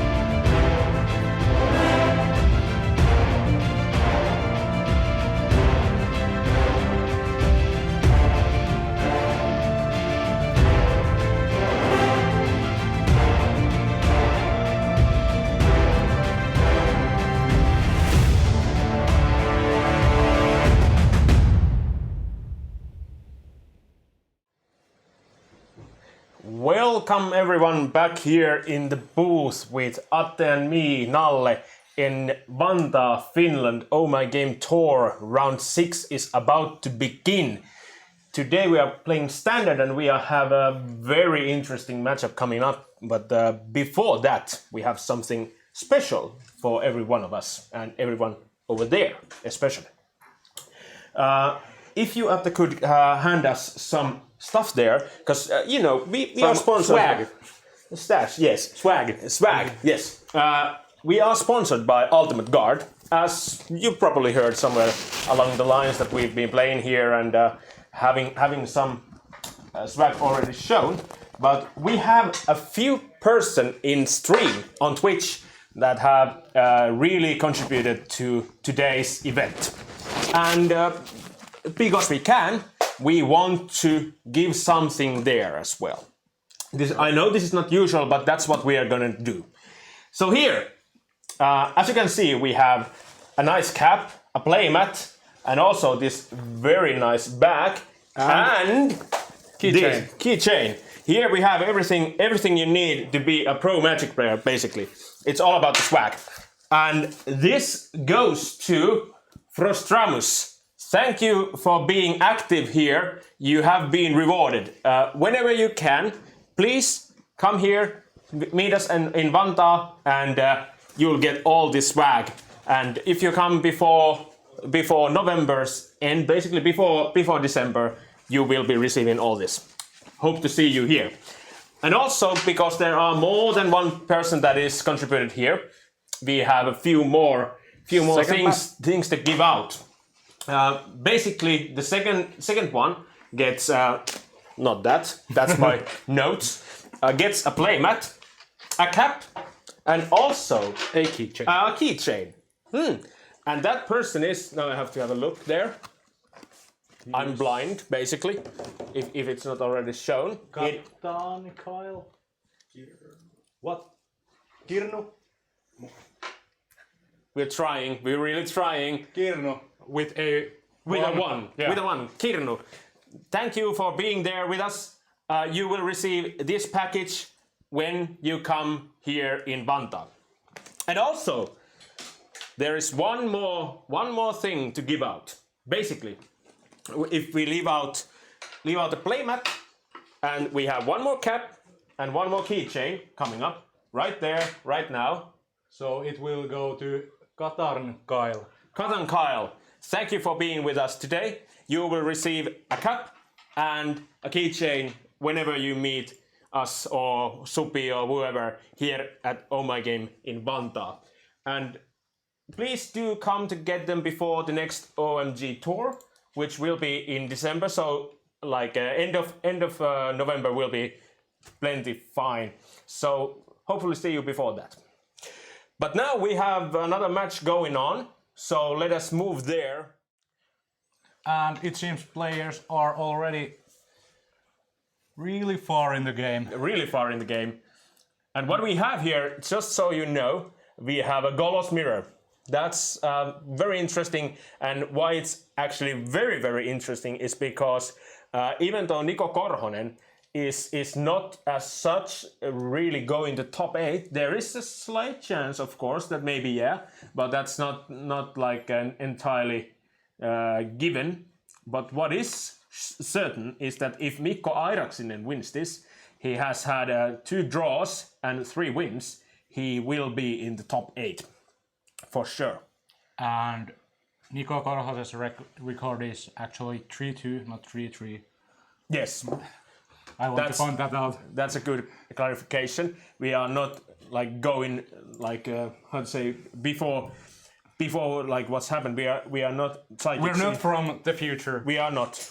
Of course, I'd love to be, but I'm not. So here we have the correct scores, and as it happens, the situation is looking very much normal. There are plenty of zombies everywhere, and there's a Teferi on the board. So, who would be ahead in this game? It's hard to say, basically because, well, it's a mirror. It's much of a test of skill. Yeah, really. That's the how to say most relevant thing here. But naturally, whoever was on the play, it seems like it was Nico, is probably getting ahead a bit. Yeah, given that Nico has like 15 million lands over there and golos, active golos and some jumpies, but that's huge haymaker from Mikko. He plays a Agent of Treachery stealing a Field of the Ruin. Field of the Dead. Yeah.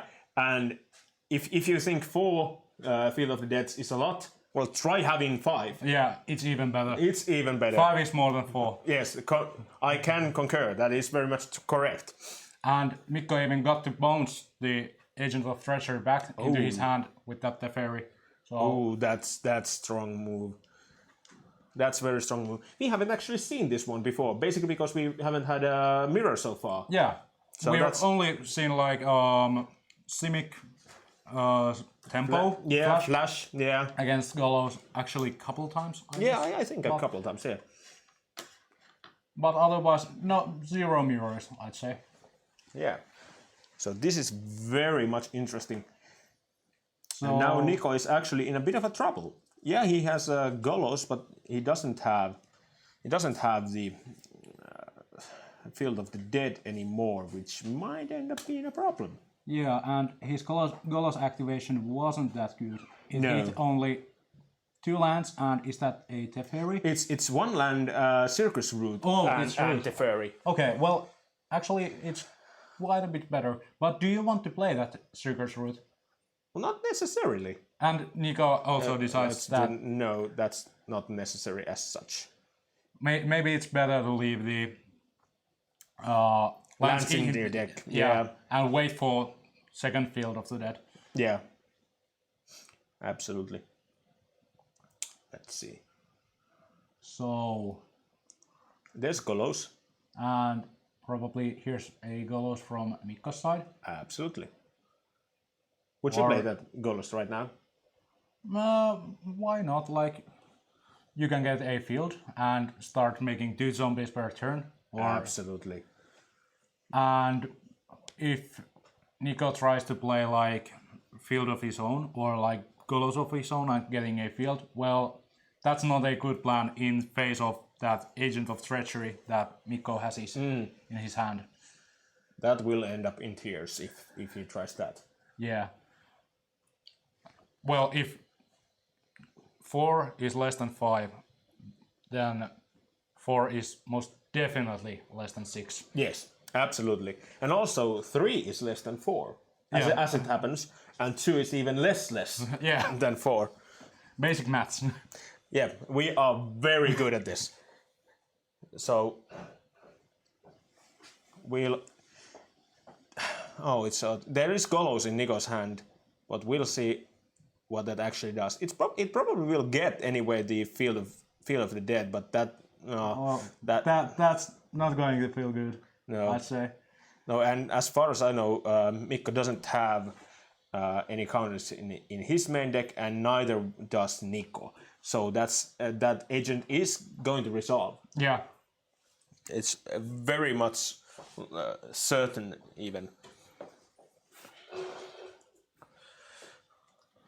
And of course, we've seen Nico play before today, Yeah. even though Mikko is a new person to meet, but we've seen the sideboarding and everything already today, so I actually haven't seen either of these deck lists before today. well, there's something new for you then. Yeah. I don't think there are any like standouts. Not really as such. There are some lists that play Fey of Wishes, and also there are some lists that play the Beanstalk Giant. And at the moment, Mikko is on the side playing with the Giant, whereas, as we know, Nico is with the Fey of Wishes. Frostamus asks, is there a king for the ball? Kenrith. There is only Kenrith in Nico's deck, so as far as we know, and yeah, that's the case. So that's the spicy bit from Nico. Whereas you could say that the having the maybe 2 agents is a spicy bit for Yeah, Aidaksinen. yeah. Both players have geared towards a mirror match. Well, Mikko has 2 agents, whereas Nico has 1 agent and 1 Kenry. Yeah, which seems like a fine variance between different cards, and of course, Nico could really use the Kenrith right now. He has plenty of mana and not much to do with them, Yeah, other than a million zombies, of course. but Mikko with, is that like triple field now? Can easily outpace Nico. Absolutely, it's going to be a bit of a problem. And also, it's worth probably mentioning that Mikko here, Mr. Aidaksinen, he's actually a 2-time Finnish champion in nationals that we've had. So and that they are also always been like half draft, half standard. So Yeah. he does have his mind around a good standard rotation and how to play with new metas. So that's probably going to give him an edge here anyway. Yes. Mikko also joked that when he won the last Finnish Nationals, he had no idea what his deck did. He had 0 games whatsoever before, so he's really competent player when it comes to adapting these new strategies. Yeah, on the fly. absolutely. And here's, play a land, make 6 power on the battlefield. That seems fair. Yeah. And it's Fabled Passage, so maybe 2 lands then. 12 power. Yeah, 6 into 12 power per land. That seems quite alright, I'd say. Reasonable. Reasonable. Very much so. And here's a crisis for A million. It's a million as far as I can count. pretty much. There's like 10, 13. And that's, yeah, that would be alright, meaning 6 cards. We'll see. That was only for 4. maybe he played. Oh yeah, he played the Golos first. Yeah. Absolutely, that's the case. And there comes Time Warp. All going away. And Golos now back in hand. Grazer in the graveyard. And probably Golos coming back. first in going black. with Yeah, that was end of turn. end of turn. Yeah, That was end of turn. Yeah, of course, Teferi. Yeah. Slices, dices, does everything for you. Yeah. And there we have another field. Only 1 zombie this time. And that goes up. And I really like what Nico chose to do with the growth spiral there. He had a land in his hand, but He chose did not play it. Yeah, that's very correct. He knew that if he were to draw a field, that would be massively more important to have the land in hand, which is very much correct. Yeah.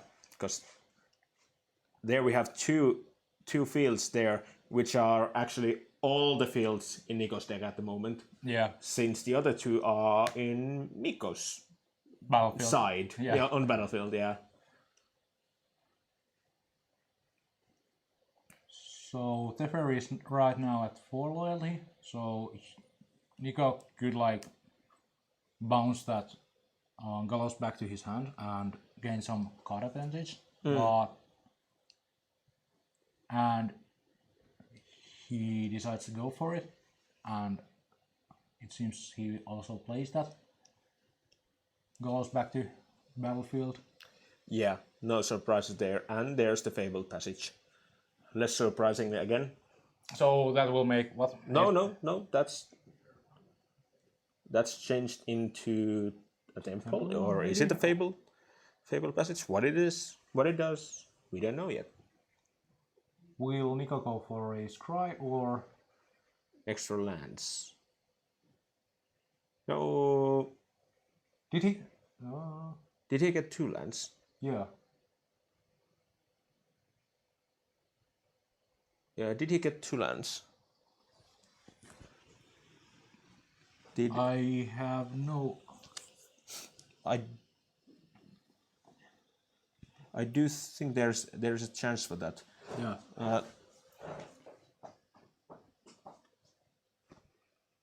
Did.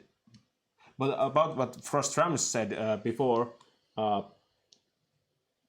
indeed, Kenrith might be a better choice. Indeed, if you wait more aggro, that is correct. That's a big body that has plenty of things going on with it. And that gain 5 life is no joke. No, and that's free mana. Yeah. That's basically free. Yeah. For this deck, you gain 15 life a turn easily. Yeah. And how does aggro ever come through that? Not so easily. No, that's gonna take some time.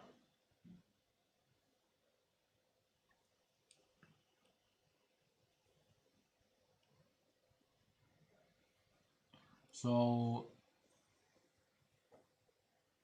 Mikko there with tapped Field of the Dead as a lantern, land drop for the turn, and he has what 8 zombies at the moment. Yeah, and growing fast.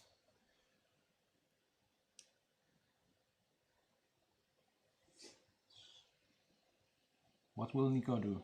Will he just activate the Golos, try to hit for that Kenrith, and Probably has to. There are not many ways out of this other than that. Even if it just gets a time wipe or whatnot, it's still not going to be enough. yeah, probably. Given that Mikko has the field advantage. Yeah. There is the giant, which does clear the board. It also takes Kolos with him. Yeah, but That's well, Nico has 1 more Golos in hand, so why not? yeah, and he could play the giant from his hand. I mean, from the adventure zone, and bounce it back with the fairy, Yeah. and sweep the board once again. Yeah. So Or he could just play it as a 7/7 vigilance. yeah, well, that's also true. Yeah. By the way, does Nico have any beanstalk giants in his list? You mean the ones that are big when you have 1,000,000 lands? Yeah. Does Nico have any of those? As far as I know, no.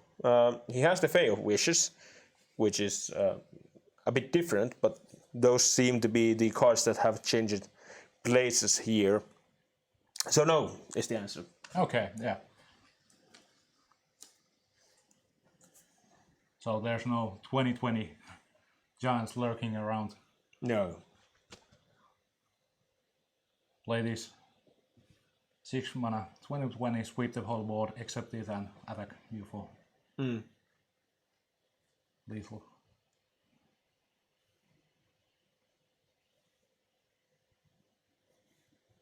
Did Mikko find one of his Field of Deaths? Is there like, That would be 4th, maybe? or is it even like 5th? There's 1, 2, 3. Yeah, it would be 4th Field of Death. If one, if Second one- from him, but no. yeah, 5th in total.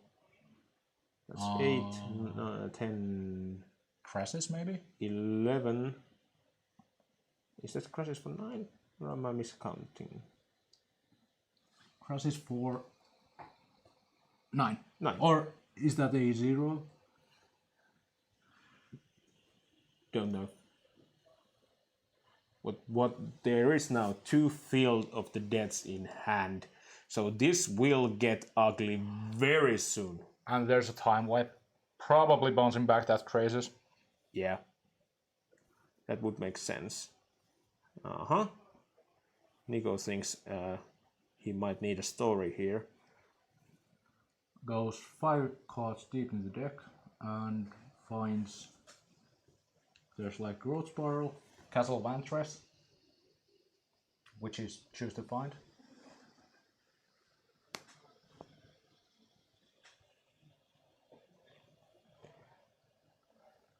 That makes sense. And now there are 5 tokens out of a single land for Mikko. And there is the 6th one in his hand, so this is getting real ugly real fast. Yeah. If you generate 12 power per land per turn, Yeah. that's, you could say that's a lot. Definitely. There are not many ways around that, if any, actually. Hopefully this matchup doesn't go to decking. Probably not, since eventually Mikko will have enough tokens to just swing with one single turn. All right, there's Golos. Is there one more field in there somewhere? Might be.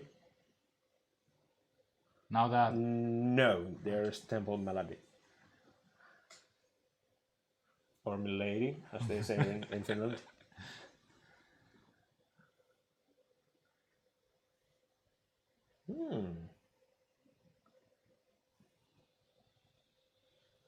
Nico is thinking of his outs. How do I get over these, at this point, 10 power per turn land drops? maybe the answer is in the wishboard. Yeah, might very well be. There is Planet Cleansing, which does something, and also there's Agent of Treachery, which could do with the Teferi could return the favor.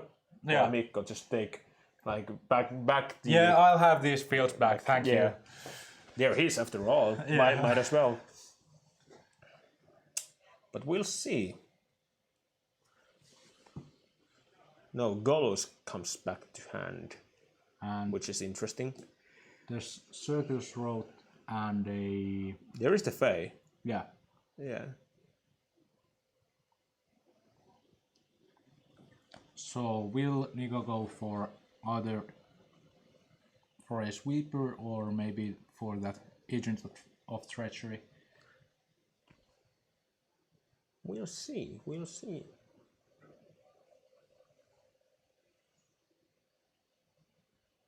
Land drop for the turn is a Hallowed Fountain untapped, and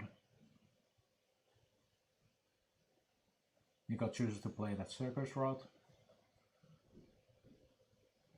netting him a good old nothing. shuffle. Netting him nothing. Mikko looking real proud of his achievements at this point. For a good reason, I think. Yeah. You don't see this one every day.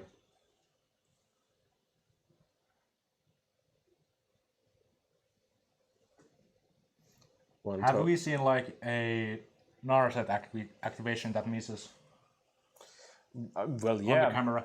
Not today, as far as I know. Because that's somewhat rare, but Yeah, but that happens as well. Yeah, casting circuit routes that fails to find, that's super rare, I think. Yeah.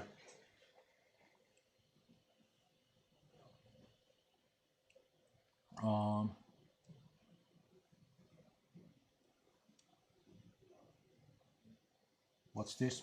Crazes for A million? all the cards and Pretty all much. the lives. And there's still that one field in hand. Mikko thinking there's not actually a die big enough for this. No, there we go.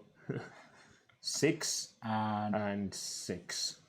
And Yeah. there were 12. That's a big crisis.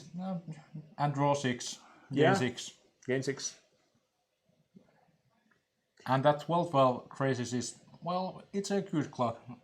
Yeah. Given that Nico has 0 flyers Yeah. on the board. And well, Mikko just drew 6 cards, so even if there was one, like basically another crisis, that's not going to be as big as Mikko's. Yeah. And there's the fairy, so that's gonna bounce that one as well, if required. Well, time to go for some aggro ad. Yeah. And now there's probably the 6th. Yeah. The 6th field. Yeah. Nico shaking his head for a good reason. I'll just make this. Just like this. What we do now?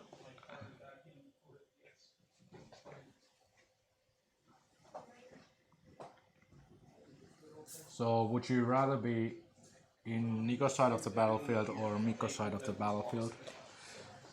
Well, I think I've never been punished as severely as Nico is being punished right now.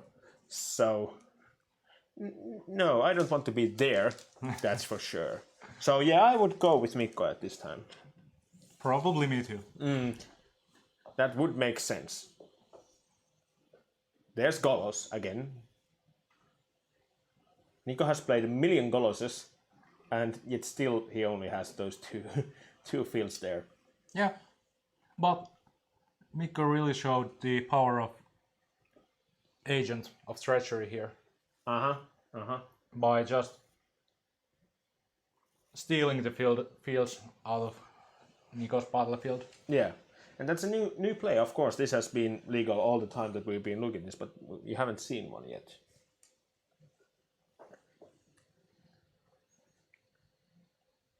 This is getting really interesting now. Is Nico still trying to claw his way back to beat Mikko and maybe cash in that spot in top 8? Because if Mikko loses, there is 1 or 2 spots in there that are free up for grabs. Yeah. And even though, let's say, Nico doesn't make it to top 8, he can still earn some precious OMG points by making it to top 12. Absolutely, absolutely.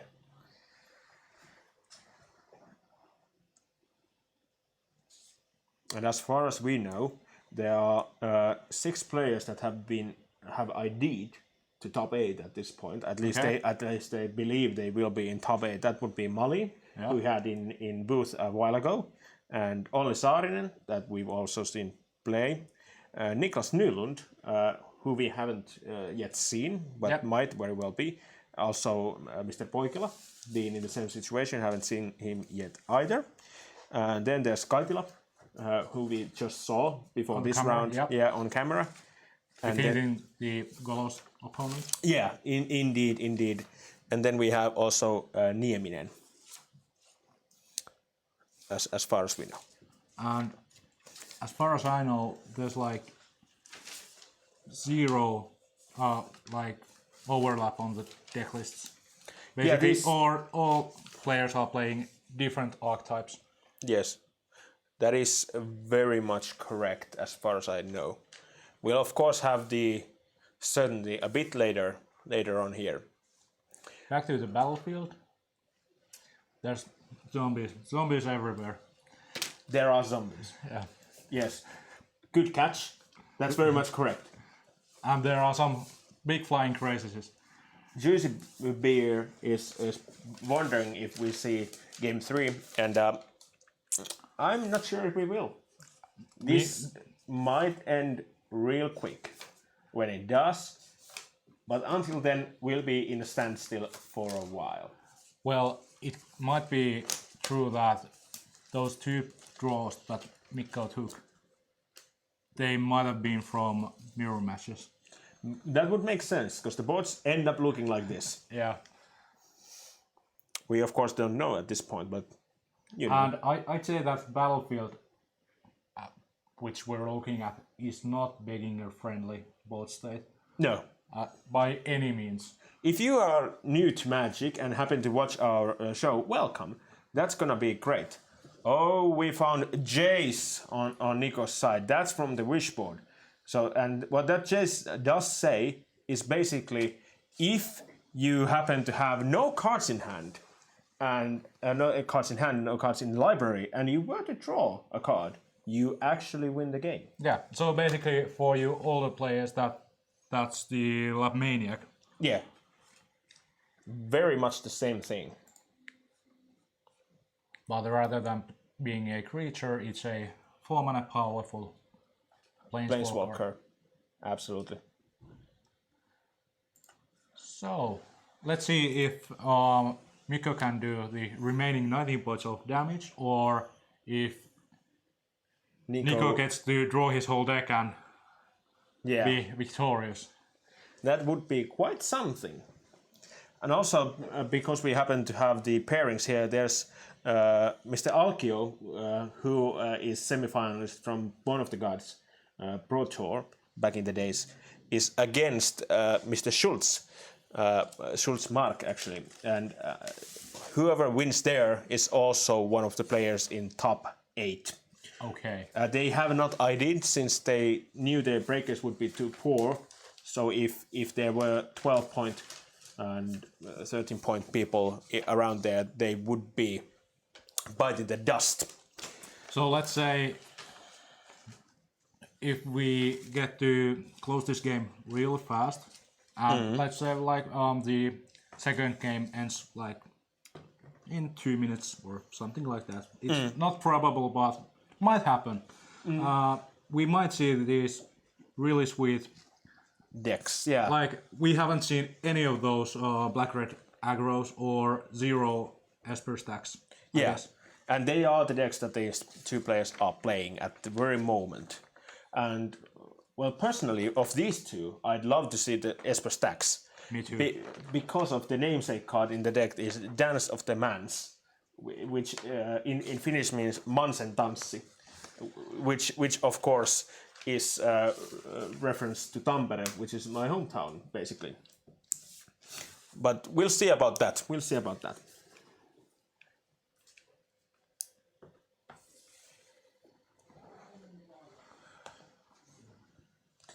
On the board here we have some calculations. Nico pointing out there are cards, or tokens, rather, and there's deck also, and there's turn. And there's life points are 90 to 31. Yes. Nico is not probably winning with damage. That's as far as we know this. Yeah, that's improbable. Yeah. Of course, you've seen weirder things, of course. So this isn't that bad, but you know, everything's possible in the world of magic. Do you believe in magic? Well, I'm kind of watching it right now, so yeah, I have to believe it. It's actually happening. Right in front of our eyes. Well, right in front of us in that respect that it's through a camera, but still. Yeah.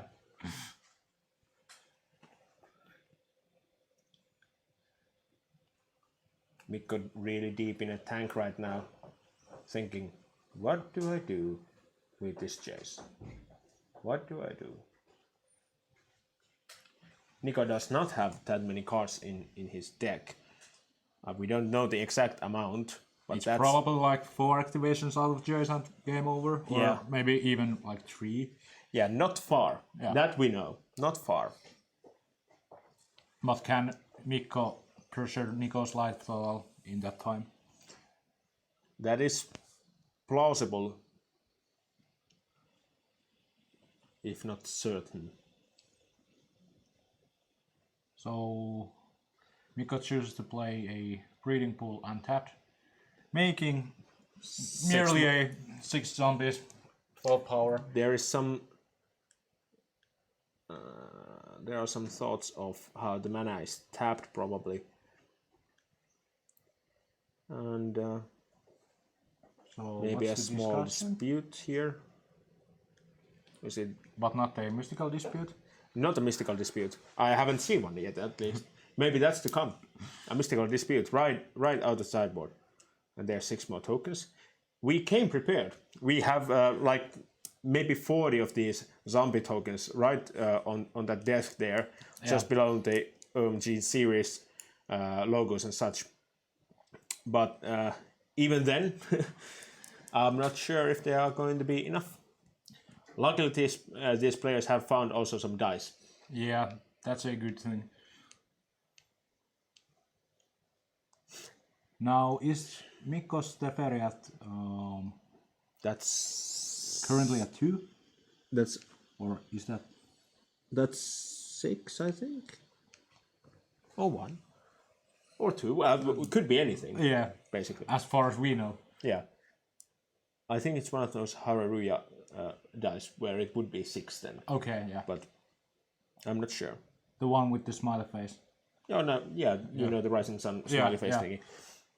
It's a cool graphic though.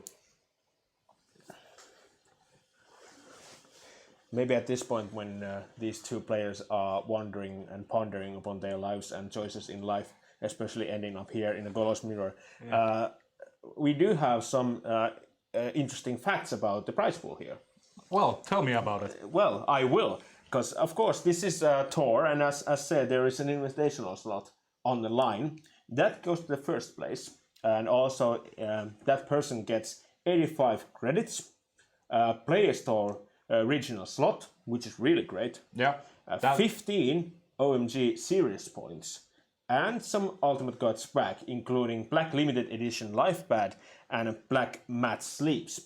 For what I've heard, you cannot get those Black Limited Edition life bats anywhere else. That's correct. So that's going to be something very special. Then on the second place, whoever that person is gets 12 OMG Series points, and also Black Limited Edition Life Pad and Black Matte Sleeves, plus 100 OMG credits. And here's a big swing from Mikko, hoping to close out the game. Yeah, I'm not blaming him. This game... Have you heard this expression, usually blockers do the math?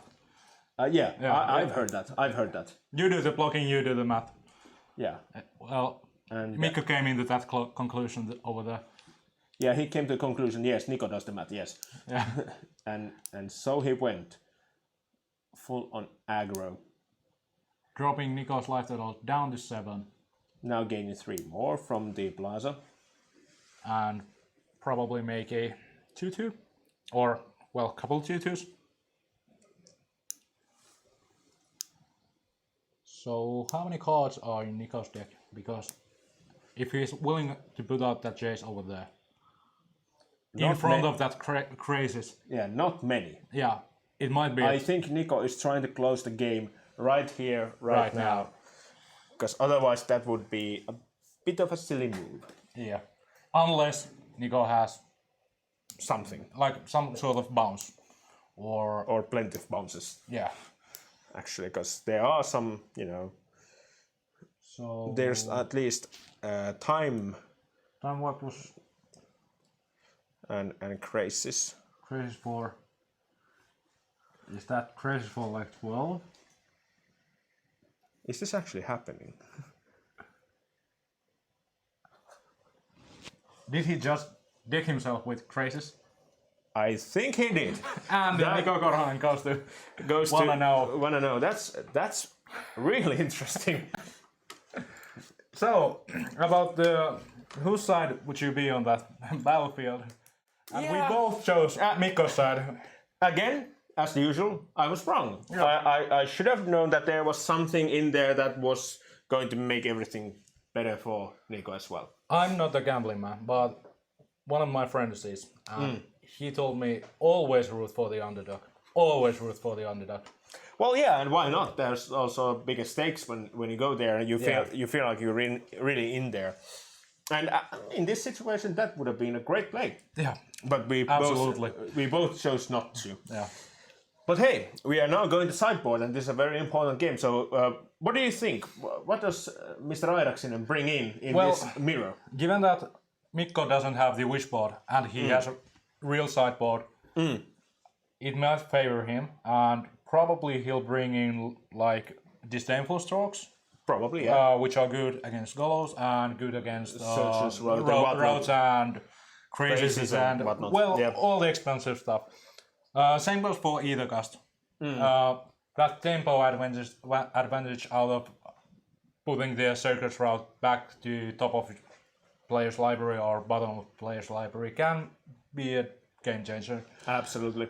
And probably the Agent of Treachery. We saw in the early game how important it was to have those agents bouncing and stealing those Field of Death. Yeah, absolutely. And maybe even those Veil of Summers in order to combat Nico's agents and counter spells. Yeah, So, that would make sense. A lot of sense, actually. how about Nico's side? Well, as we know, Nico has the sideboard, which is meant to work with a wishboard. Yeah. So that does change things up a bit. Negate probably comes in, two pieces of those, because you don't pay 6 mana for a negate. Yeah. Anyway, so you're not wishing for one of those. Glass Casket? Probably not. That's not going to make a huge difference, even though it eats the crazies. Yeah. But that's probably not going to be enough as such. Unmoored Ego, though, that's going to come in. I'm not sure. I think they are. Just because when you take away the crazies and such. Well, against crazies, it's good. That's a huge effect, since you are missing most of your card draw. Yeah. And that might end up being relevant. We don't know yet, of course, but that's probably what's going to happen. Yeah. I heard that the Unmoored Ego is really good if you draw it on the turn 3. Yeah, and absolutely. Before either player have, when your opponent doesn't have the Field of the Dead on the battlefield. Yeah. But when they do, well, it's kind of too late. Yeah, it's very true. We'll see how it ends up being in there. And we don't know yet what's the situation with the round, but we'll know soon enough. And also we have this our beautiful assistant that you've seen all day that is marking us that Alkio has actually won his match, meaning that he will be in the top 8. And probably in a very strong position, probably starting being on the first or second spot after Swiss, which will be a great spot to be. Yeah, most definitely. But let's go have a look at the match now and see how it goes. Or Golos. Or Golos. They are still pondering upon what's actually happening.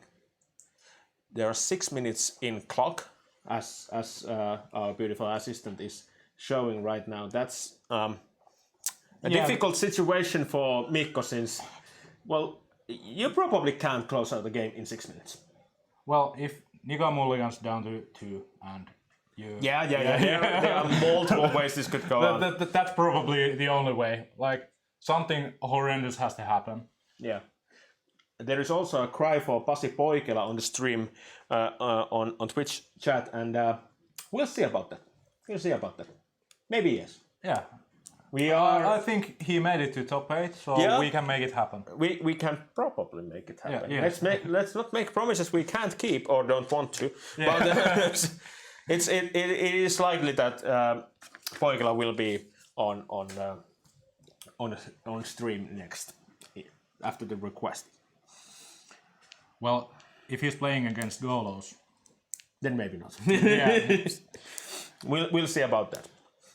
And now the pressure is on Mikko here. If you were Mikko, what would you do? Play as fast as I can, and yes, basically, you can't put too much thought into your plays when you have only 6 minutes to close out 2 games. Like, you can try to play perfectly, but it eats up the clock, and you probably just lose. So it's not a winning line. So just shoot, play all your cards, and just check if the mana, if you have the required mana, and if you can cast it, then just slam it. Don't think about anything. Just try to close out the game. That would make sense. And if you were Nico, what would you do?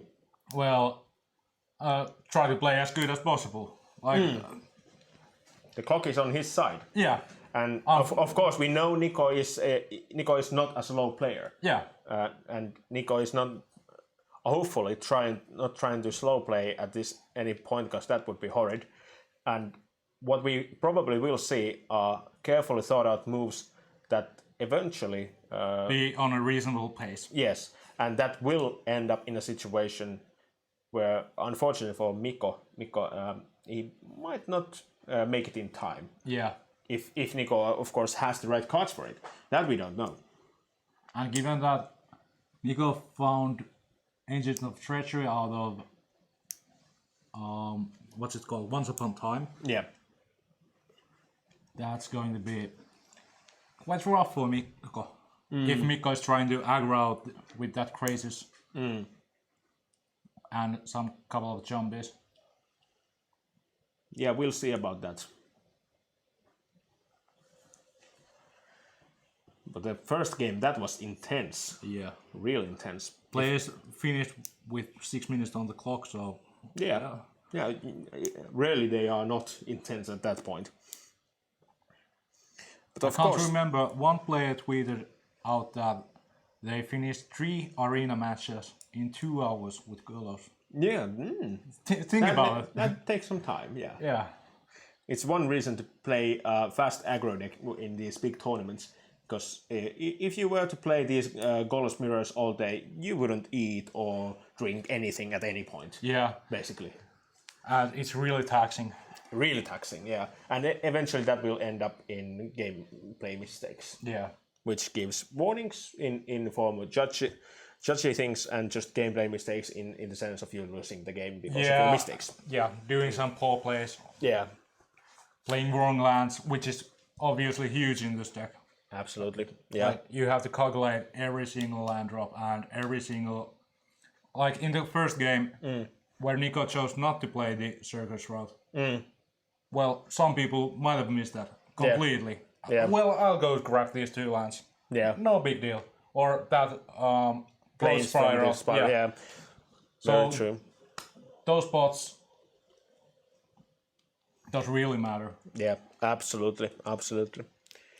And of course, even though if Mikko were to lose here or not finish the game in time, he's not actually going home empty-handed. Yeah. Since even though if he were to finish in somewhere between 9th and 16th place, he'll still get 25 credits from OMG. And naturally, everybody in top 40 will get some Coca-Cola from Varusteleka, one of our sponsors. Oh, and of course, there's the top 38 that get the Arcbound Ravager Alt foil, which is quite alright. Oh, and there's this small thing of everybody getting a Flusterstorm promo card in the tournament. And those precious OMG points as well. Absolutely, absolutely. So we'll see how it ends up being. But probably, whether you win or lose, you're not really, getting ripped off or anything. You are getting well worth your money in this tournament. So, it seems that the crowd is favoring Mikko, but the life totals are still quite high. Yeah. If you have to do 17 damage with those 3 zombies, it can be 8 follower. Yeah. And that's time in the round. Probably the feature match has some extended time, Yeah. which would mean that this Table has a few more minutes. We'll see soon if they have extra time or not.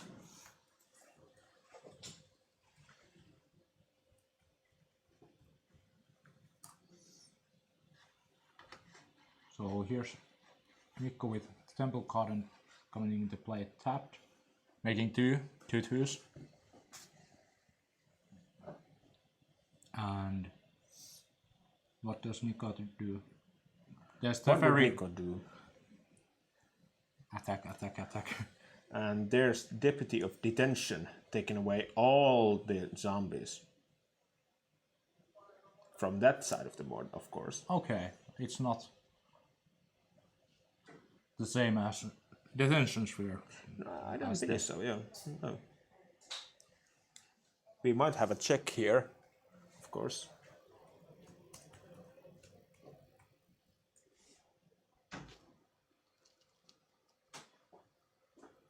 Yeah, it says that player controls. Yeah, So that seems like a good play. And there's the unmoored ego we talked about. that's Taking away the agents. Yeah, that's a good thinking. Right there. the next level play. And for a good reason, though. As agents are problematic, to say the least, for Nico. Yeah, given that if Nico would play one agent and steal those one of those field deaths, that could mean some kind of trouble for Nico trying to aggro out with those 2 fields and And this is turn 2, as it turns out, now when turn was passed back to Mikko. Meaning that there's a real threat of running out of time.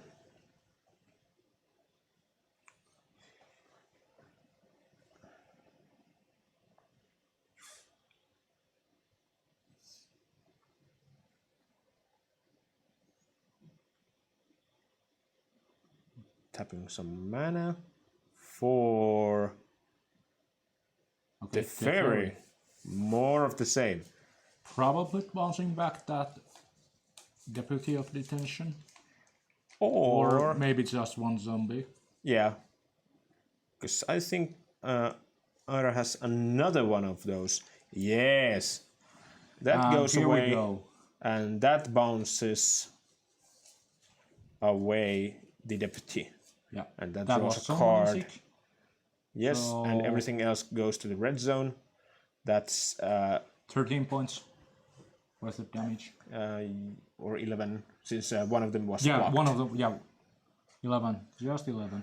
Yeah, and then comes a few more zombies, 3 to be exact.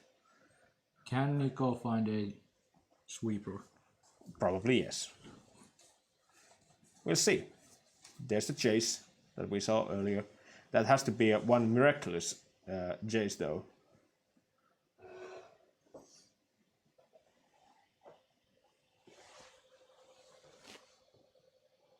Everyone holding our breaths here in blue. Those 2 away, and there's a card.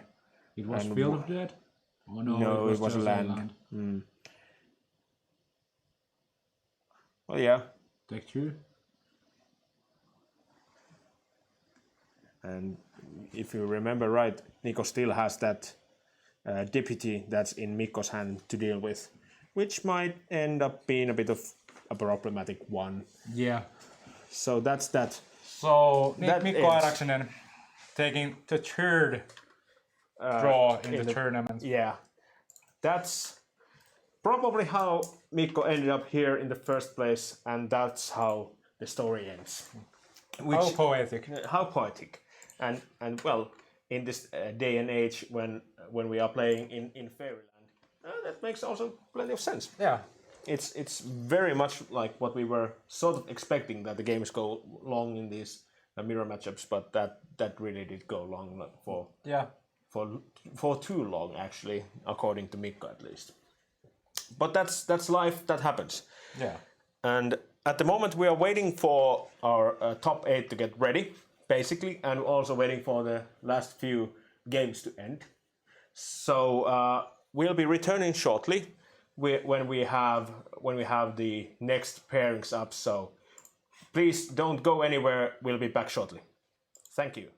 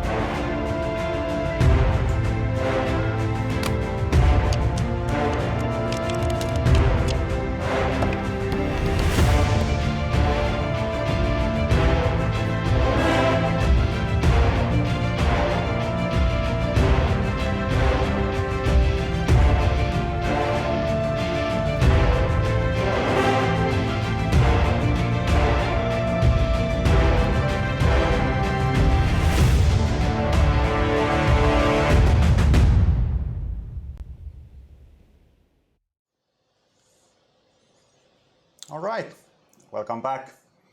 We have this exciting top 8 coming up. Starting very soon. We have played 6 rounds of standard today. The decks we have seen, there have been a lot of Golos, which is no surprise for anyone. We also had several copies of Rakdos aggro, which I think didn't actually make the top 8 in the end. Not that I know of. Yeah, we'll soon go through the top 8 lists, what we have. But let's go for the standings first. On the first seat is Olli Saarinen with 16 points. He was playing Simic Flash, as we saw in the camera. Yep, Olli has done very well in MTG Arena with the deck, and now he is piloting it masterly into this OMG Series / WPN qualifier top 8. So Simic Flash there. On the second place we have Anssi Alkio, who is actually playing on the feature match in this quarterfinals matchup. And what is Anssi playing? Anssi is playing Esper Stacks or Dance of the Mans. I love to see that deck in top 8. We haven't seen it yet today, but I was very eager to see it at some point. And what is the better than see it in the top 8? Yeah, and let me say that Anssi has some quite nice cards in his deck. For instance, the rat that makes target opponent discard a card. Burglar Rat from Ravnica. That's a sweet one. All the goodies. Yeah. On the third place we have Antti Malin, who we also saw in the feature match in round 3. Round 3, that's right. And Antti is playing the mono red aggro. Yep, nothing new. Nothing new here. On the fourth place we have Niklas Nylund. Playing the Boogeyman Golos. Yeah, here is the list. So nothing new, nothing special. This is a banned Golos. Yeah. Does he have the wishboard? Actually, there are some number of wishes. One. Probably one. Yeah, one Fae. Yeah. Yep. There have been something like 2 to 3. 0 to 2 have been the number of Faes in this deck today. On the fifth place we have Airaxen and Mikko, who played the last round on the feature match, and eventually Nico actually scooped the game away for Mikko, so it was not a draw. Okay, that's heartwarming for Mikko. Yeah, here is Mikko's list. And then in the sixth place we have Aleksi Kaitila, who was playing Cynic Ramp. And we saw him as well in the camera. So a lot of featured matches in the top 8. Yeah, and good variety of decks. Even though there are two copies of Golos, we have pretty diverse top 8. Diverse top 8, yeah. A couple more lists we have. We have Pasi Poikela, who will play against Anssi Alkio now on the quarterfinals. And Anssi will be playing... Pasi will be playing... Pasi will be playing... Mono Black Aggro. Mono Black Aggro. We will check the list at some point when we start to look for the Go game. through the games. And finally on the 8th place we have Aaro Nieminen, who we saw playing Boros Aggro earlier today, and that was a cool pile of cards also. So we have stacks, we have control in the form of Mono Black, we have aggro. Oh no, the aggro in the form of Mono Black and Boros Aggro. So more aggro in the form of Mono Black. Yeah, and some tempo decks and some ramp decks. So this looks pretty good. Yeah. I'd say. Let's jump into the match. I think they are pretty much ready to start. And probably on their way.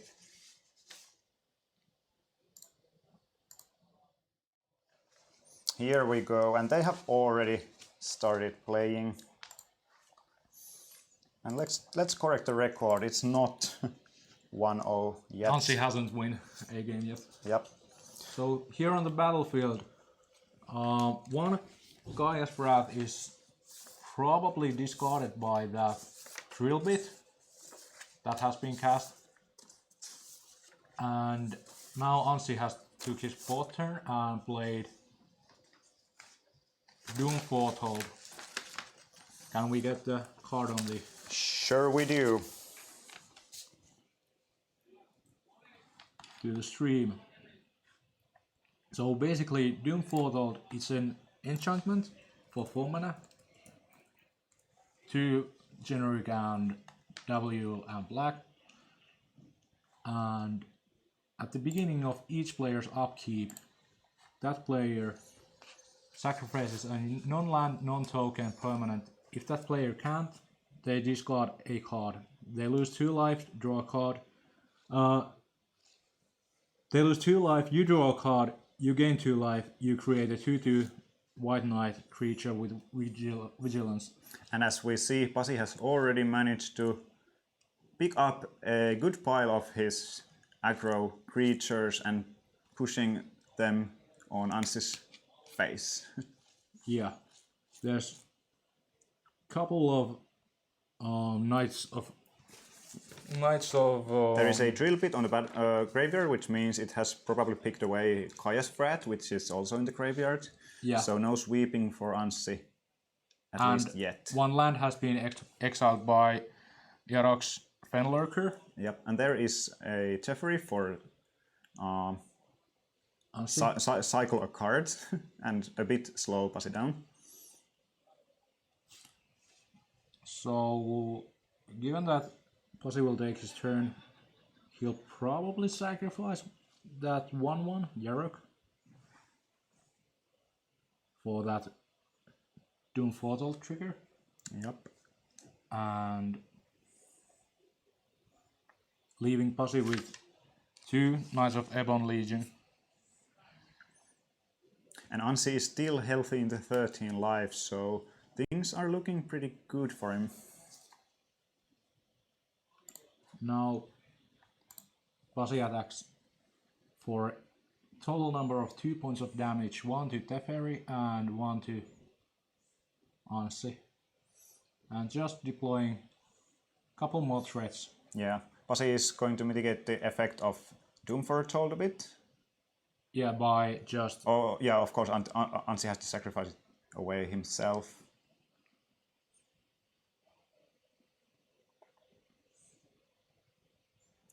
Will this see Kaya's Frat? Sure it is. Board gets swept and Anssi is back in this game very well.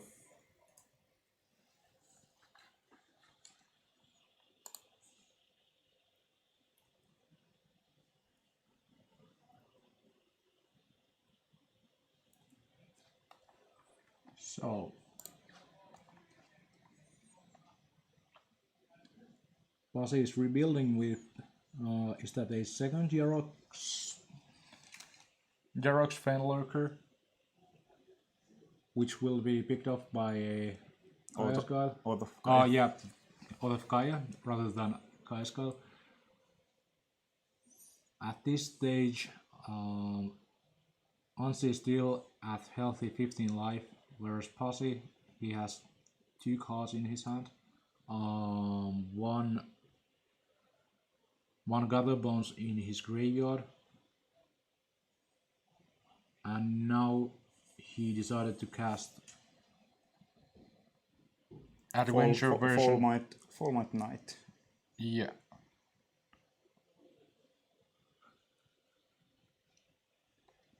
But that one is not putting tremendous pressure on his side, so he will just rebuild his game. Yeah, that 1/1, well, not too much of an aggression. Yep. By Pasi's side. And it was pretty crucial for Anssi to find another Kaya's Frat after the first one got discarded. Yeah, and here second Doom Foretold is, well, foretelling the Doom. Yep.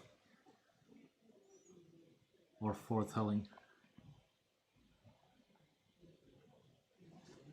It seems Pasi has picked up 1 copy of Legion's End, which probably will be sideboarded out in this matchup. I could see that happen. Given that Anssi has no legal targets for that card in the first game.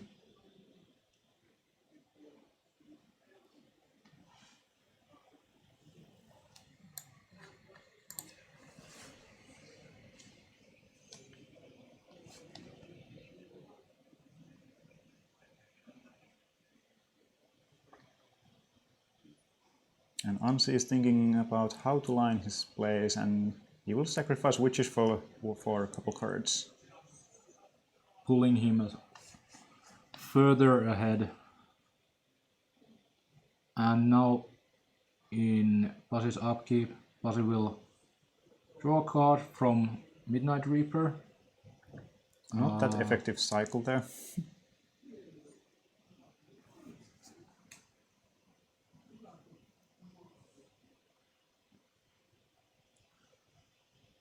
And now we will drill a bit. And there's Dance of the Mans. Yeah, Dance of the Mans was picked out, leaving Anssi with 2 cards.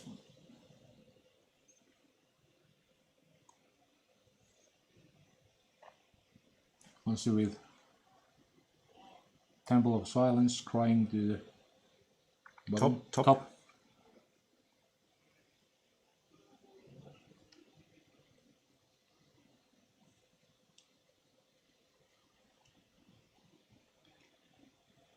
And here's third Yarok's Fenlurker. And Fabled Passage is the choice of discard here. And this is Murderous Rider. 3 mana 2/3 lifelink. Let me tell you something. I wouldn't have expected that Yarok's Fenlurkers would have done so much work. Like, no, they've discarded. And another Doom Portal. This is starting to look very good for Anssi. Even though he has now run out of cards, so this may open a window for Pasi to rebuild. Yeah. Well, now Pasi is in a tough spot. There is only removal in Pasi's hand, which is not that effective in this matchup. Yeah, and let's say if he had a creature, is it worth it to play straight into that Doom Portal? No, probably not. Unless Anssi has to sacrifice itself. Yeah. So here. Oh, Pasi there is Paragon. And once again, Pasi makes that Doom Portal miss its own trigger. Like, Anssi has got 0 draws out of those portals and 0 knights whatsoever. That's an interesting strategy from Pasi. He's just mitigating the upsides of the card. Yeah. Spawn of Mayhem is a very good draw in this point. And now Anssi just has to sacrifice. Oh my god! Sick draws from Anssi now. Come on. And now, but once again, Anssi won't get a card out of that Doom Portal. Yep. But let's see how Pasi will rebuild from this. He starts off by activating the castle and drawing a card. And Doom goes straight to the graveyard.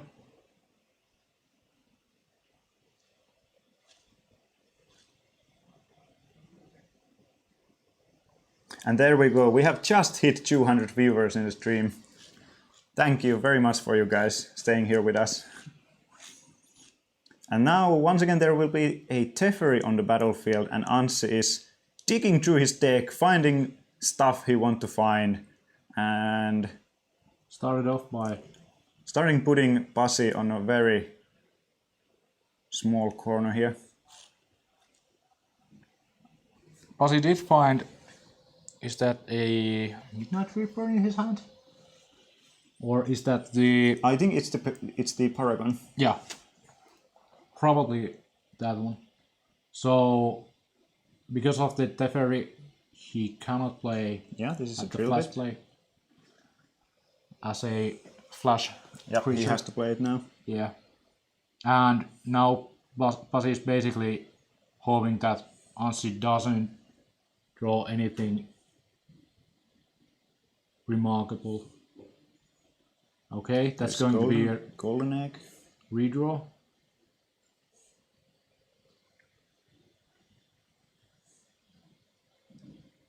What's this? Oath of Gaia. Huge pickup for Anssi. Yep.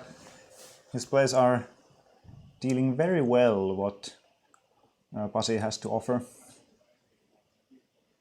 But Pasi is still in the game with that castle drawing him card after card.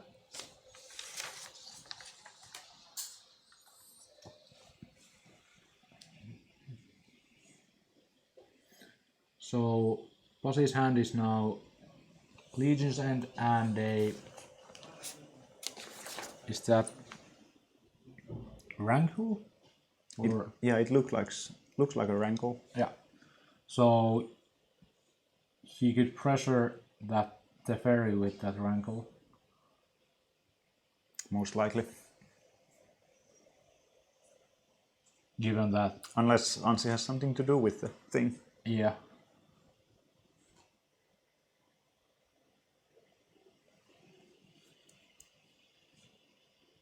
Yep, this will be rankle. And I think there is only land in Anssi's hand, so picking off that Teferi right away. And yep. Oath of Gaia will trigger. Teferi is gone. we're back to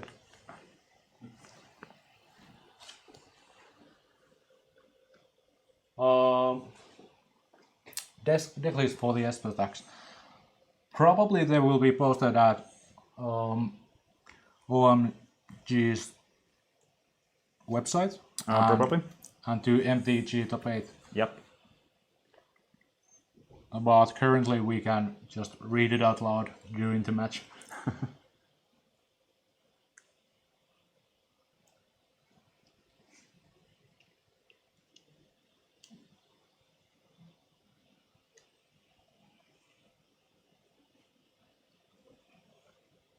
So here comes Rankle, and Pasi is pointing out that, okay, this triggers, both players will discard a card. And Gutter Bones will be picked up. And there is some more pressure. But Anssi has that Castle Ardenvale Yep, there are actually two of those. on the battlefield. Yep. But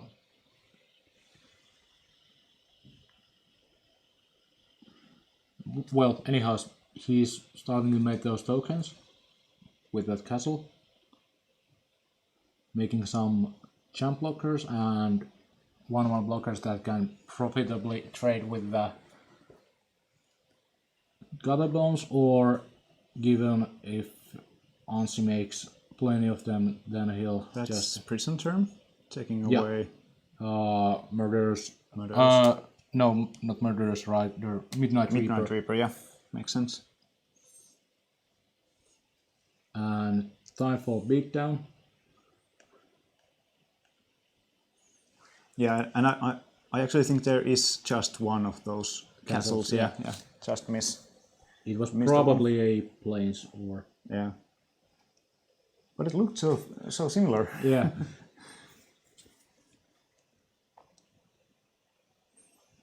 Due to the fact that Anssi has played all of his Doom Foretols in this game, it is surprising to see Pasi still in this good spot. Yeah. He is still the beatdown, putting Anssi's life total down as fast as he can, and in the same way drawing cards from his own lands. Yeah. But now it's probably just a dig through a deck for Anssi to find a Dance of Demands to pretty much lock this game up. Yeah, this is probably just one dance away from being a game for Anssi.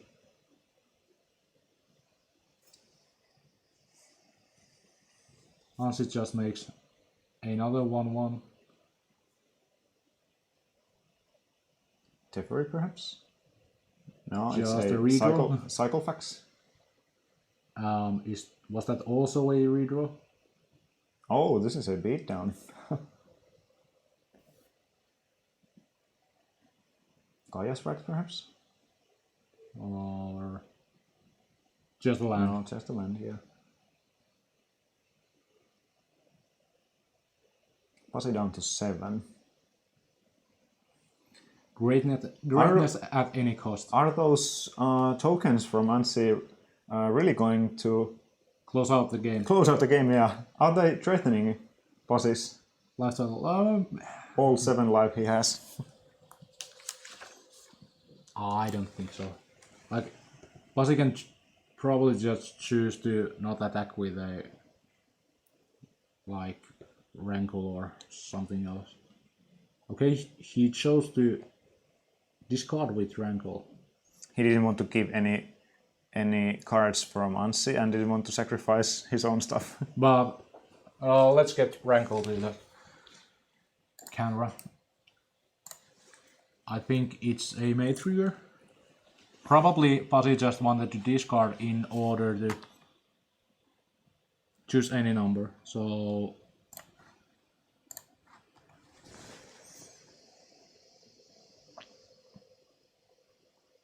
maybe Pasi wanted to discard his hand just in order to take less damage from those castles. Yeah. He just wants to draw cards from the deck. That makes Yeah. perfect sense.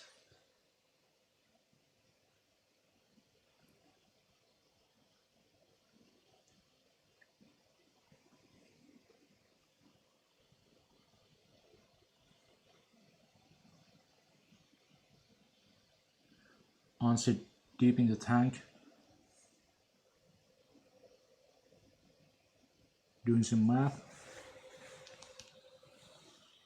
That's probably not a dance. Is that a Caius? No, it's Murderous Rider. So away goes Rankle and Anssi goes down to... But wasn't there another rankle in Pasi's hand? So it will be replaced immediately? Let's see. Yeah, that's probably a Rankle.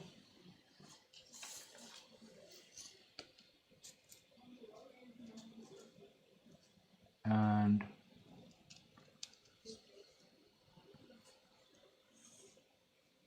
well, Pasi was about to tap 4 mana. Now he redeploys the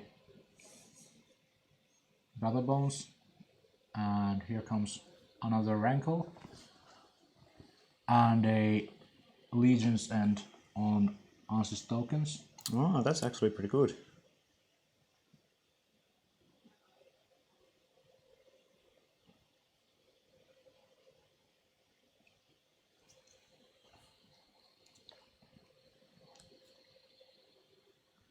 And now Anssi makes yet another token. Whereas Pasi is attacking for 5 damage in the air and leaving that Gather Bones on blocking duty.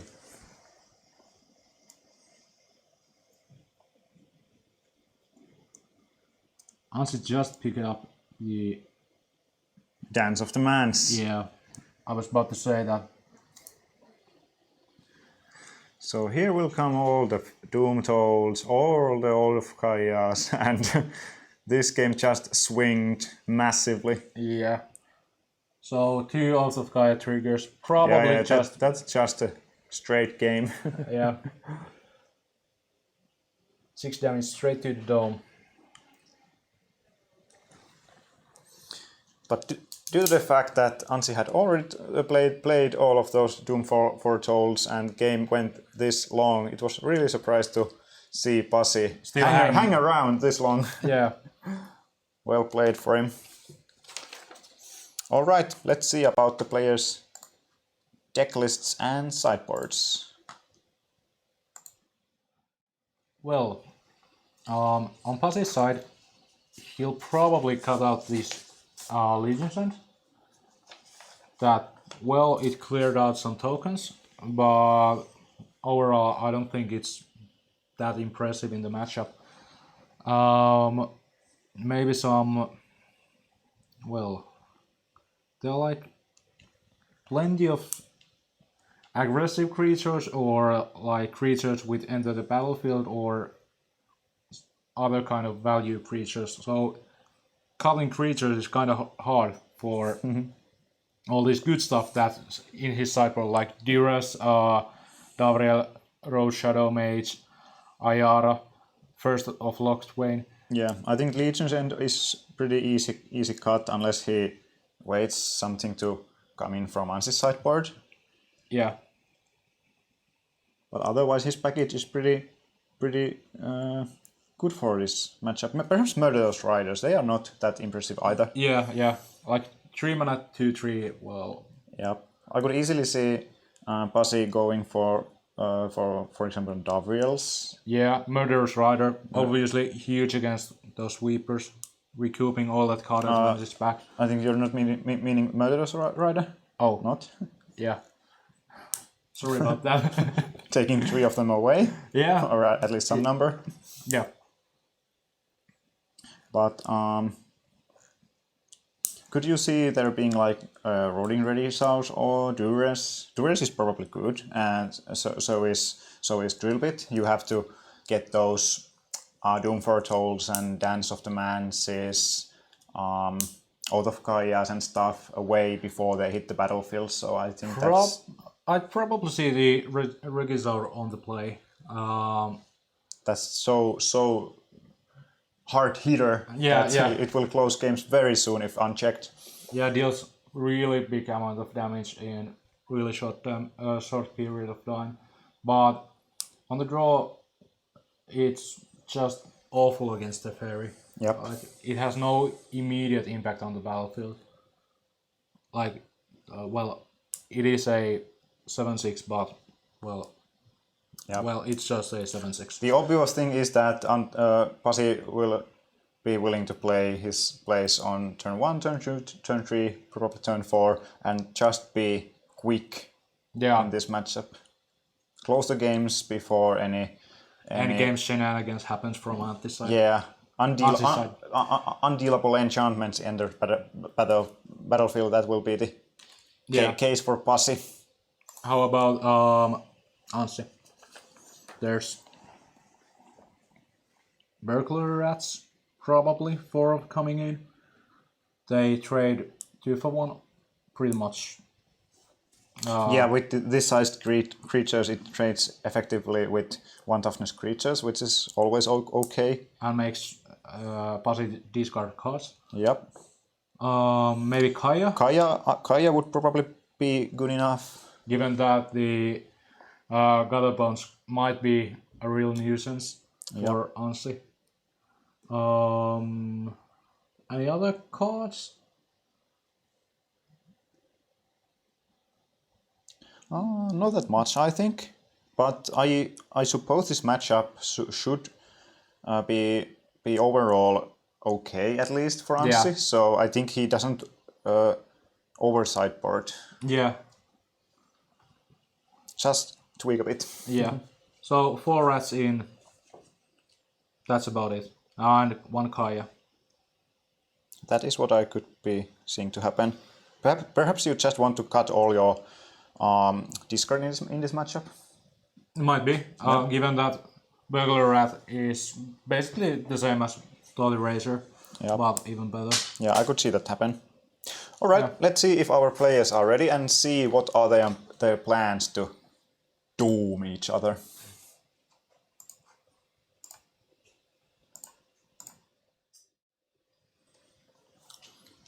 And players are ready with the opening 7s, or actually Pasi's deciding on his opening 6. And he starts off by playing Swamp and a Gutterbones. So there is a 1-drop he so desperately wants. And Anssi playing just slow and steady, tapped Temple of Silence, scrying.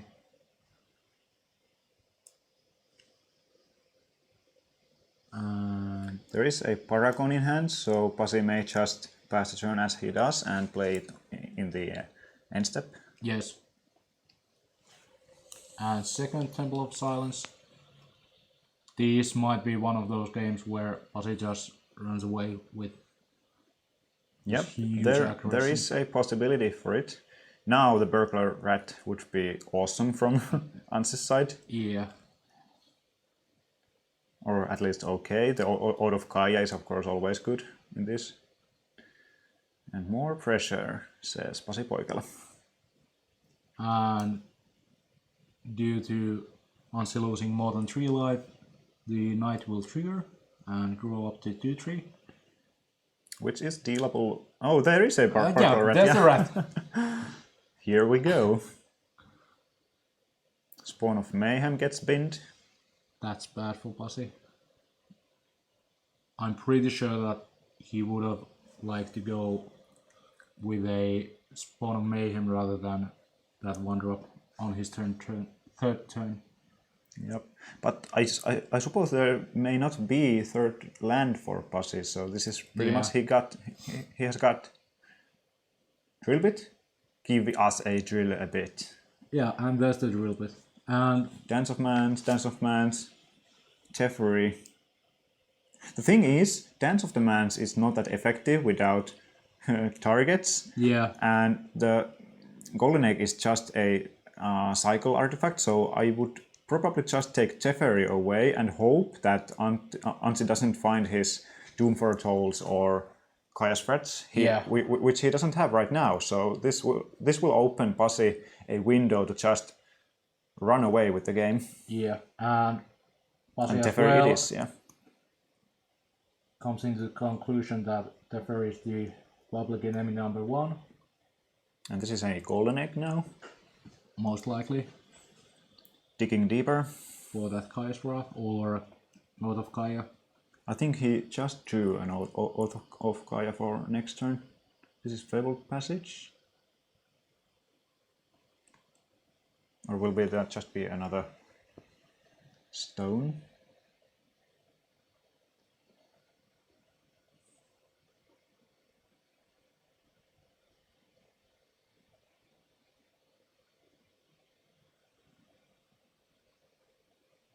So Pasi with 2 cards in his hand. One of those is the Order of Midnight, I believe, and the second one is Midnight Reaper. So now Anssi will face at least 5 damage, which will put him to 4. And now he basically has to have something And like out of. here's Oh, a there is second drill drill bit. bit. Yeah, that was very nice. Murderous Rider and just Dance of the Mans. Yeah, this looks very good now for Pasi. Even though Golden Egg can be sacrificed for. If Pasi draws his third land, he can just activate the Knight and pump it for two more. Yep. Or is it actually 3 more? Yeah, it's +3 +3. Will it be there? No, it's not a land. +3/+3. So it will go up to. It would have gone up to. There is a sacrifice of an egg, gaining 3. I mean 6.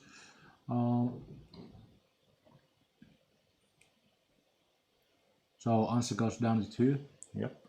Probably sacrificing another in the end step, but still he has to find something to Deal with those how creatures. to deal with those threats. So Pasi decides to go on a adventure, bringing Yep. back a Paragon. That's good. Can be played instant speed after a potential threat effect here. And did Anssi find something? Anssi's just shuffling. At least not straight collecting cards. Yeah. Sorting out 3 mana, probably for Oath of Kaya.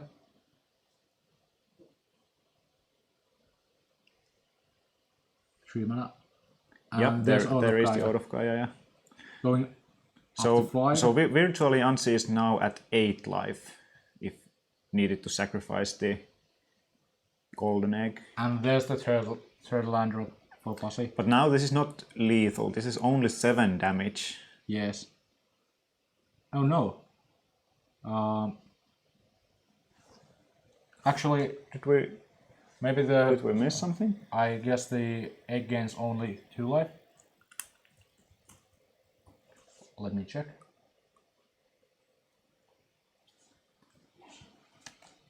What did we miss?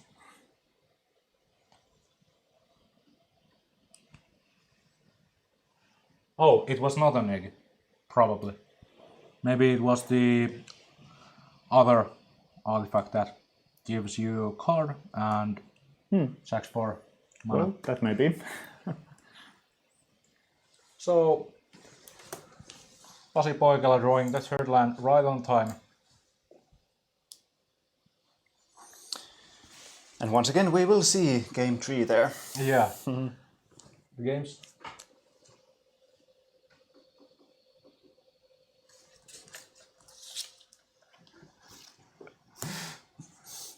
VT Ultra with the greatest insight in the chat.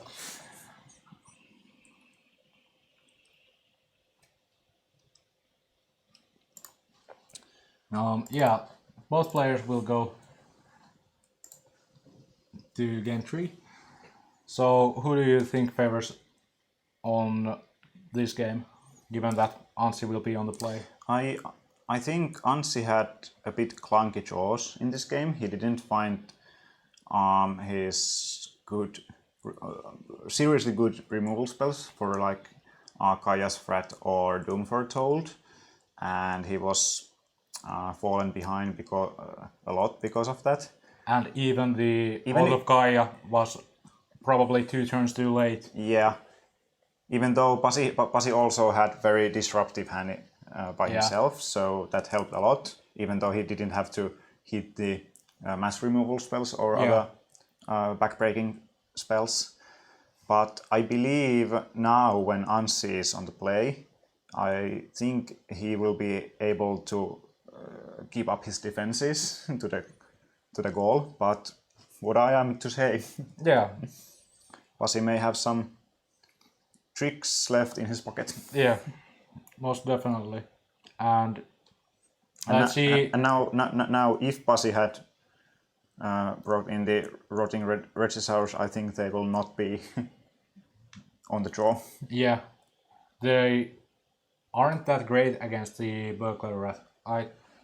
The rat jumps and takes 1 card, and the trigger from Regisaur takes probably you're down 3 cards, and eventually Anssi will just deal with it, and suddenly Pasi has no resources whatsoever to play with. So, But must say this is a fresh change. If we look the other matchups we have seen today, this is pretty yeah, we haven't seen any black aggressive decks. very other kind of Magic now. Yeah. So, shall we go back to the Let's do so. gaming table? And players are already on the good way home or to the semis.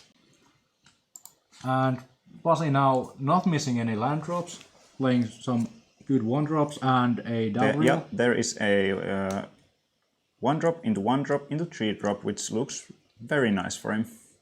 Whereas Anssi has played just lands and some eggs. Yeah, there we see the difference. There is golden egg, and then there is the other. The other one called we have the list here. Guild Globe. Guild Globe, yeah. So that was our mistake last game. They're looking very similar. Yeah. At least in this And distance. the mana cost is even similar. Yeah. And pretty much the effect. And the effect is pretty similar as well. Alright, this is Out of Gaia eating away Davriel. So now Anssi with, is that 4 cards in his hand? It looks so. And does Pasi have like 2 more lands in his hand. Yeah, but that is a one. good land, yeah. Good one to have. And we have a reader. Mobilized districts can be animated for a creature with 4 mana and 1 mana or less for every planeswalker you control. And every Legendary creature, yeah.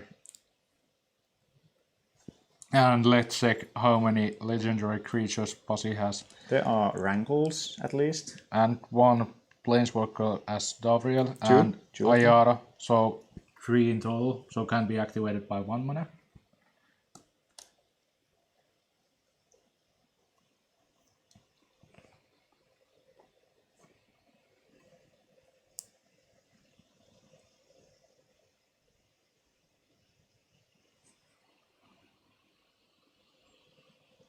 So what we have in here, Kaya's Frat just got discarded, which is very big thing for Pasi, even though he just have presented 2 under mid-sized creatures, and Anssi will present some stones. Yeah. And there's a... Legion's End will be good here. Oh, but Pasi's hand is not looking good at all. Especially that Murderous Rider. That's not going to be... So at least some number of those are still in. Yeah. It's not too offensive at the moment. Or aggressive. Yep. And probably Pasi will just activate the Mobilized District and attack for... Or actually maybe he'll just activate the activated ability of There is the Night. Order, was it Order of Midnight? in the adventure zone I mean in hand. in hand. He's shuffling 2 lands in his hand. I think he just drew that for this turn. They are in the middle card in his hand. Yeah, that's probably it. So Pasi can return. No, he has no creatures to return from his graveyard. So he can attack, activate the Knight, And play- make it a 3/4. Play your vanilla 2/2. Yeah, and play a 2/2. Pasi will go down to 11. And will Pasi just play out that... Oh, he decides to go for that 1/1 Death Toucher. Alright, that makes sense also. Relying on the pressure he already has.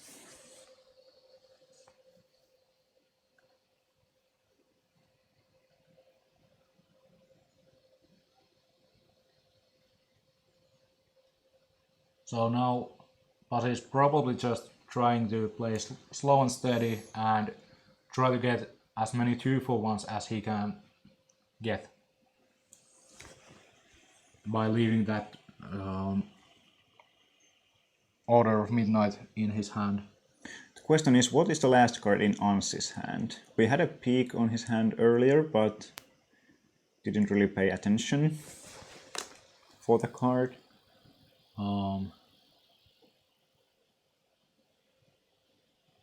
What could it be? Actually, there's Oh, there are several of plenty those. of Yeah. them. It looked like they would have vanished down to 1, but a lot of business there.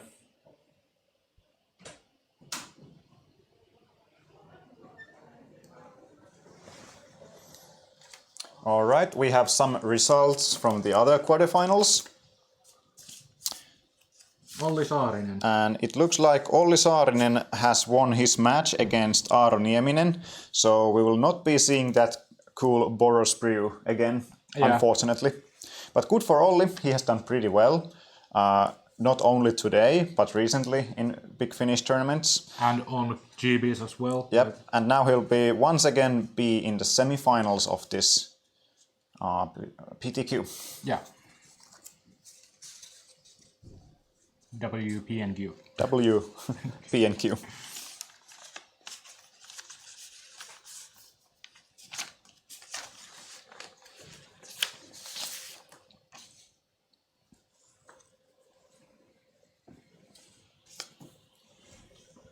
And there's the Wrath again. Was it just discarded? And we just hit 250 viewers. Thank you everyone for tuning in on this lovely Saturday afternoon or noon. Or actually, yeah, afternoon, evening, wherever you are. Could we still hit the 300 tonight? By the finals, probably yes. We'll hope so. And here Sing comes for that. Murderous Rider. Murderous Rider for Killing the rat. burglar rat. That makes total sense. Uh-oh. There is a pump and it will be now 5-6 damage into Anssi's face. Drop down to 3. So, rifle bust. There will be 6 life back. Oh, by the Golden X. Yep. So, Oh, that was Kaija, wasn't it? the Planeswalker The actual Kaija, yeah. It will eat away Fall Knight. Or just eat for life and... Just- oh, yeah, just go for just the eating other. that one. Shouldn't it be exiled? yeah, and Oh, by- yeah, no, this there is it as goes. well. And Okay, now- that was pretty nice draw for Anssi. most definitely. And now Pasi picked up a Spawn of Mayhem as well with a Order of And this Midnight. is a play I like. Just go for District. It by the way has also Vigilance, so Pasi is able to play the Order of the Midnight after this Yeah. attack. And I think District will hit Kaija away, which it does. Fall Might goes to the face, and now we will play Order of Midnight just onto the battlefield. And this will once again be 2-turn clock if Anssi doesn't find anything. Let's see, can Anssi find a Gaia's Wrath or a namesake card of his deck? Yep. And even Dance of the Mans could be good now because And there it is. there is. 'Cause now he will just return a whole lot of stones on the battlefield and draw cards, gain life, be happy. Yeah, and that was for 4, so the artifacts won't be angels or creatures. Oh yeah, there is more text in the card. What's the creature type? Can we get it on the Stream.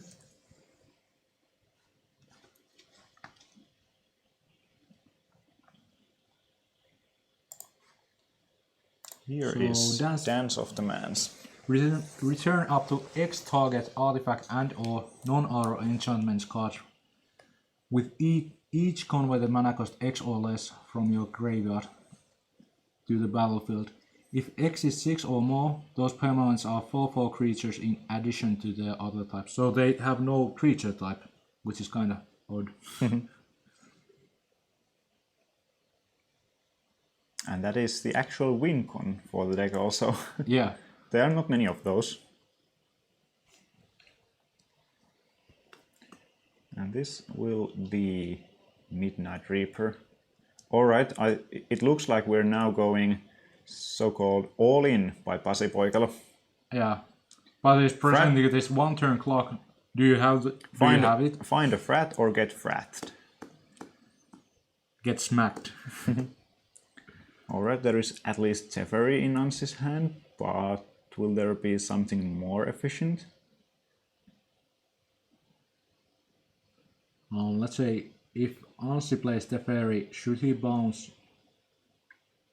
the out of Gaia and pick off that Murderous Rider, or is he forced to bounce off that Spawn of This Mayhem? is now 6 damage on the battlefield, so it will not be lethal just yet. Oh yeah, but there is also Oath of Gaia. Those are big hits for Anssi. Actually, there's that Manland over there. Oh yeah, that's It would have true. been lethal. Yeah, my bad. So Anssi masterfully drawing that out of Gaia. Well, he had several draws through those stones.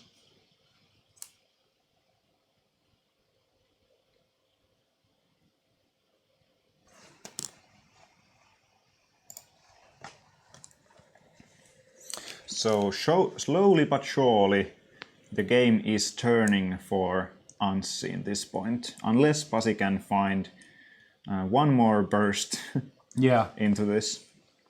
So Pasi will go down to 12. Anssi will stay at 10. There is another Midnight Reaper. Or, I mean, no, Midnight Reaper was killed. Yeah, by the Oath of Gaia. Yep. And Spawn of Mayhem was bounced and now played back. And once again, Anssi is facing lethal if not doing something. And Pasi Poikela asking the question, do you have it?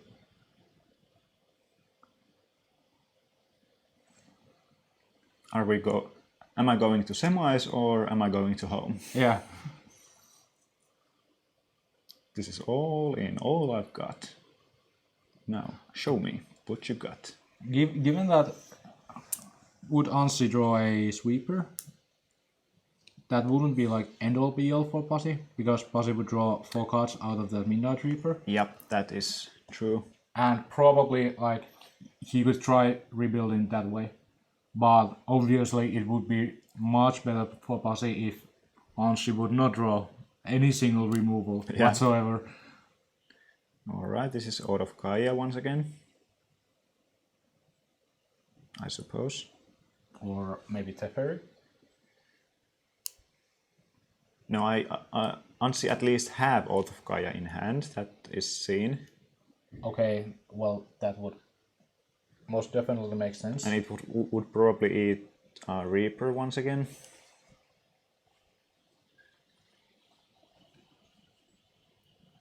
And he goes for it. Yep, Reaper is gone. Life total is set to 13. And Pasi can attack. 3, 4, 6, 10 damage plus 1 from Spawn of May. No. Yeah, it will trigger. It will trigger. Yeah.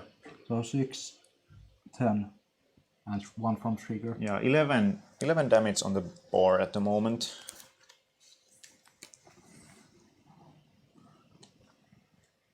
So now Pasi is missing just 2 points of There damage. is also Murderous Rider in there. And that's going to be really rough for Pasi Poikela. Yep. But he's still presenting 2-turn clock, so not that desperate situation just yet. And yeah, he has the castles on the battlefield. drawing lands in there, yeah. And there is Davriel also.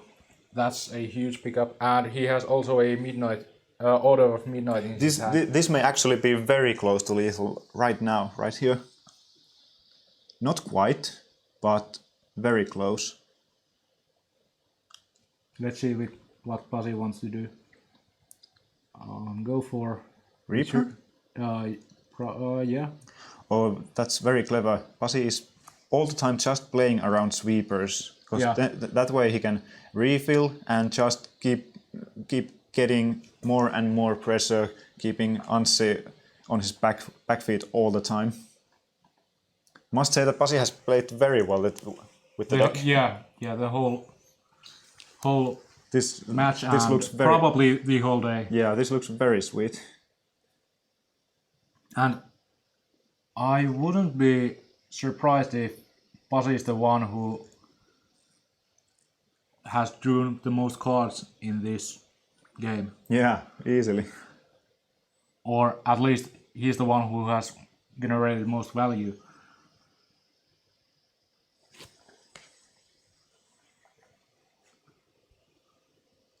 And here's Dance probably of Lands. Yep. Dance for 4. Returning Okay, up, this is good for Anssi now. So It looks that this game will continue for some time. yeah. So gain 6 life. Both players have committed for a longer game in this point, which is very nice. Anssi up to 14. Was it down to 10? And Now Anssi has plenty of cards in hand. Yep.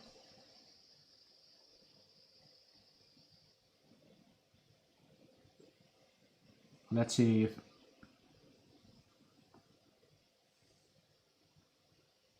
Pasi can close this finish line. So Davriel will not be that effective anymore. It's Most definitely not. Yep, its time has gone already.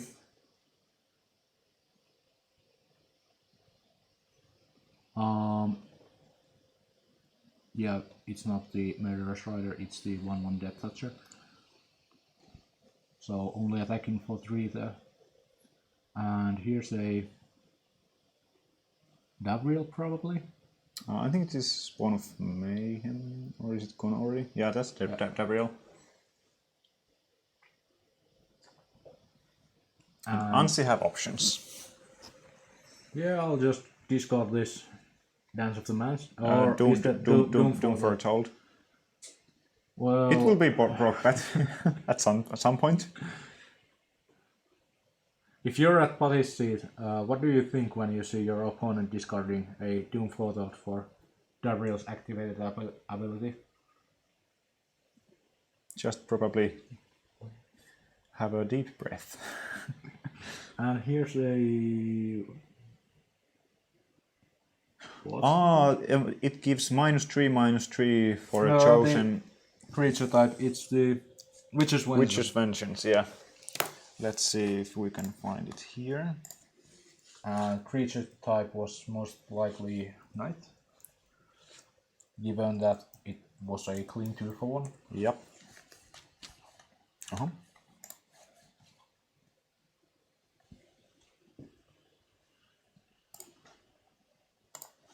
So here is Witch's Vengeance. And now it looks to be more and more Anssi's game. Yeah, Slowly now I'll but surely. discard this Teferi. And Anssi got a Doom Foretold to the battlefield. Spawn of Mayhem, Murderous Rider. Just trying to pressure as much as he can.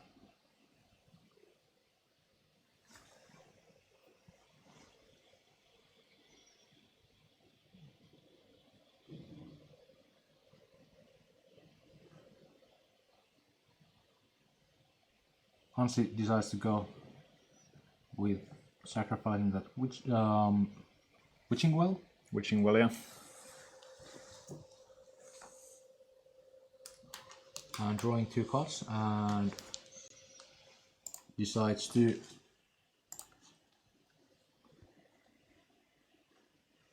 sacrifice a golden egg for the Doom Portal. Is there a Judge card going over there?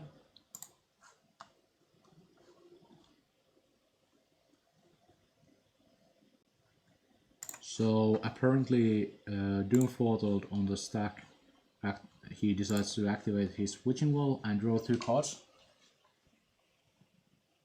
And decides to sacrifice a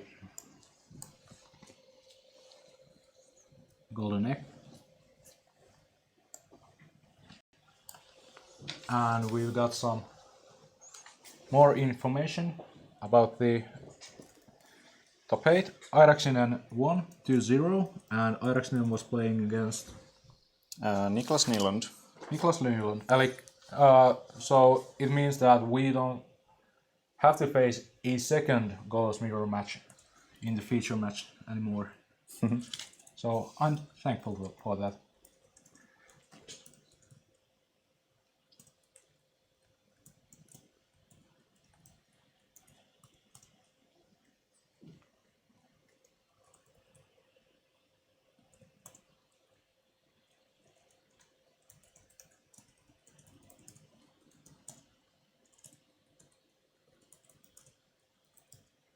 So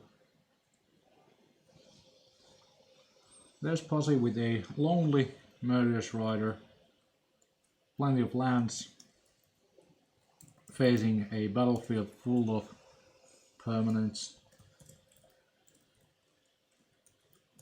And even the life totals are not on his side. Given that now Pasi Yeah, is... now this is slipping away from Pasi's hands. Well, luckily Pasi brought his burglar rats of his own.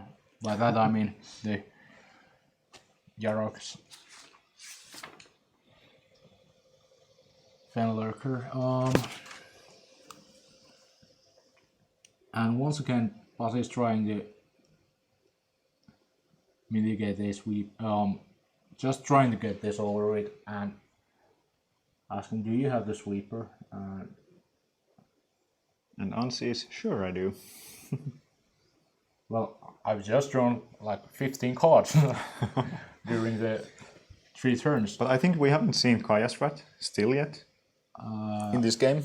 Yeah. Alright, there comes Murderous Rider.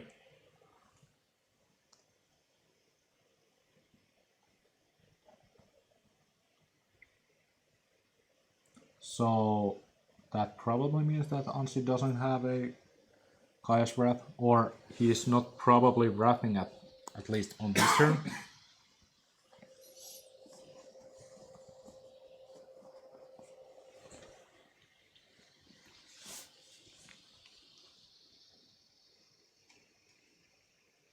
And there's a Burglar Rat with basically no effect.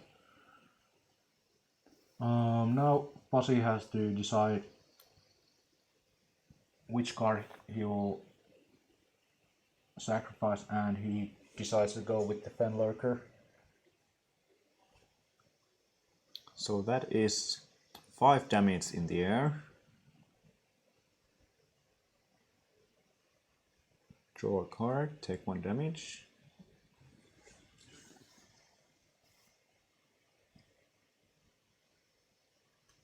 So basically Pasi is all in with that Spawn of Mayhem. Pasi has realized that... It will actually be 2-turn clock. Surely Anssi has the Murderous Rider to gain couple of points of life, so not threatening lethal next turn just yet. But if Anssi attacks with the Murderous Rider, Pasi can swing right back. Alright, this is a brave move, going to 6.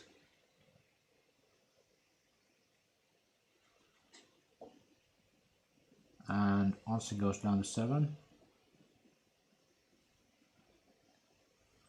Let's see if Anssi has anything.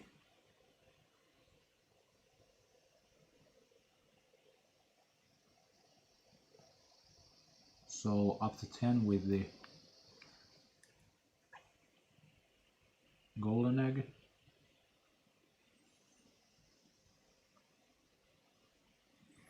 Here's one thing that Pasi can do. This turn, his upcoming turn, he can sacrifice his Murderous Rider to Doom Foretold, and the following turn, given if he doesn't draw any creatures, he can activate the Mobilized District, make it a creature, and sacrifice it to. Yeah, that's possible. Or does it say just non-land, non-token? Because if it does, then Pasi.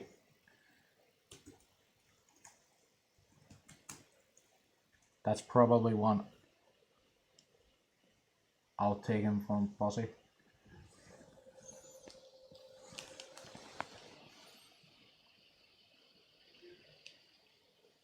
Sacrifices a non-land non-token, so he cannot actually activate the. He can activate it. Yeah, but he cannot sacrifice it. Yeah. Alright, there is a hit from Murderous Rider. And I gain life, you gain life. Yeah. Up to 8.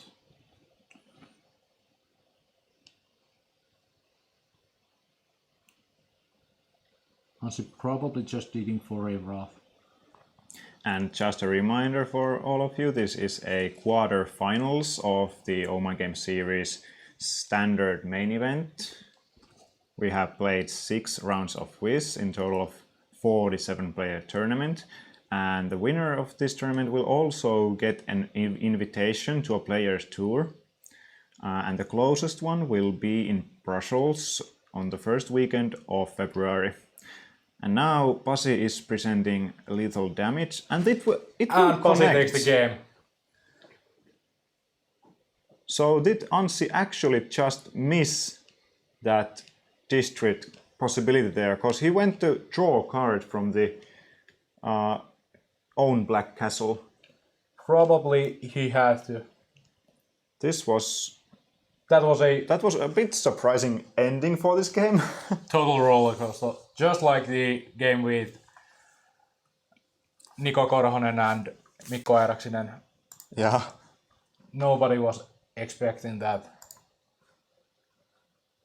Niko would win that game.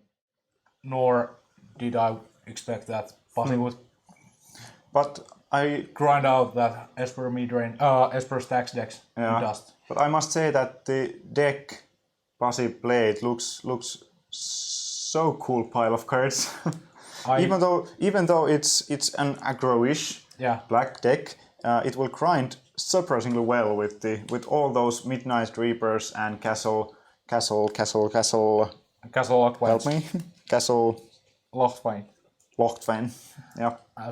Probably I have to spend all of my wildcards to that deck in Magic Arena. But shall we get?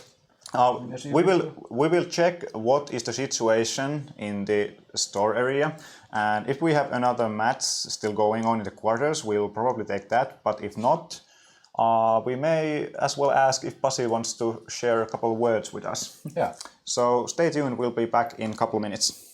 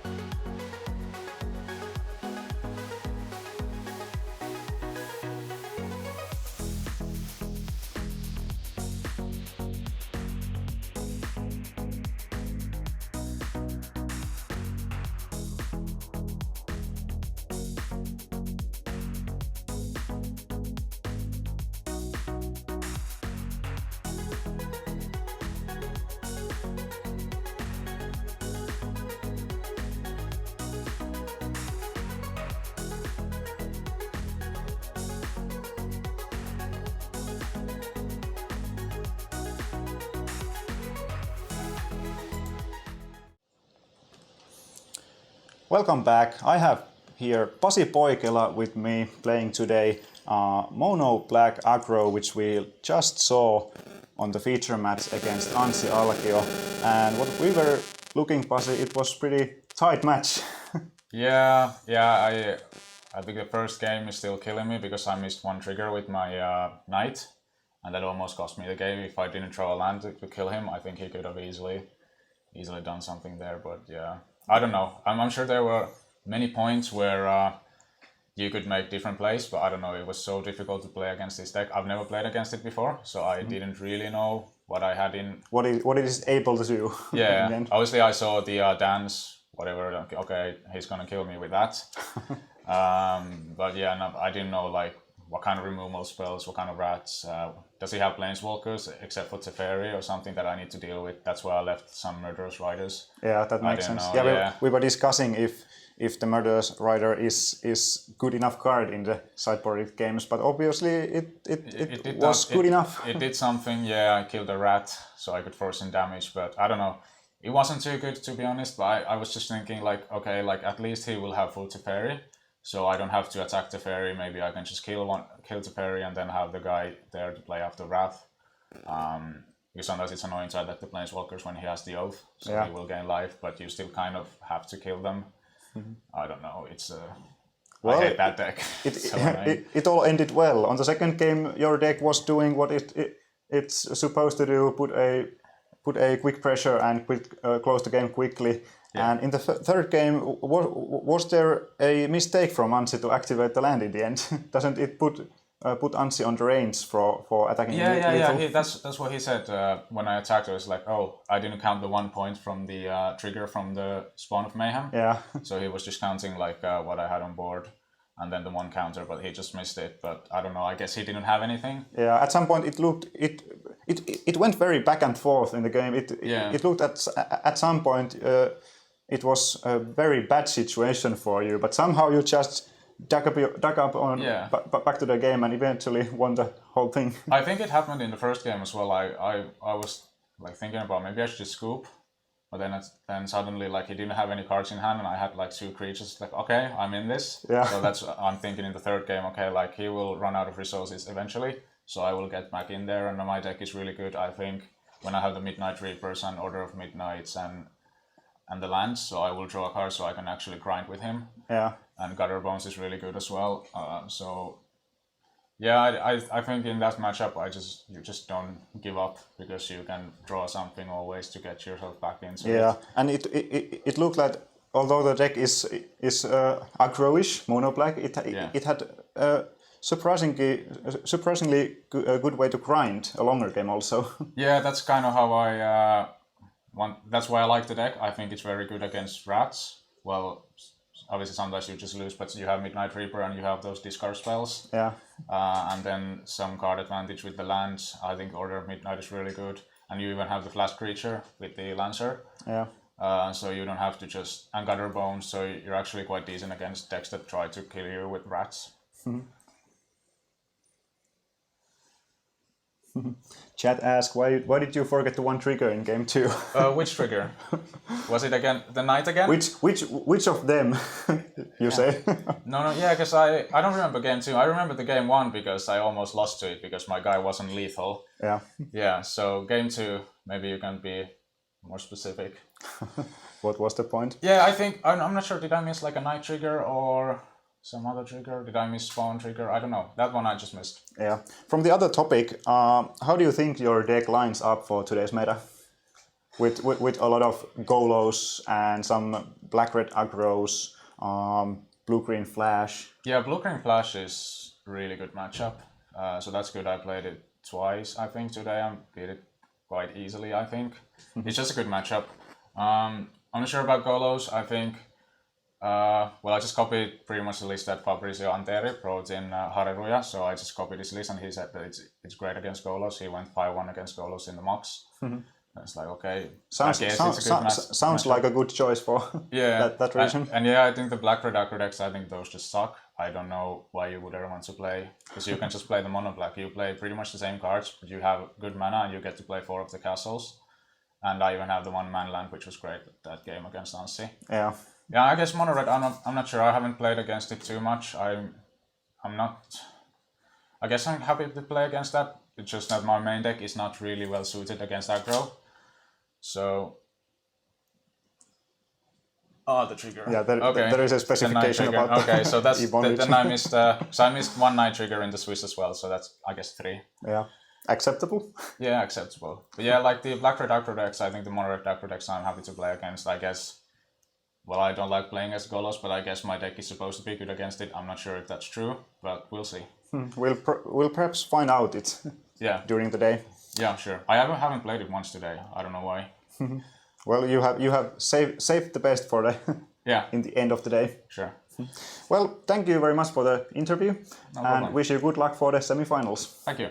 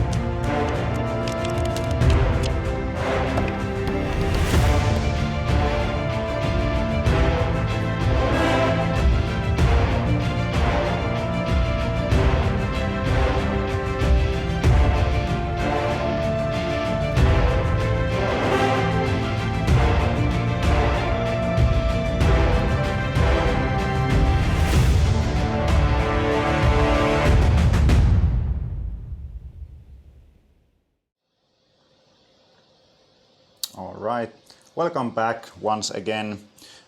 We have reached a point in a tournament where we are playing semifinals. Absolutely. We have only our top 4 players left today. And Nalle, who we have in top 8?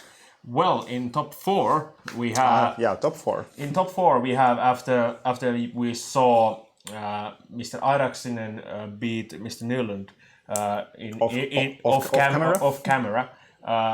We have now 1 Golos deck left in top 4, which is great news for everyone who wants to go home. And then we have Saarinen winning Nieminen also off camera, meaning that we have 1 blue-green flash. Yes. And they will be competing against each other. Off camera. Off camera, yeah. So that's that settled. They have been playing for a while now, so the result should come soon. And then we saw just Poikila win Mr. Alkio, meaning that we have the mono black aggro. Mono black aggro in the other semifinal, which will be on camera again, and he will be against Mr. Kaitila, who won Mr. Malin earlier, meaning that mono red is out, and we have the Simic ramp now in semifinals. Yep. Which means we have blue-green flash, blue-green ramp, 1 band Golos, and this super sweet mono black aggro. Absolutely. And now we are going forward to see actual action, because they have just been shuffling and probably starting their games as we speak.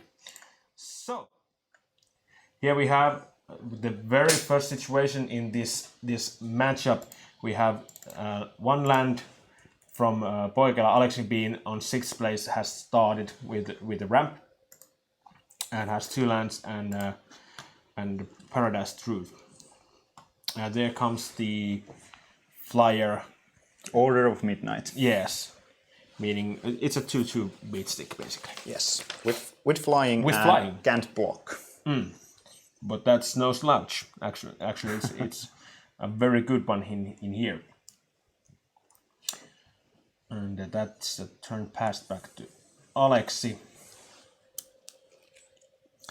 As we were watching earlier the quarterfinals where Pasi was playing, it was very interesting to see. Not only we had 2 very cool decks competing each other, but Pasi was digging himself up from a situation which looked very desperate for him. And that happened 2 times. Yeah. That was very cool to see how Pasi pilots this epic pile. Yeah. And even though it is aggro deck, it is also very grindy, so it can play a longer game as well. Yeah, it's thanks to those lands. The black castles. Yep, it has been very impressive today. And this is Drill Bit, and it will rip one of Alexi's cards away from his hand. And the options are Voracious Hydra and Nissa Planeswalker, which both are very good cards. Yeah. And Koru14 asks if there are any stacks decks left in the tournament. No. The last one was eliminated by Pasi here. Yep, and actually Anssi was the only player to play the Esper stacks, if I remember correctly. That is very much correct, which is a bit sad actually. Yeah. Because that's a great deck and we haven't seen much of it until now and straight away. At least myself, I was awaiting at least a couple more copies of the deck. But yeah. But no luck this time. Yeah, but it was good that we got to see at least one in the hands of Anssi Alkio. And now we are going for Alexi's turn once again, and the Voracious Hydra was removed, cut away. Yep. And the Ignite of the Ebon Blade has entered the fray as well. And Suppis is correcting us. There was actually another stacks in the tournament, but he was not doing that well. Yeah. We no longer have the complete meta breakdown here, or do we? So we could check. But I think we have the paper somewhere in here, but not sure where. If you were to see us right now, you'd see two blokes trying to desperately carve for some paper around here somewhere, since Well, you know, we have not been entirely organized Yep. this tournament. I'm pretty sure that we have lost our meta game. The meta has been lost.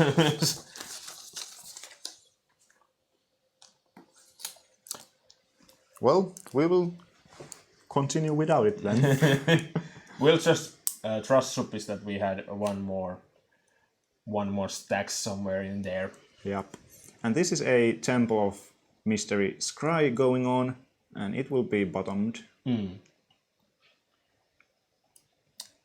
And Alex opting not to do anything with his mana. Yep, he probably already attacked with Questing Yes. Beast. As shown by the life totals. Yep. But not much going on in the sense of mana there.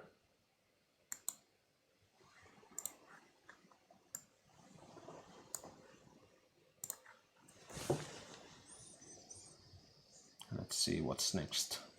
All right, Spawn of Mayhem is pretty good. Absolutely. That might spell trouble for Alexi. We don't know yet. All right, once upon a time. Looking. Digging deeper to find some efficient threats.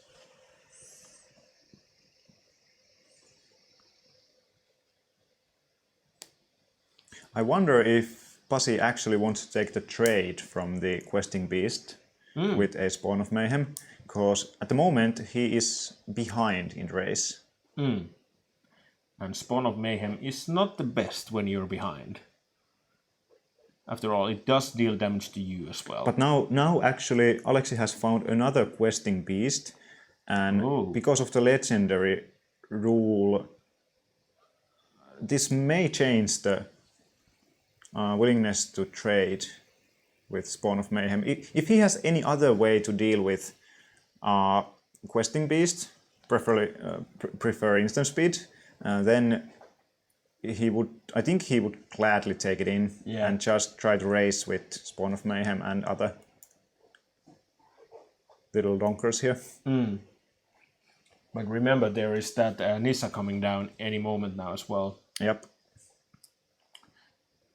So Pasi is definitely not out of the woods yet.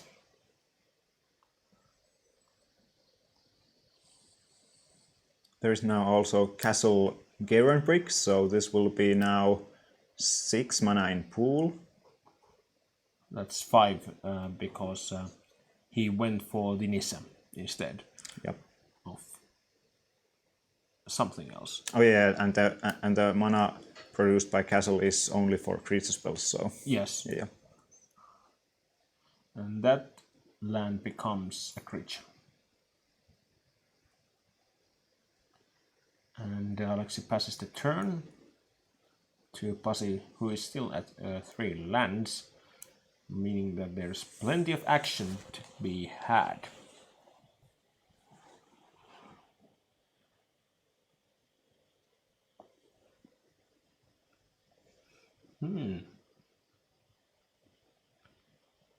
Pondering, thinking.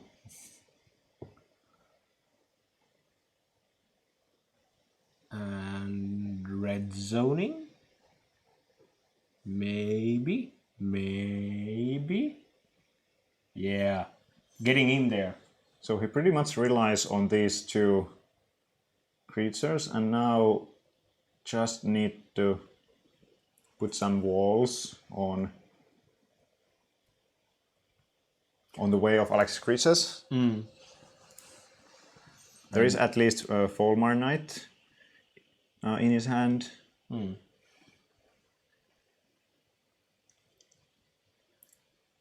Yep, there it is. A Death Toucher is always... Questing Beast will once again hit true, because it can be blocked by those little things. We'll see how it ends up going.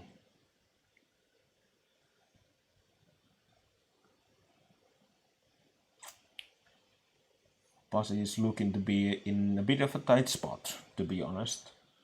After all, even if he managed to get a full-on yank on Alexi right here, that wouldn't really benefit him too much. Yeah, I agree with that.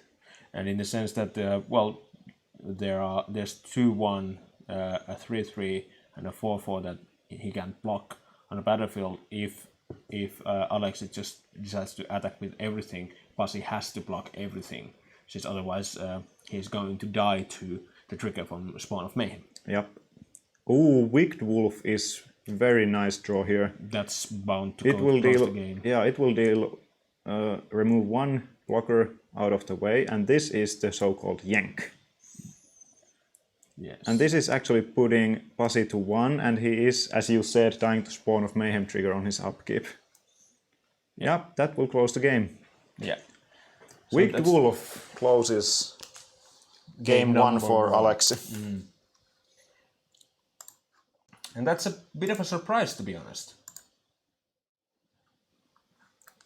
As we've seen, that mono black deck is very good at dealing with creatures, but right here, right now, didn't really do it. Tough to deal threats with.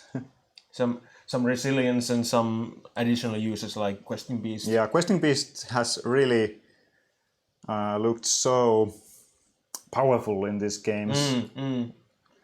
And in great variety of decks. Yeah, and for a good reason. It's a wall of text with no dropbox, as we discussed earlier. So yeah, no wonder. Golos zombies just look at it coming the back and forth and without able to do anything. Yeah, that's probably why Alex has done so well here. Because he's bound to met some Golos players so far, and yet still he's here. Yep. And a fun fact from the interview with Pasi Poikela after last round, he hasn't played against any Golos deck today. Really? Yep. That's an interesting one. But we still have one in tournament, Mikko Heikinheimo, who may be another of our finalists, and if Pasi as well manages to win 2 more games or 2 games against Alexi, he will be able to face one of those Goloses. But he also said that the matchup should be good for Mono Black. Yeah, that would make sense. But we'll have to watch and see. That's to come in maybe a minute or so, when Pasi has chance to actually redeem himself. Yep. Because there are not many other choices for him at the moment. Yep, we're looking for that. So let's have a look at sideboards. What Alexi has, he has the Color Hoser sideboard, as we spoke earlier. And there are 3 pretty good cards in this, and those are Veil of Summers. Yeah. Pasi doesn't have that many straight removal. Of course, there are Murderous Riders and stuff. But if I remember correctly, there is, for example, 4 Noxious Grasp, which will probably be coming in. Yeah. In there. So Veil of Summer will have a good duty to do. Yeah, and there's also the Drill Bits, which are probably not going out. Yep. So that would mean that Veil of Summer has plenty of uses. Yep. And Ether Gust is another card that I could easily. No. Now I'm talking something very silly. Yeah. Man, long day. was thinking about the wrong side of this. Yeah, but anyway, that's Veil of Summers are probably coming in, and we'll see if there's anything else. But those for sure. Lovestruck Beast is actually a card I could also see coming in. Well, yeah, there's a decent chance that comes in, but we'll have to see, because it's a bit different, so to say, to the other ones. After all, it has a real downside to it. Yep. But then again, 3-mana 5/5s are not bad. It is a 1-mana blocker, and later it is a 3-mana 5/5 blocker, which is, I think, a good rate. Yeah, absolutely. It blocks and kills the Questing Beasts. Yep. So why not? Why not? So let's see if the players have already started game 2. They are still mulliganing. Yep, at least Pasi has his hand ready, and this may be a mulligan for Alexi. Yep, let's correct the record.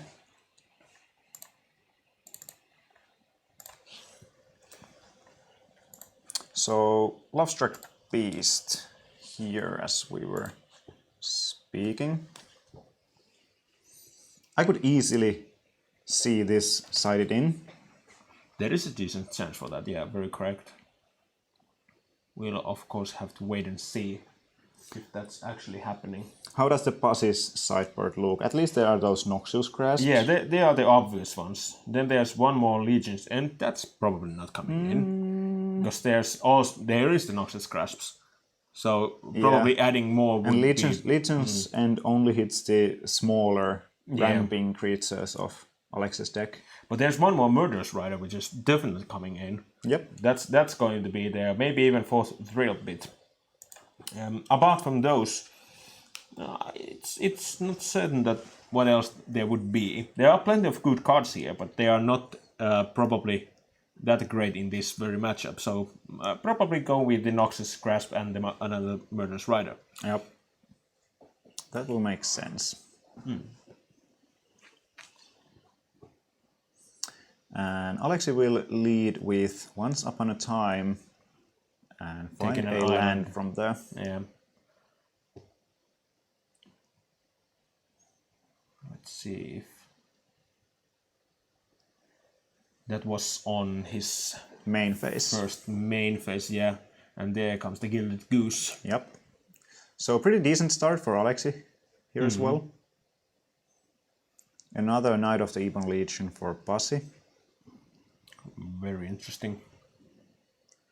This might be a very aggressive start from Pasi. Yep, there actually is a Noxious Grasp in his hand as well. Oh, he might be playing that one as In well. addition to Murderous Rider and some other 2-drops. Oh, it gives Death Touch to Knight of the Ebon Legion. Alexi decides to throw away a temple. I don't need this temple. Yeah, this is not necessary, says Alexi. But Alexi is facing a few really good beat sticks right at the moment, so this might be a difficult one if Pasi keeps the value train going. Yep, it has been a pretty decent start, actually for both players, but of course, because Pasi gets to be on the play, he has the mana and raise advantage in this point. Pasi passing the turn back to Alexi. And holding up with the Murderous Rider, I guess. Yeah, that would make sense. We'll see. Pasi is probably waiting for another questing beast, for a good reason, to be honest. So that's not unseen of.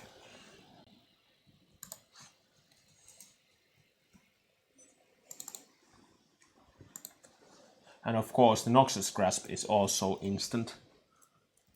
So that might be a card that he's just keeping on as well.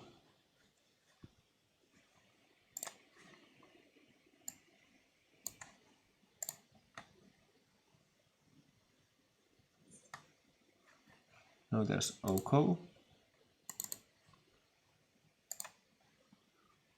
which is very much alright.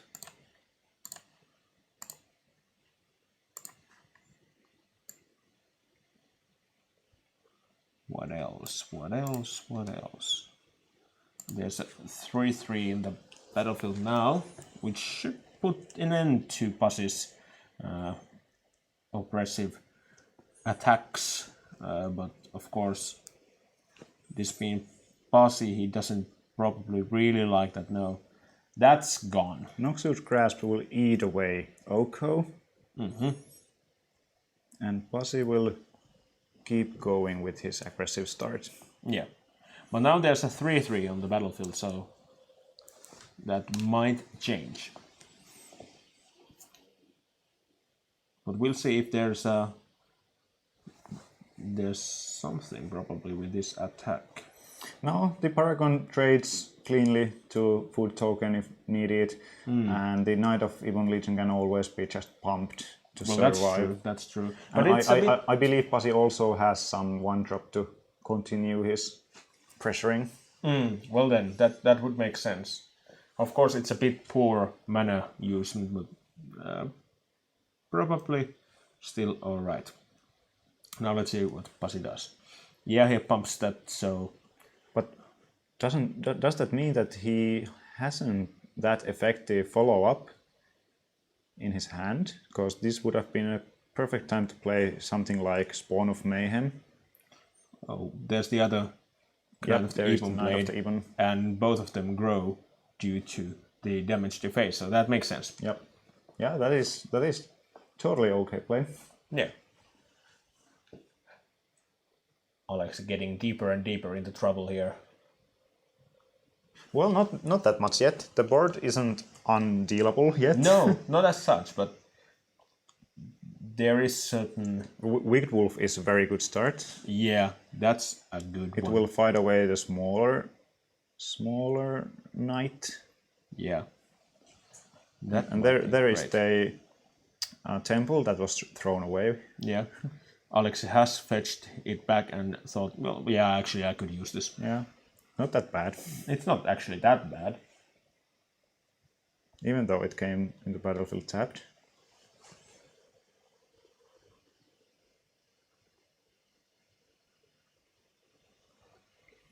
And Knight of the Ebon Legion going for the...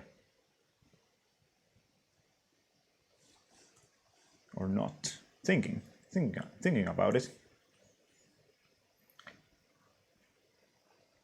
Because he's a great wise man.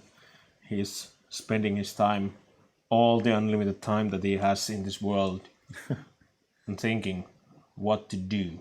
I don't blame him. There's a lot at stake here. And hit he will.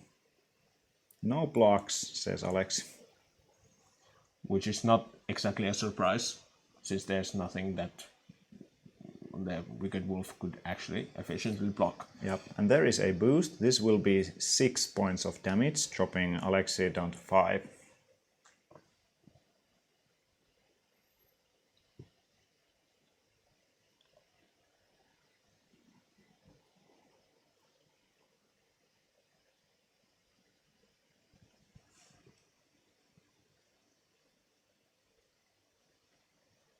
Five is not a lot, but there's the Hydra. That might change things a lot. Alexei cannot make it big enough to fight Knight of the Ebon Legion to death, but he can play it big enough to... Well, kill the... Well, not kill, just jump because of the boost element of Knight of Ebon Legion itself. Oh, right.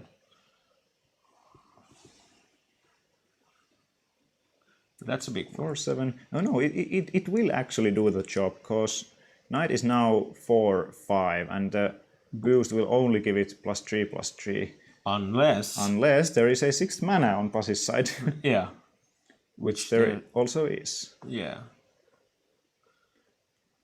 The Knight of the Ebon Legion is getting increasingly difficult for Alex to deal with.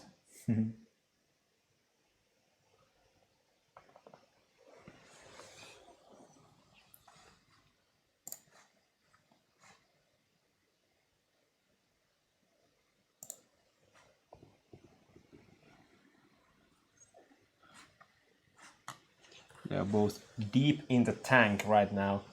Alexei, of course, not having to make any decision as of now, but Pasi is really thinking, and thinking hard.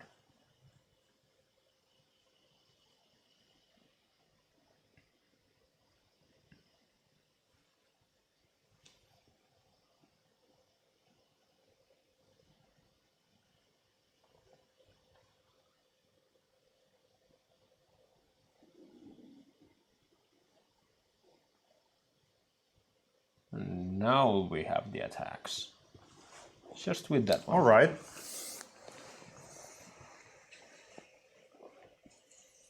taking one. Not willing to sacrifice. And there goes Alex's last card in hand, which is Breeding Pool. And that's probably a pass then. Yeah. Yep. And we are in a Hellbent. From both sides. Yep. And now Pasi has a chance to draw a card from the Black Castle. Yep. He will definitely have the advantage now, because Alexi can't really attack, and any more threats for Pasi will be threatening very quick lethal for now. Absolutely. From this point on. So there we have There is Noxious Grasp on and Veil of Summer. That There will is hit the spot. Very nice draw from Alexi there.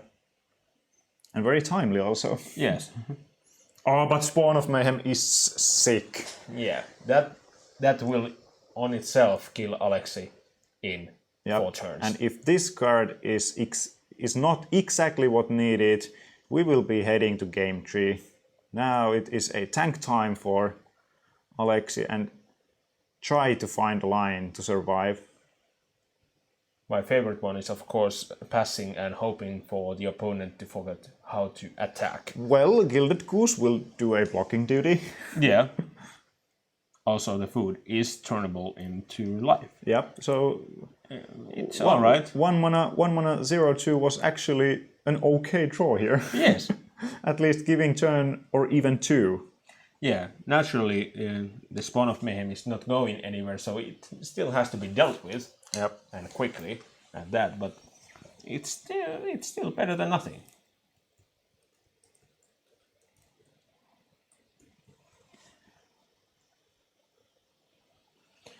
Although the Spawn does have trample, which makes it remarkably difficult for Alexi, but That's the name cool. of the game. The Goose actually balked 2 turns for Alexi now, because now it blocks. Then you sacrifice a clue, go to 6. On the upkeep you go to 5, and then you just... Oh, but it has a trample. That is something we didn't. Trample, that is something we didn't notice. That will change our math pretty. Yeah, that did change a lot. Yep. Oh, Pasi having some wishful thinking and putting Alex below 0 on the life counters. Not yet, Pasi, not yet. That's to come, in all probability very soon. But no! All right, Hydro Crashes will do. Skip what I just said. That's gonna change things. And it is X4, gaining 2 life, drawing 2 cards, getting a 4/4 on the way. Absolutely. And that will be on blocking duty.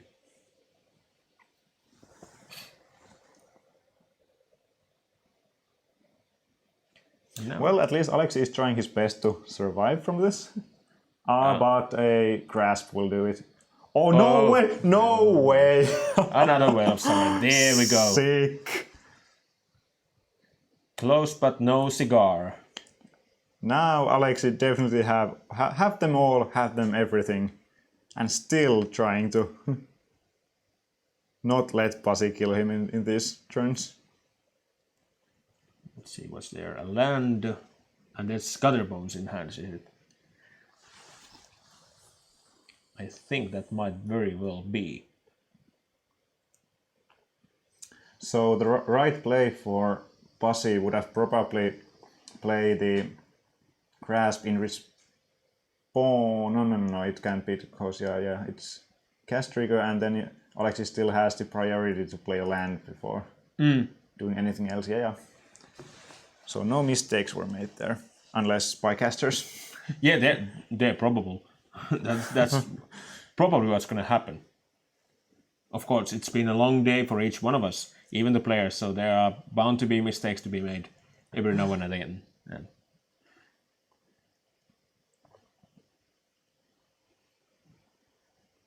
after all, we've been on air for a bit over 8.5 hours at this point.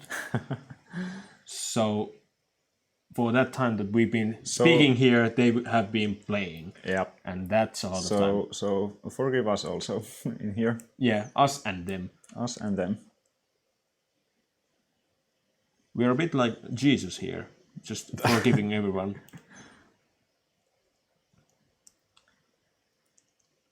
So that's there. And let's not forget what are the stakes in here. We have 4 players left at the moment, and the winner will get not only the win from the first OMG Series main event, but also an invitation to the Players Tour, first of its kind, which will be arranged in the Europe event will be in Brussels in the first weekend of February. And as said, the winner of this tournament will have an invitation. So I believe all of these players are willing to sign into that trip. Absolutely. Wouldn't you? Of course I would. Yeah. So it's going to be intense. But here I sit in the booth. Yeah. So am I sitting here in the booth. That's how the cookie crumbles. But not complaining, it has been an honor to follow these players to complete through this day. And they've been a great fun to and watch. Even though Standard is full of these Golos dot decks, it has been very cool to see all the brews we have witnessed here in the stream and on the store hall. Yeah, absolutely. It's been quite an interesting meta, actually, because when we think about it, we were expecting a lot of Golos. There were 8 copies. Which was correct, yeah. Yeah, but what we didn't expect was it 23 different decks. Yeah, that's a lot. So that's interesting in its own right. And as a reminder, the Golos decks were the most played archetype today. There were 8 copies of different kind of Golos deck. Then we had 6 Rakdos aggros, 5 Simic flash decks, and also 4 copies of mono red. And then we have several archetypes with 2 copies, and then a lot of one-offs. Yeah.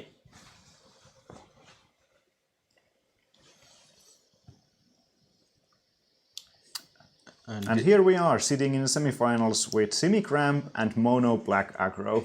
Yeah. Not the decks we would have guessed before the tournament. Not really. You could have seen the Simic ramp coming. That was sort of known a deck. It was pretty known deck before the rotation, but somehow it fell off the radar. Yeah. But Alexi obviously was clever enough to leave it for today and done pretty well for so far. And Alexi is, after all, known for playing a bit under the radar decks. Usually not like the meta decks as such, but other similar decks. And see, we're alpha striking now. So Pasi here thinks that he's got it, or at Spawn least of Mayhem is offering a trade with Crassus. And I think there's one Spawn of Mayhem off camera a bit, right there on the downside. If I'm not, it could be something else actually. I'm not entirely sure. Yeah, not sure about that, but we'll see. We'll see.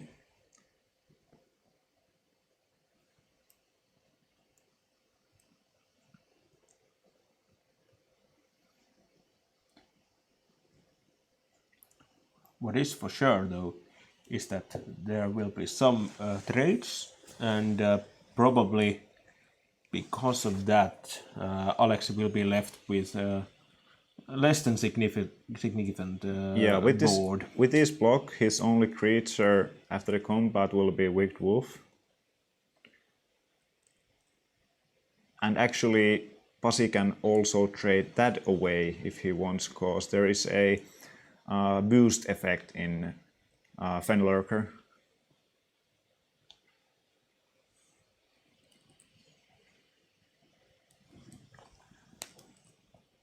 And now there is some serious math going on. Of course, Alexi being able to crack the food there Yep. for some life. Up to 6 and then down to...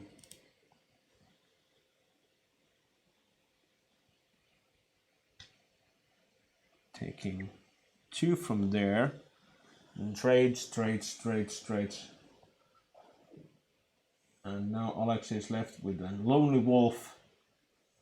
And yeah, that was Gutterbones in there, and there's the another spawn of mayhem.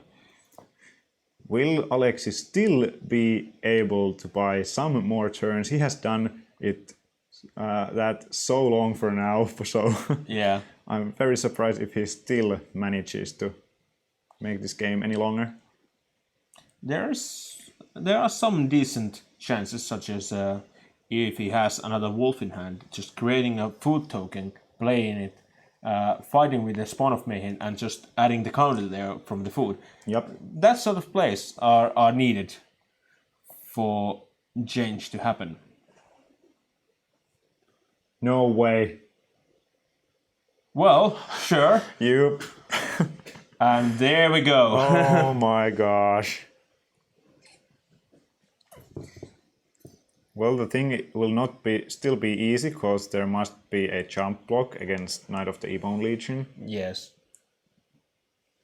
But that's probably what Alexei has to take at this point.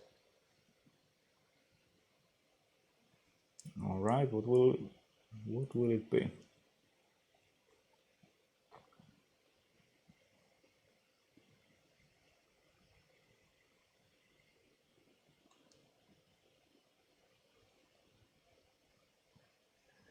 That's a red zone right there. And you're taking 2. And down he goes to 2. And now there's something. So that's 1 card away. That was an island. And then Passi is probably drawing a card there. Yep. And looking for a threat of basically any sort. And threat he found. Yeah. All right, that will most likely seal the deal now. Something like Crazies might be able to change the course, and even then that would be a far-fetched thing still. It's certainly possible. It's Nissa. I believe Nissa won't be enough in here. Yeah, he creates a 3/3, even though he can animate a land to untap into 2 lands, create a food token to sacrifice it, which will be a total of 5 life, and then he can jump block Knight of the Ebon Legion and Fenlurker and take 4 damage in and go to 1. Go to 1, yeah. As you said, entirely possible. Yeah. Alex deciding he didn't like many of his cards. Even the Force on the list was thrown away. But the Temple of Mystery is now good enough to turn into a creature. Yes. We found some very interesting plays here. Throwing away cards and then needing them again. Mayhem has been cancelled several times on this game. Yeah. Many have tried and many have failed. All right, Pasi. Can you finally find the seal for the deal? No, that is a land, I guess. Which Pasi probably plays right here, right now. Yep. Draw another. So, and draw another one. This is Show me the deal. Pasi drew it, looked at it again. That is not the deal. But we don't know what card it actually is. But here we are, going to the red zone again. Alexei is not threatening lethal on the backswing just yet, so this is once again Pasi's way to put Alexei as low as possible, and he can also play the Gutter Bones again if needed, although they are not needed because they are the ones to get past. Knight of the Ebon Legion will survive from the combat. Fenrir won't, but it will ask for some blocking duty. How much was the activation on the Fenrir? Was it 3 mana? I think it was 2 mana. Check it from there.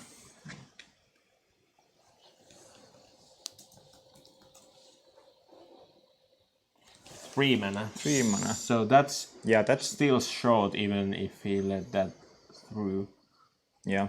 Only just, but still. Alexei notices also that it is not good to block Gutter Bones because it can be just brought back. Yeah. So better just to take away creature that can't be resurrected easily. Absolutely. And that's 3 life. And dropping down to 1. Dropping down to 1. Still not giving up this game. Alex has clearly decided that he is not going out that easily. And depending on what Pasi is actually doing here or drawing here, Alex actually could be scraping together a victory here. Yeah, that's not very far away dream, because now he has an active Nissa on the battlefield, he has Wicked Wolf, he has Oko to create food tokens to gain more life, and so on. So this, as weird as it sounds, this game may still turn around for Alex's favor. Absolutely.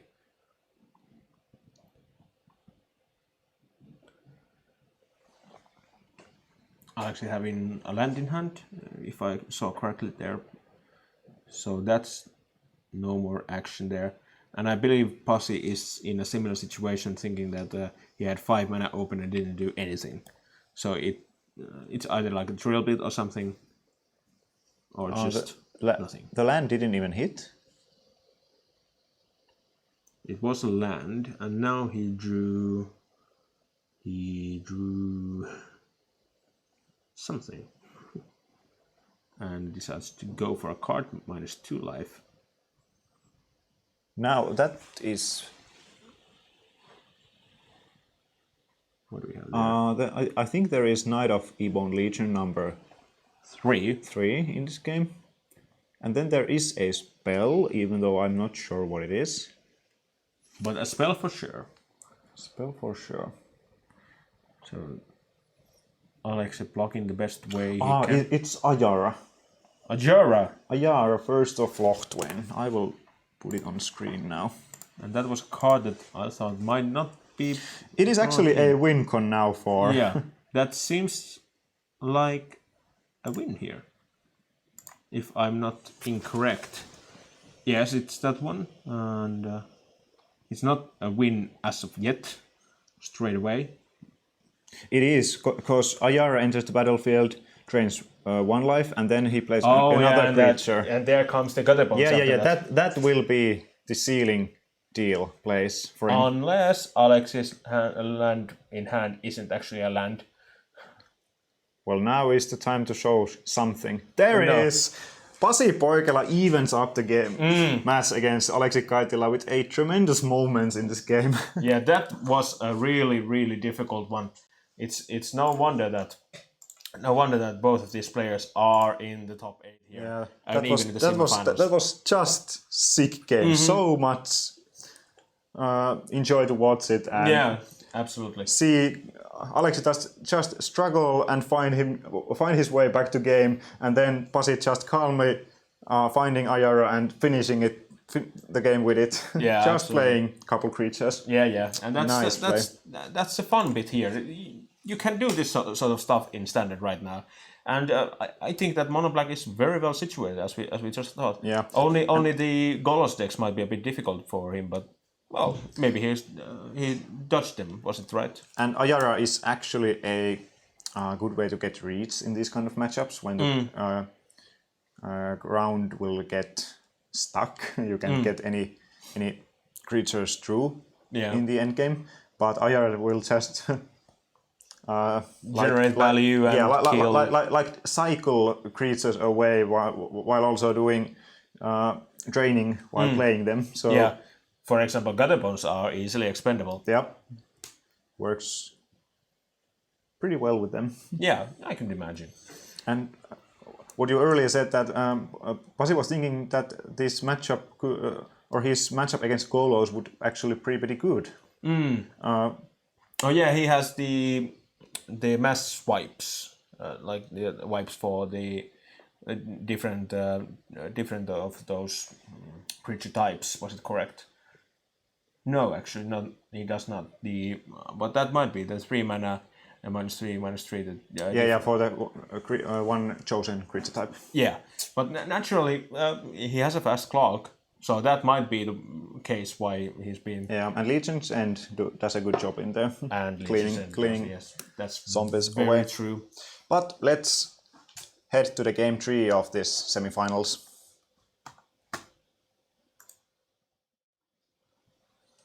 They are already underway, which is no surprise. They are known for being fast players.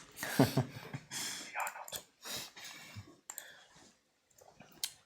are not. And we are tied 1-1 here. Yes. And Pasi being on the offense naturally here. And that might actually tip the scales for Pasi's favor quite drastically. Because I think the Pasi's deck is greatly advantaged when on play. Naturally by the aggro nature of the deck, but also because the nature of the archetype favors heavily being on the play. And Alexi is on the or goes for the mulligan. That can't be good. And knowing that he is already playing first, and Pasi has some discard possibilities there, Alexi's resources may be very tight in here. Yeah. Very much so.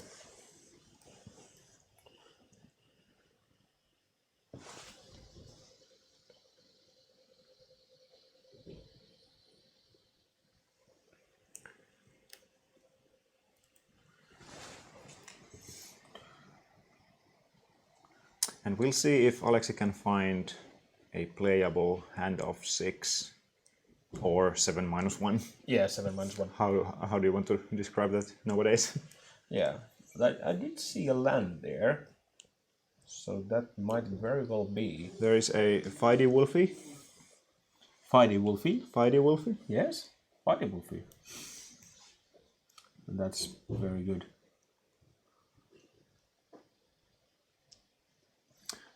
We haven't got the word from the other semi-final just yet, but I believe it should be ended so far. Yeah, we'll tell you when we get the actual results. But that's an interesting match as well.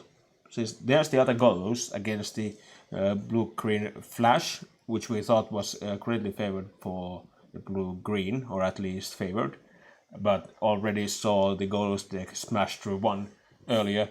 So it's anyone's game, really. Yep. And there is the Fenlurker, which puts Alex's resources even more tight online.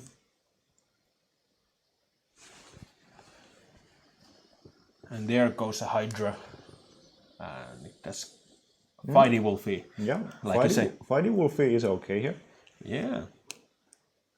As it turns out, it's Not that- Kaitila commanding the game here. Yeah. Oh, another Fenlurker. There goes a land, and now Alexei only has one card in hand. Quick land pitch. Yeah. That's another Fighty Wolfie. Let's see if it's... So will this be any Wolf's game? Yeah. Might be. We don't know. If that's a land in hand, then Alexei is looking up to have a real good clock right here. No, that's a Questing Beast will even be better. pretty good as well. Yes, even better. This looks actually like a Dream 6 for Alexei. Yeah. He has to discard 2 cards, but it hasn't slowed him down at all. Not one bit.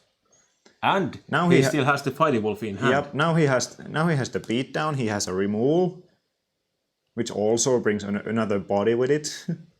So things are looking very good for Alexi right now. Absolutely.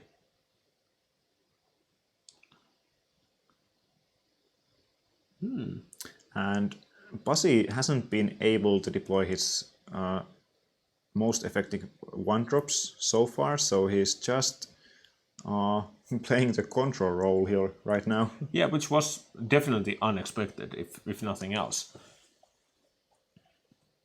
But there we go. And there goes the Fighty Wolfie. Yeah, it gets rewarded now. Yes. So top deck mode is this. That turned out to be really interesting real soon. We are more on the status that we are sort of expecting, although those 3 Fenlookers was definitely backbreaking even for Alexi right here. Yep. All right, and now it is Pasi's time to turn the corner slowly but surely. No, I'm the driver. Sort of wave. Give me the wheel. Give me the wheel. You can have the pedal. All right, crashes is a decent draw. Yeah. Crashes for 3 is not the best as such, but being a 3/3, it blocks the Fenlookers and such easily. So there's only the mayhem to worry about. And also the Scryland did put on the bottom, so that is making a quite difference here. Naturally, because not drawing lands or such at this point is crucial for Alexi. Yep. 1 blank and that might be lights out. And Spawn of Mayhem is doing its duty and hit Alexi into 15. And there's Knight of the Ebon Blade, which is going to grow. And these 1-drops are just on time. Yeah. And right on the battlefield as well. Although a bit off camera, but...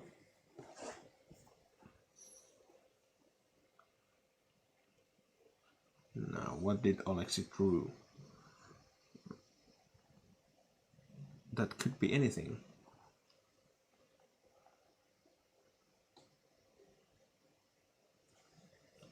Once upon a time.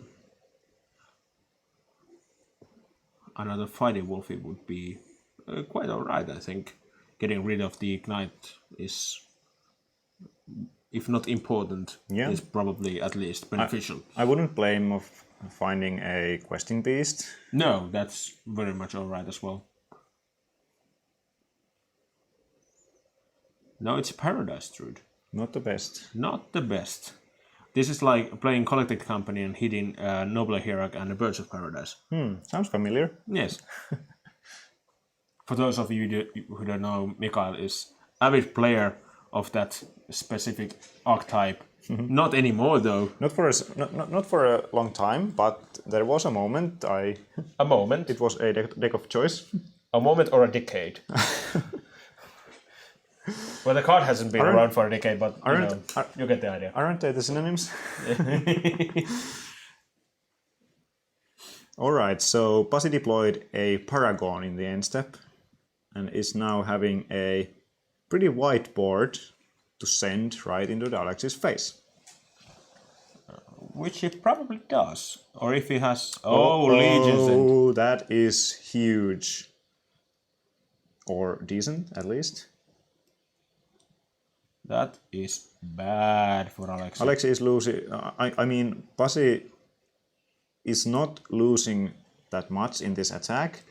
Wheat Wolf can eat something like 1 Fenlurker or stuff, but then the other blocks will be trades, which is okay for Pasi. Yeah. Pasi is the one that draws extra cards here. And plenty of them. Yep. If he so wishes. So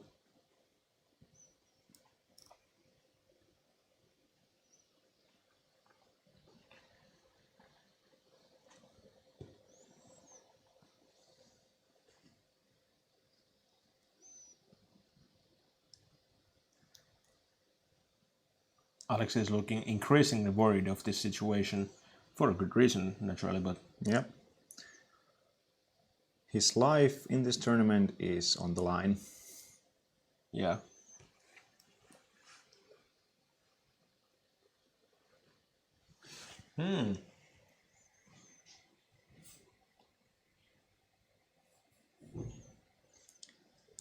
Poikela doing what he does the best, turning creatures sideways. Yeah, that sounds about right. And now we see even the gutter bones in the camera, which is very good. Thank you, Pasi, for that. Reminding about, hey, I'm our hero. I'm here as well. See, look, hey. Catch me if you can.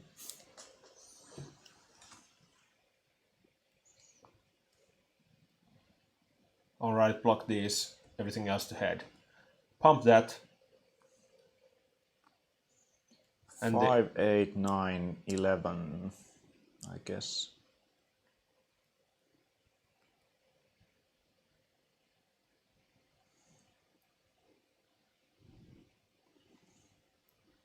Chew. Chew. Yep. Yeah, they. I think they did. They had not marked the Spawn of Mayhem trigger on the upkeep. Ah, might be true. Might be true. So now a 2. And eventually it looks like that we are seeing a mono black aggro in the finals of this tournament. Yeah, and there we go. Alexi gives his hand and Pasi will advance into the finals of this tournament. And someone is salting Alexi right there, looking at the top card just to see if that makes a new thing appear, and just showing that maybe there was something coming and something, but close but no cigar. Yep, not this time. So, mono black aggro. Yeah, that's on the finals. Definitely did not think that would happen. Yep. No, that's new. But Pasi is clearly doing what he's best at, Yep. turning the creatures sideways with great profit. We are definitely both surprised and also happy to see this Yeah, absolutely. this kind of deck in the finals. Yeah, Just absolutely, cool absolutely. stuff. Pasi Poikela against Mikko Aidaksinen. All right. So Mikko Aidaksinen has advanced to the finals from this other semi-final, beating Olli Saarinen and Blue Green Flash. Yeah, that makes sense, because now we are proving again that we were wrong to begin with, and we just accept that the goals is actually a good deck. Yeah, that's interesting. So now for a short break, a minute, 2, maybe 3, so people get ready for the match, and then we'll be right back with the finals. Yeah, stay tuned.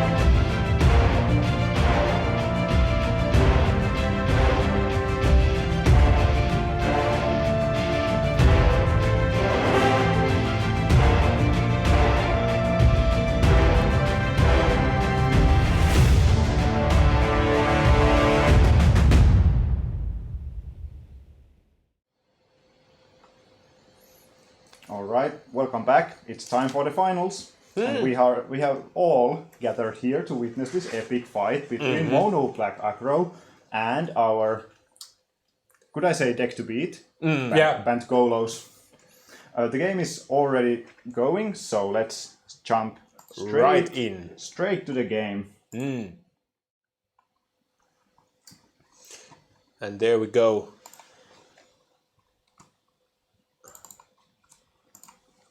Pasi here commanding, giving out the shouts. Let's see if that's gonna make a difference. Mikko naturally being the last one to get into the finals or top 8, that being because he did draw his match at the last Swiss round. Yeah, his tournament was actually pretty much online in the game match against Niko Korhonen, but he managed to hit the lethal in second game, like in last possible turn, and then eventually Niko scooped the game away, so it wasn't actually draw. Oh right, Yeah, that so makes sense. Mikko went to 5-0-2 in the Swiss. 4-0-2. Right, so that means Mikko has actually started this game. Yeah. Well, that's interesting.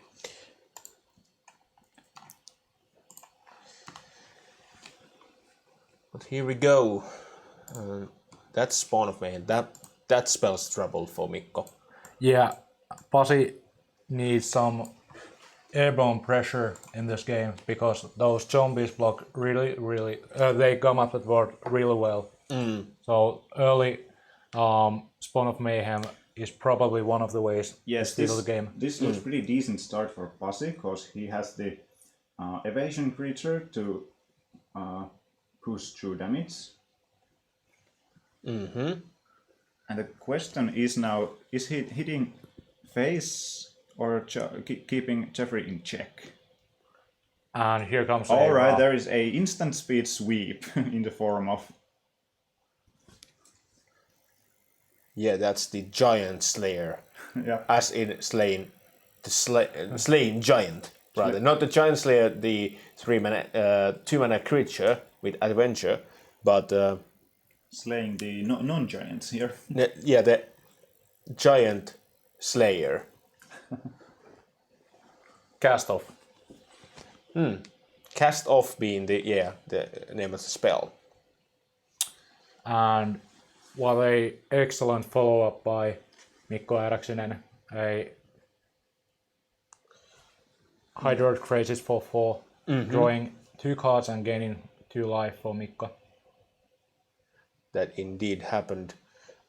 And now I think Pasi is already in a bit of a deep water, so to say. Just because, Mikko already has the field in play and 6 lands.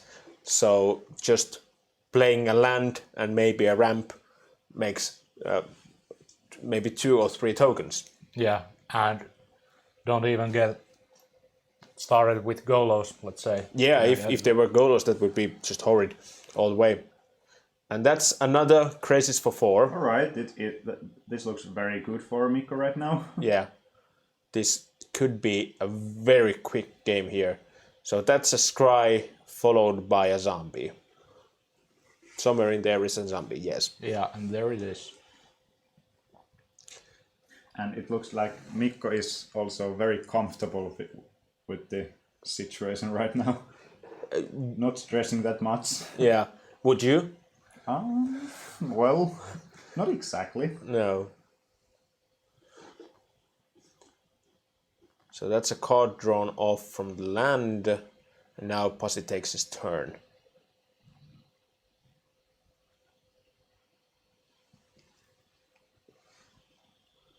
I see lands in Pasi's hand. Quite a few of them, and that's enough. Yeah. That'll do for Pasi. Very quick game 1 here. Yeah. And again, makes sense. The situation was not great at any point for Pasi other than at the beginning when he had the spawn going on and grown strong, but that was a quick moment. On that moment, it still looked pretty okay, but the instant speed sweep was sweet for Mikko, and from that point, the game was pretty much over. Yeah, going for the goal. Yeah, absolutely. Without stressing that much. But now we're going to the sideboards, as is often the custom to what we're accustomed to see. What is there on Poikala's side that's coming in? I don't see too much. Legion Sense, it's good for cleaning out the zombies. Yeah, makes sense. From Field of Deaths, maybe Drill Bit, and maybe Duress. That's about it. 3 cards only. Oh dear, that might be a bit of a well, rough I'm not spot. sure about Ayara because it can like give some reach for Pasi. Yeah, that would make sense. Like we spoke earlier, it may be a way to sneak through the last points of damage. Yeah. If he doesn't quite get there by or through the combat. That's entirely possible, and yeah, I could see him signing those in. Yeah, but with those multiple Hydro Crisis draws, it will still be pretty tough task for Pasi to. And another card that could be brought in is Noxus Grasp by killing those Hydro's Crises. Yep. Yeah, that's possible. And it will also deal with Teferi. Yeah, that's important too. Teferi is not the most important card in this matchup for Mikko, I would say, but still it gives you time and cycles for another card. That's most likely all it has to do in this matchup. Yeah. So there are probably a few grasps coming in, not all of them, but a few. There are 4 of them in the Pasi's sideboard, but most likely not bringing all of them. Yeah. in. But what's on the other side? What do you think? You mean on Mikko's side? Yeah. Mikko has a couple of Veil of Summers. If he sees those are needed to protect his Crisis, for example. Yeah, or his hand. Yeah. Or his hand. just cycle in some point. Yeah. Veil of Summer has that upside that when not needed, it can just be cycled away. Yeah, and easily in this matchup. Yeah. And when it hits very hard and very well. Yeah. That it does. When it counters a key piece of Pasi's interaction like Drill Bit, that could take away like Circus Route from. Yeah. Another card I'd like to point is Devout Decree, which is 3 copies in Mikko's sideboard. Oh yeah. That might be interesting. It will cleanly deal with Spawn of Mayhem, for example, and all the other much efficient threats as it could perhaps deploy. Very true. Yep. But let's jump back to the game, see if the players have already sideboarded. Still thinking a bit. No, are those starting hands? Yeah, that it does seem like so. And their Pasi starts with Agatha Bones. Probably the best start for Pasi. Yeah, I could imagine so. And there's Grazer, which is also the best start for Mikko. Yeah. With an added lifeline. Yep, in this matchup especially. Yes. So now that Gutterbones has some really rough time getting through that Yeah. Grazer. And it already was pretty much blanked by the Grazer, so and there comes the flashy Paragon. Yeah. Yep. That 3-1. Black Lance Paragon. Blacklands Paragon. Weren't they Paragons as well? The cycle of creatures that pump different colors in was M19, I think, M18. Do you mean the Cavaliers? Not Cavaliers, but they were 4-mana pump creatures. I think they were Paragons as well. Not sure.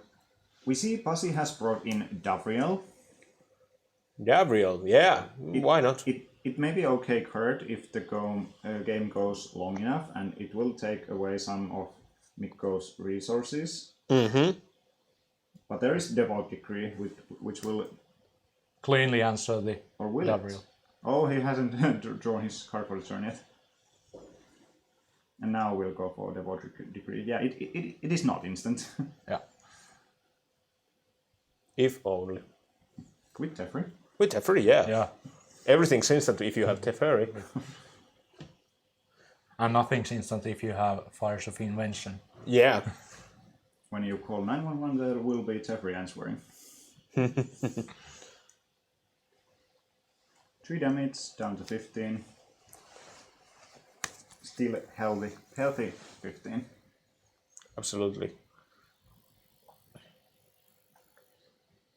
Pasi is not probably feeling too well at this very point, since the Devout Decree did do quite a bit of damage. And as Pasi earlier told us, this is his first Golos matchup of the day. Yeah. He has managed to dodge all of them, but could not do it in the finals. Yeah. Although, to be fair, it's probably first Mikko's mono black aggro as well, Yep. since there were no other ones. And there is Time Wipe.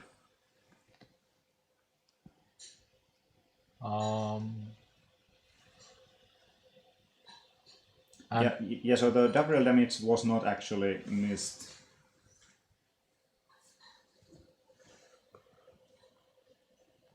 So Pasi here with a quick rebuild Yep. by 2 Paragons and a... And Mikko is already at 9, so this is So still... that's lethal on the board. Yeah, Nine very powers, correct. yeah. That's little on board. And that's how the cookie crumbles here. Unless Let's see if there is 5 mana. for another wrath. Yeah, Cast out. yeah. Oh, Cast off. Cast yeah. off. Cast that. Cast on, cast off. Well, that's 3 cards for Pasi, which is no slouch either. So that's somewhat of a uphill battle.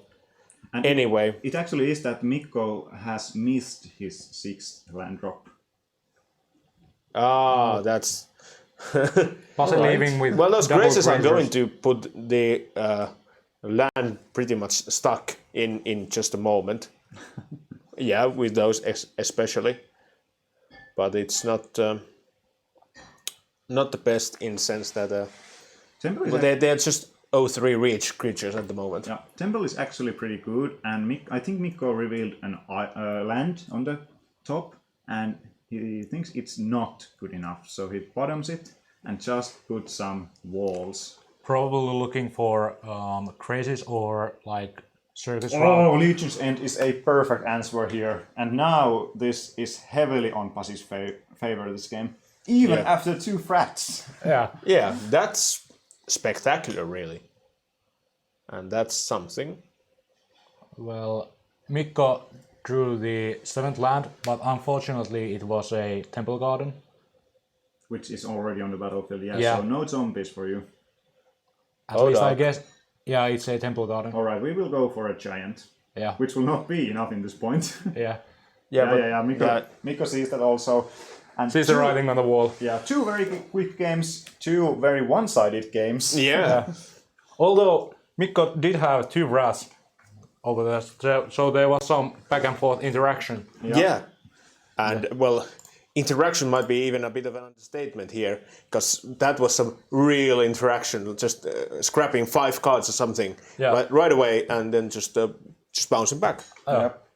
That's great. And Pasi pointed earlier that this mono black deck is very resilient against threats, as we saw in this game. Yeah. It And was- throughout the top 8 Yeah. tournament. So I see we will, or I hope we will see a bit more even game in this yeah, game 3. yeah. These have been very lopsided, but well, It might be the nature of the matchup. Yeah. Whoever starts wins. and just a quick reminder, this is a finals of Oh My Game Tour standard main event, and we are having a match between Mono Black Aggro and Banned Golos. And of course, it's probably worth mentioning at this point, since we are in the end of our tournament, that winner of this match gets an invitational slot, naturally. Yeah, invitational slot for the OMG Series Invitational on the May or June 2020. Absolutely. And what else the winner will get? Well, a slot in a very big tournament. Yep. Let's not forget that this is a WPN qualifier. Yep. Yeah. So the winner of this tournament will also get an invitation to Players Tour, and the closest one will be in Brussels on the first weekend of February. Yeah. Next year. And that's a big prize. That's what these people are going Cherry after. on the top. Yep. Yeah. And I think both players are very willing to take part on those games. Yeah, they wouldn't have played otherwise, I think. Yep. But let's have a look. What's happening down there Yep. on the finals Let's table? jump back to the game, and there we are. Players are thinking about their starting sevens, and Mikko is not happy. Neither is Pasi. Neither is Pasi. So we are both players are going to 6. Now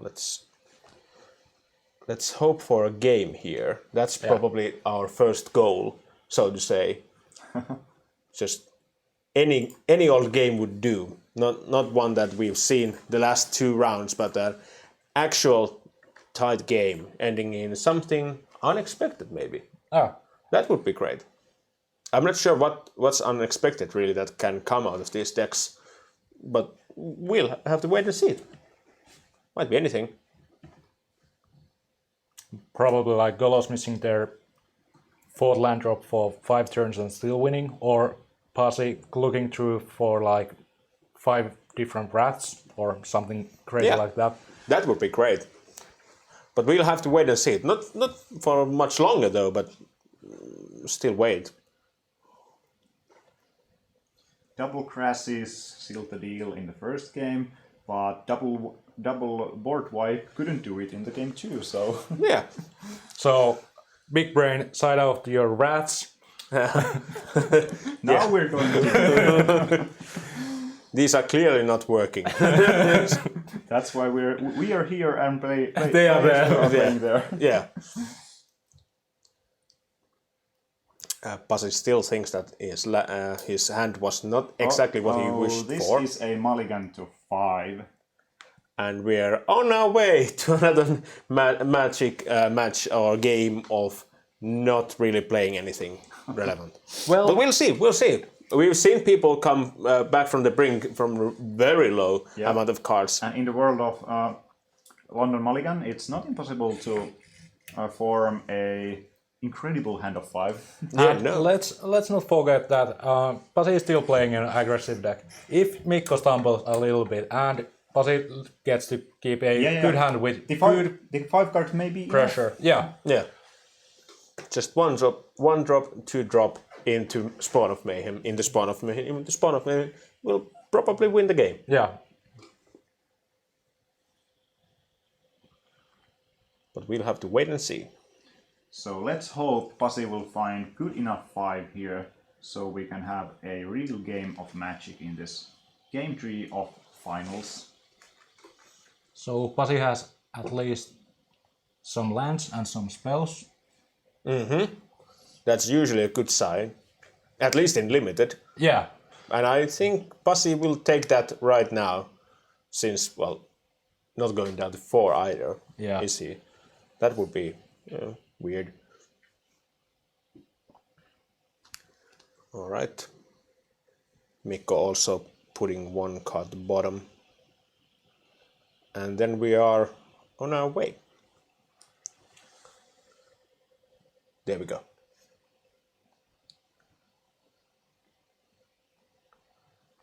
And turn has been passed. That's a fabled passage right there. Yep.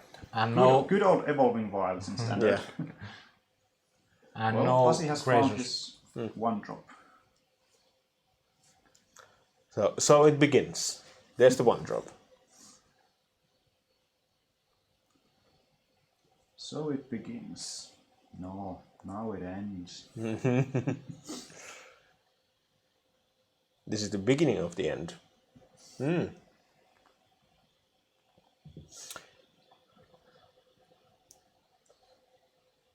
That's a land that Mikko drew right there. And that's Arbor Grazer with added land value and with one more tap land, so that's going perfect.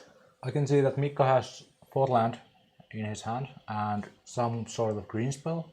Could it be Circuitous Roots? Alright, there is a death touch for attacking a Knight of Ebon Legion, and we will get Arboreal Grazer out of the way. Yes, this is Circuitous Roots, and Mikko is launching his strategy very well right now. Absolutely. Fetching probably 2 gates. Yeah, that would make sense. A lot of sense, actually. Yeah, one that produces white. So the Plaza of Harmony also produces white for the potential wrath. Yeah. There is double white anyways. And probably not one before. Now there is. No, there was actually, yeah. No, actually that the Plaza didn't produce white yet. Yeah. But there is Blossoming Sands on. Yeah, that's one. And that's only one. Yeah. Plaza needs a gate, Of course, because it's not a gate. Yeah. So. At the moment, Mikko is missing black mana. Yeah. Which is not like that necessary, really. He is not in desperate need of it at Yeah. the moment. Yeah. Before Golos, of course. Yep. Well, Tigolos can fetch. All right, let's see. black mana. Let's see if Pasi can manage something like attack into Spawn of Mayhem, which would be probably the best play here.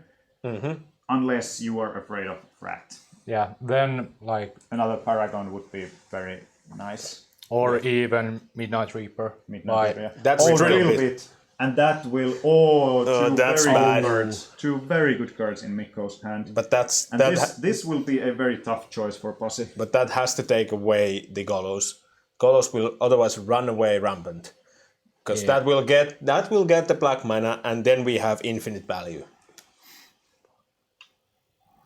And Pasi has some hard time getting through the zombies and through that Golos itself. Yep, you are correct. Golos is gone. And the Slaying Giant is right there where it belongs in the hand. And that was not a land for Mikko, I believe. So, Frat now or Frat later? Can you possibly take one more hit before sweeping the board? I believe he can. So that would be... Oh, it's crashes. That is also a very huge draw. Yes, that will be the card that Mikko is going to play, I think. Draw 2, gain 2, probably draw the 7th land. Mikko is thinking. Is Mikko thinking of preserving the crazes from the Wrath and just playing out the Wrath first? Okay, he's going deep in the tank. We can see how tough decision this is for Mikko also. And crashes it is, yeah. Draw 2. Gain 2. Hoping to find land. Yeah, which is not unexpected. But there is not land. That's bad. But there was Growth Spiral and some other card. Some white card, if I... Devote of Decree, perhaps? Maybe. Yeah, which is very much alright as well. That's 4th land for Pasi. And that attacks. Even if there were several mulligans in this game, I think we are on the edge of a good Magic game here. Yeah. Pretty close to one at least. Mikko's probably taking that in, yeah. They're taking that 2 damage. And there's... Alright, Midnight Reaper is very good. Yeah, that's one of the fail safes against the sweepers. And there is the land. And there's the Devout Decree, so... Oh, dog. So Devout Decree, probably the Midnight Reaper now. Yeah. Play a land, produce a token, and hit with crosses. You don't have to Frat anytime soon, at least yet. No, and that might be a better off just play it naturally as a 7/7 vigilance creature at this point. That's the Devout Decree. And actually, Mikko doesn't have to make a zombie yet, because he has the Growth Spiral in hand. He can bait. Yeah, ambush. Yeah, he can bait Pasi to attack, and then ambush away one of those creatures, basically Paragon, because you can't trade with Knight of the Ebon Legion. Yeah, but there is also a decent chance that Mikko plays the land and hopes for the growth spiral. Yeah, And so he probably does. That's and what is yeah. a good, because he can find another land. yeah. once Now the he war knows, over. Yep. maybe, at least if Will there he will keep be it a on land. top? And it stays on top. That stays on top. It may so. be a land, or it may be some other good card he Yeah, wants to draw. that's a definitely absolute no-tell right there, because Yep. it could be either one. But I now- think it's land. So I But think it's it land. tells one thing. Pasi is in trouble. Yeah, that's Yeah, for sure. I agree. If it looked a bit worse for Mikko at a moment ago, now it looks a lot better. Yeah. It was the 7th land that made everything work well. Yeah, well, that's what Field of the Dead asks. Yeah. And that was actually a really fast top, meaning that it's probably, if it's a land, it might be even the Field of the Dead. Yeah. Start So there pumping. comes Growth Spiral, and probably there is a land on top then. Could it be another field? Yeah. Oh, yes, it is. is. Oh, Look at the reads. this is sick. And now Mikko is heavily on a driver's seat, I Yes. would say. Pasi shaking his head lightly. What am I going to do But about yet again, this? this isn't as easy game for Mikko as it may seem, because if and when Pasi now deals with crazes, there is not that much resources on Mikko's side. No. That's true. But Not before he Every- draws something. Yeah, every land produces 2 tokens, which is of course okay, but from now on, are there any bad draws on Mikko's side of the table? yep. It's hard to say. If you draw crashes, well, that's obviously fine. Yeah. If you draw a route, That's All right, a there is giant. a giant. That's giant. yeah.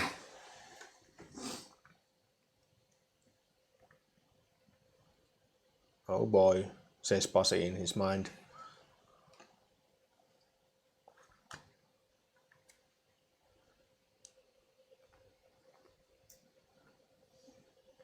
And the crisis on its own is also just basically a 3-turn clock. Yeah.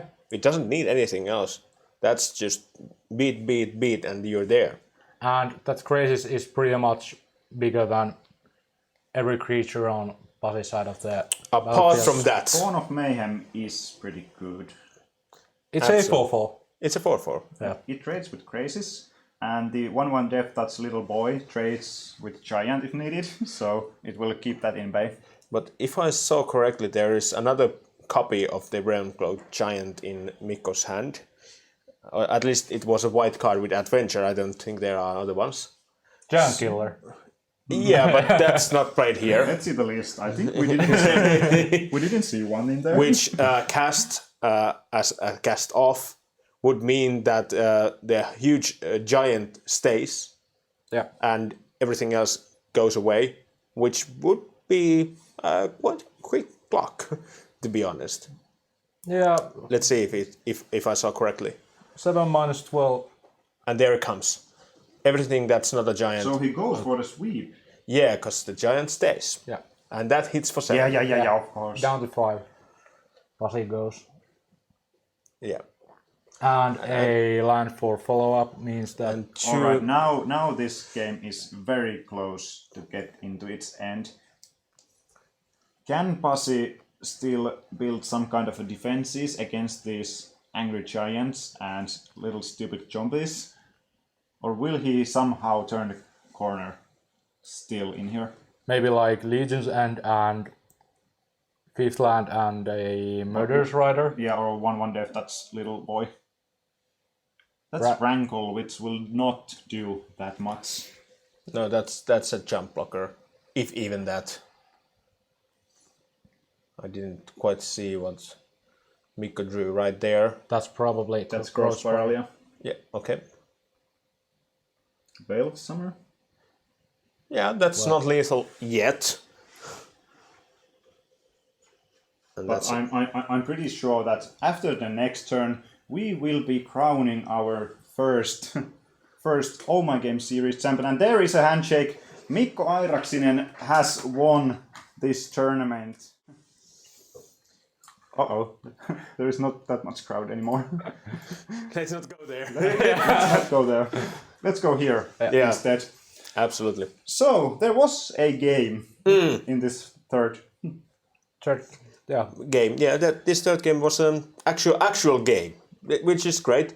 But to be honest, we did see what we thought that we might see. Yeah. Who starts wins. It looked okay for Pasi when he drilled the Golos away from the hand. Yeah. But Mikko was able to Recoup from that. find the stuff he needed and close the game pretty slowly but surely. Yeah. And it didn't take anything like as long that we've seen on the past rounds. This was a quick finals. Yeah. I was prepared for like 2 hours. Golos grinding Pasi slowly away, and we're just here sitting. Okay, here's some zombies, and Pasi tries to fight with tooth and nail, claw it back to the game, but No. And in the end, it really was our arch enemy of the format, banned Golos to take the trophy. Yeah. Even though we saw big variants in the decks in the house today, and some very cool brews. One of them being the mono black aggro in the finals. That was very cool to see. yeah. Absolutely. I imagine if we could get some comments from Mikko. And maybe go for a minute's break, and after that we'll bring Mikko here and have a few words. Yeah, last words of this tournament. Don't go anywhere just yet. We will try to find Mikko here to hear in the booth. Yeah.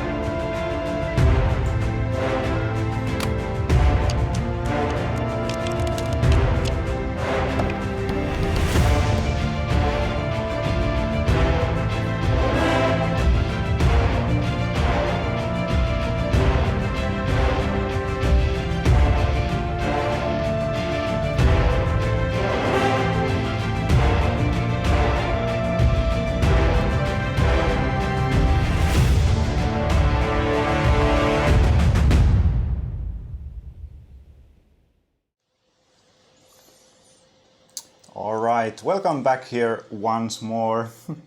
And here in the booth with me is OMG Series standard champion Mikko Heikinheimo beating Mono Black Aggro in the finals. 3 quick games, but not that tough games. What do you think? Yeah, I think the game 2 was a little bit tougher, but I think I kept a bad hand in that, so it was mostly because of the hand. Like I should have probably mulliganed the hand, but otherwise the first game was pretty easy, and the last game was easier. In the end, let's say it looked very challenging when your golos get drilled away, leaving you only with the Rimcloak Giant. But you were able to dig enough to find some more resources to close the game. Yeah. I think I was expecting there's probably going to be a drill bit that turn. So I figured if the rat stays, then I need to top deck any land almost, and I can start doing zombies, and the rat will buy me time at that point. So yeah. Yeah. I guess the mono black aggro was not the deck on your radar to think about what could you possibly face in the finals. Well, to be honest, I actually just came to. I haven't played any constructor in over 6 months. I had almost no idea about anything. I had Matti Kuisma just sent me the deck, and on my way here in the train I watched Brian Gottlieb play for 30 minutes. To get an idea what the deck even does, and then just walked in. So I before the finals I was googling the okay, this is a blue-green dudes deck, and that's a mono black deck, and trying to look at what approximately what's in the decks, because I just didn't know anything about the format. Yeah, not playing that much, but choosing the relevant tournament and spiking them very well. Yes, yeah, I actually similar thing happened 2 years ago in the nationals when I also hadn't played for 4 months or something, practiced for half a week, came into the tournament, and also won that tournament. And it's actually, I feel it's when you come in with 0 expectations and you're happy to whatever comes and you don't mind if you lose. I think that at least personally helps me an insane amount. The moment I start to grind in arena, I just get tilted and stop playing Magic again. Just came back for this now. Yeah, it paid off. Yes, yeah, I'm happy. Nice. And let's point out one interesting fact. You started the tournament with 2 played draws. Yes, I played a mirror in the first round, played a draw, played Esper Stacks the second round, also played a draw. And then I was okay, I guess I have to win now, and then managed to win. Technically also played a draw in the last Swiss round, but the opponent wouldn't have gotten in top 8 with a draw, and I could. So he considered when it was about to go to a draw. So that was very gracious of him, and thanks. And you went all the way to the finish line. Yeah. Well done. Thank you. Well done for you. And you are heading to brand new players tour. Yeah. I don't think I don't think I went to a Mythic Championship in the middle. I went to Pro Tour before Mythic Championships, but now I'm going to Players Tournament, I guess. And I guess you will be traveling to Brussels, not any further. Yeah, I don't even know. I quickly googled, okay, where is this Pro Tour? Brussels, seems good. Brussels and the first weekend of February next year. So you have plenty of time to get to know the meta a bit. Yeah, maybe for that tournament I'll practice a little bit. Yeah. But hey, congratulations for you. That was an amazing run. Thank you. And thank you for all you viewers. This was OMG Series standard main event. We will be back on December when we are playing Sealed. And well, I think I'm pretty much out of words in this point. So thank you everyone. We will see you later this year. And once again, congratulations to Mikko Heikinheimo, our champion of OMG Series standard main event. Good night and goodbye.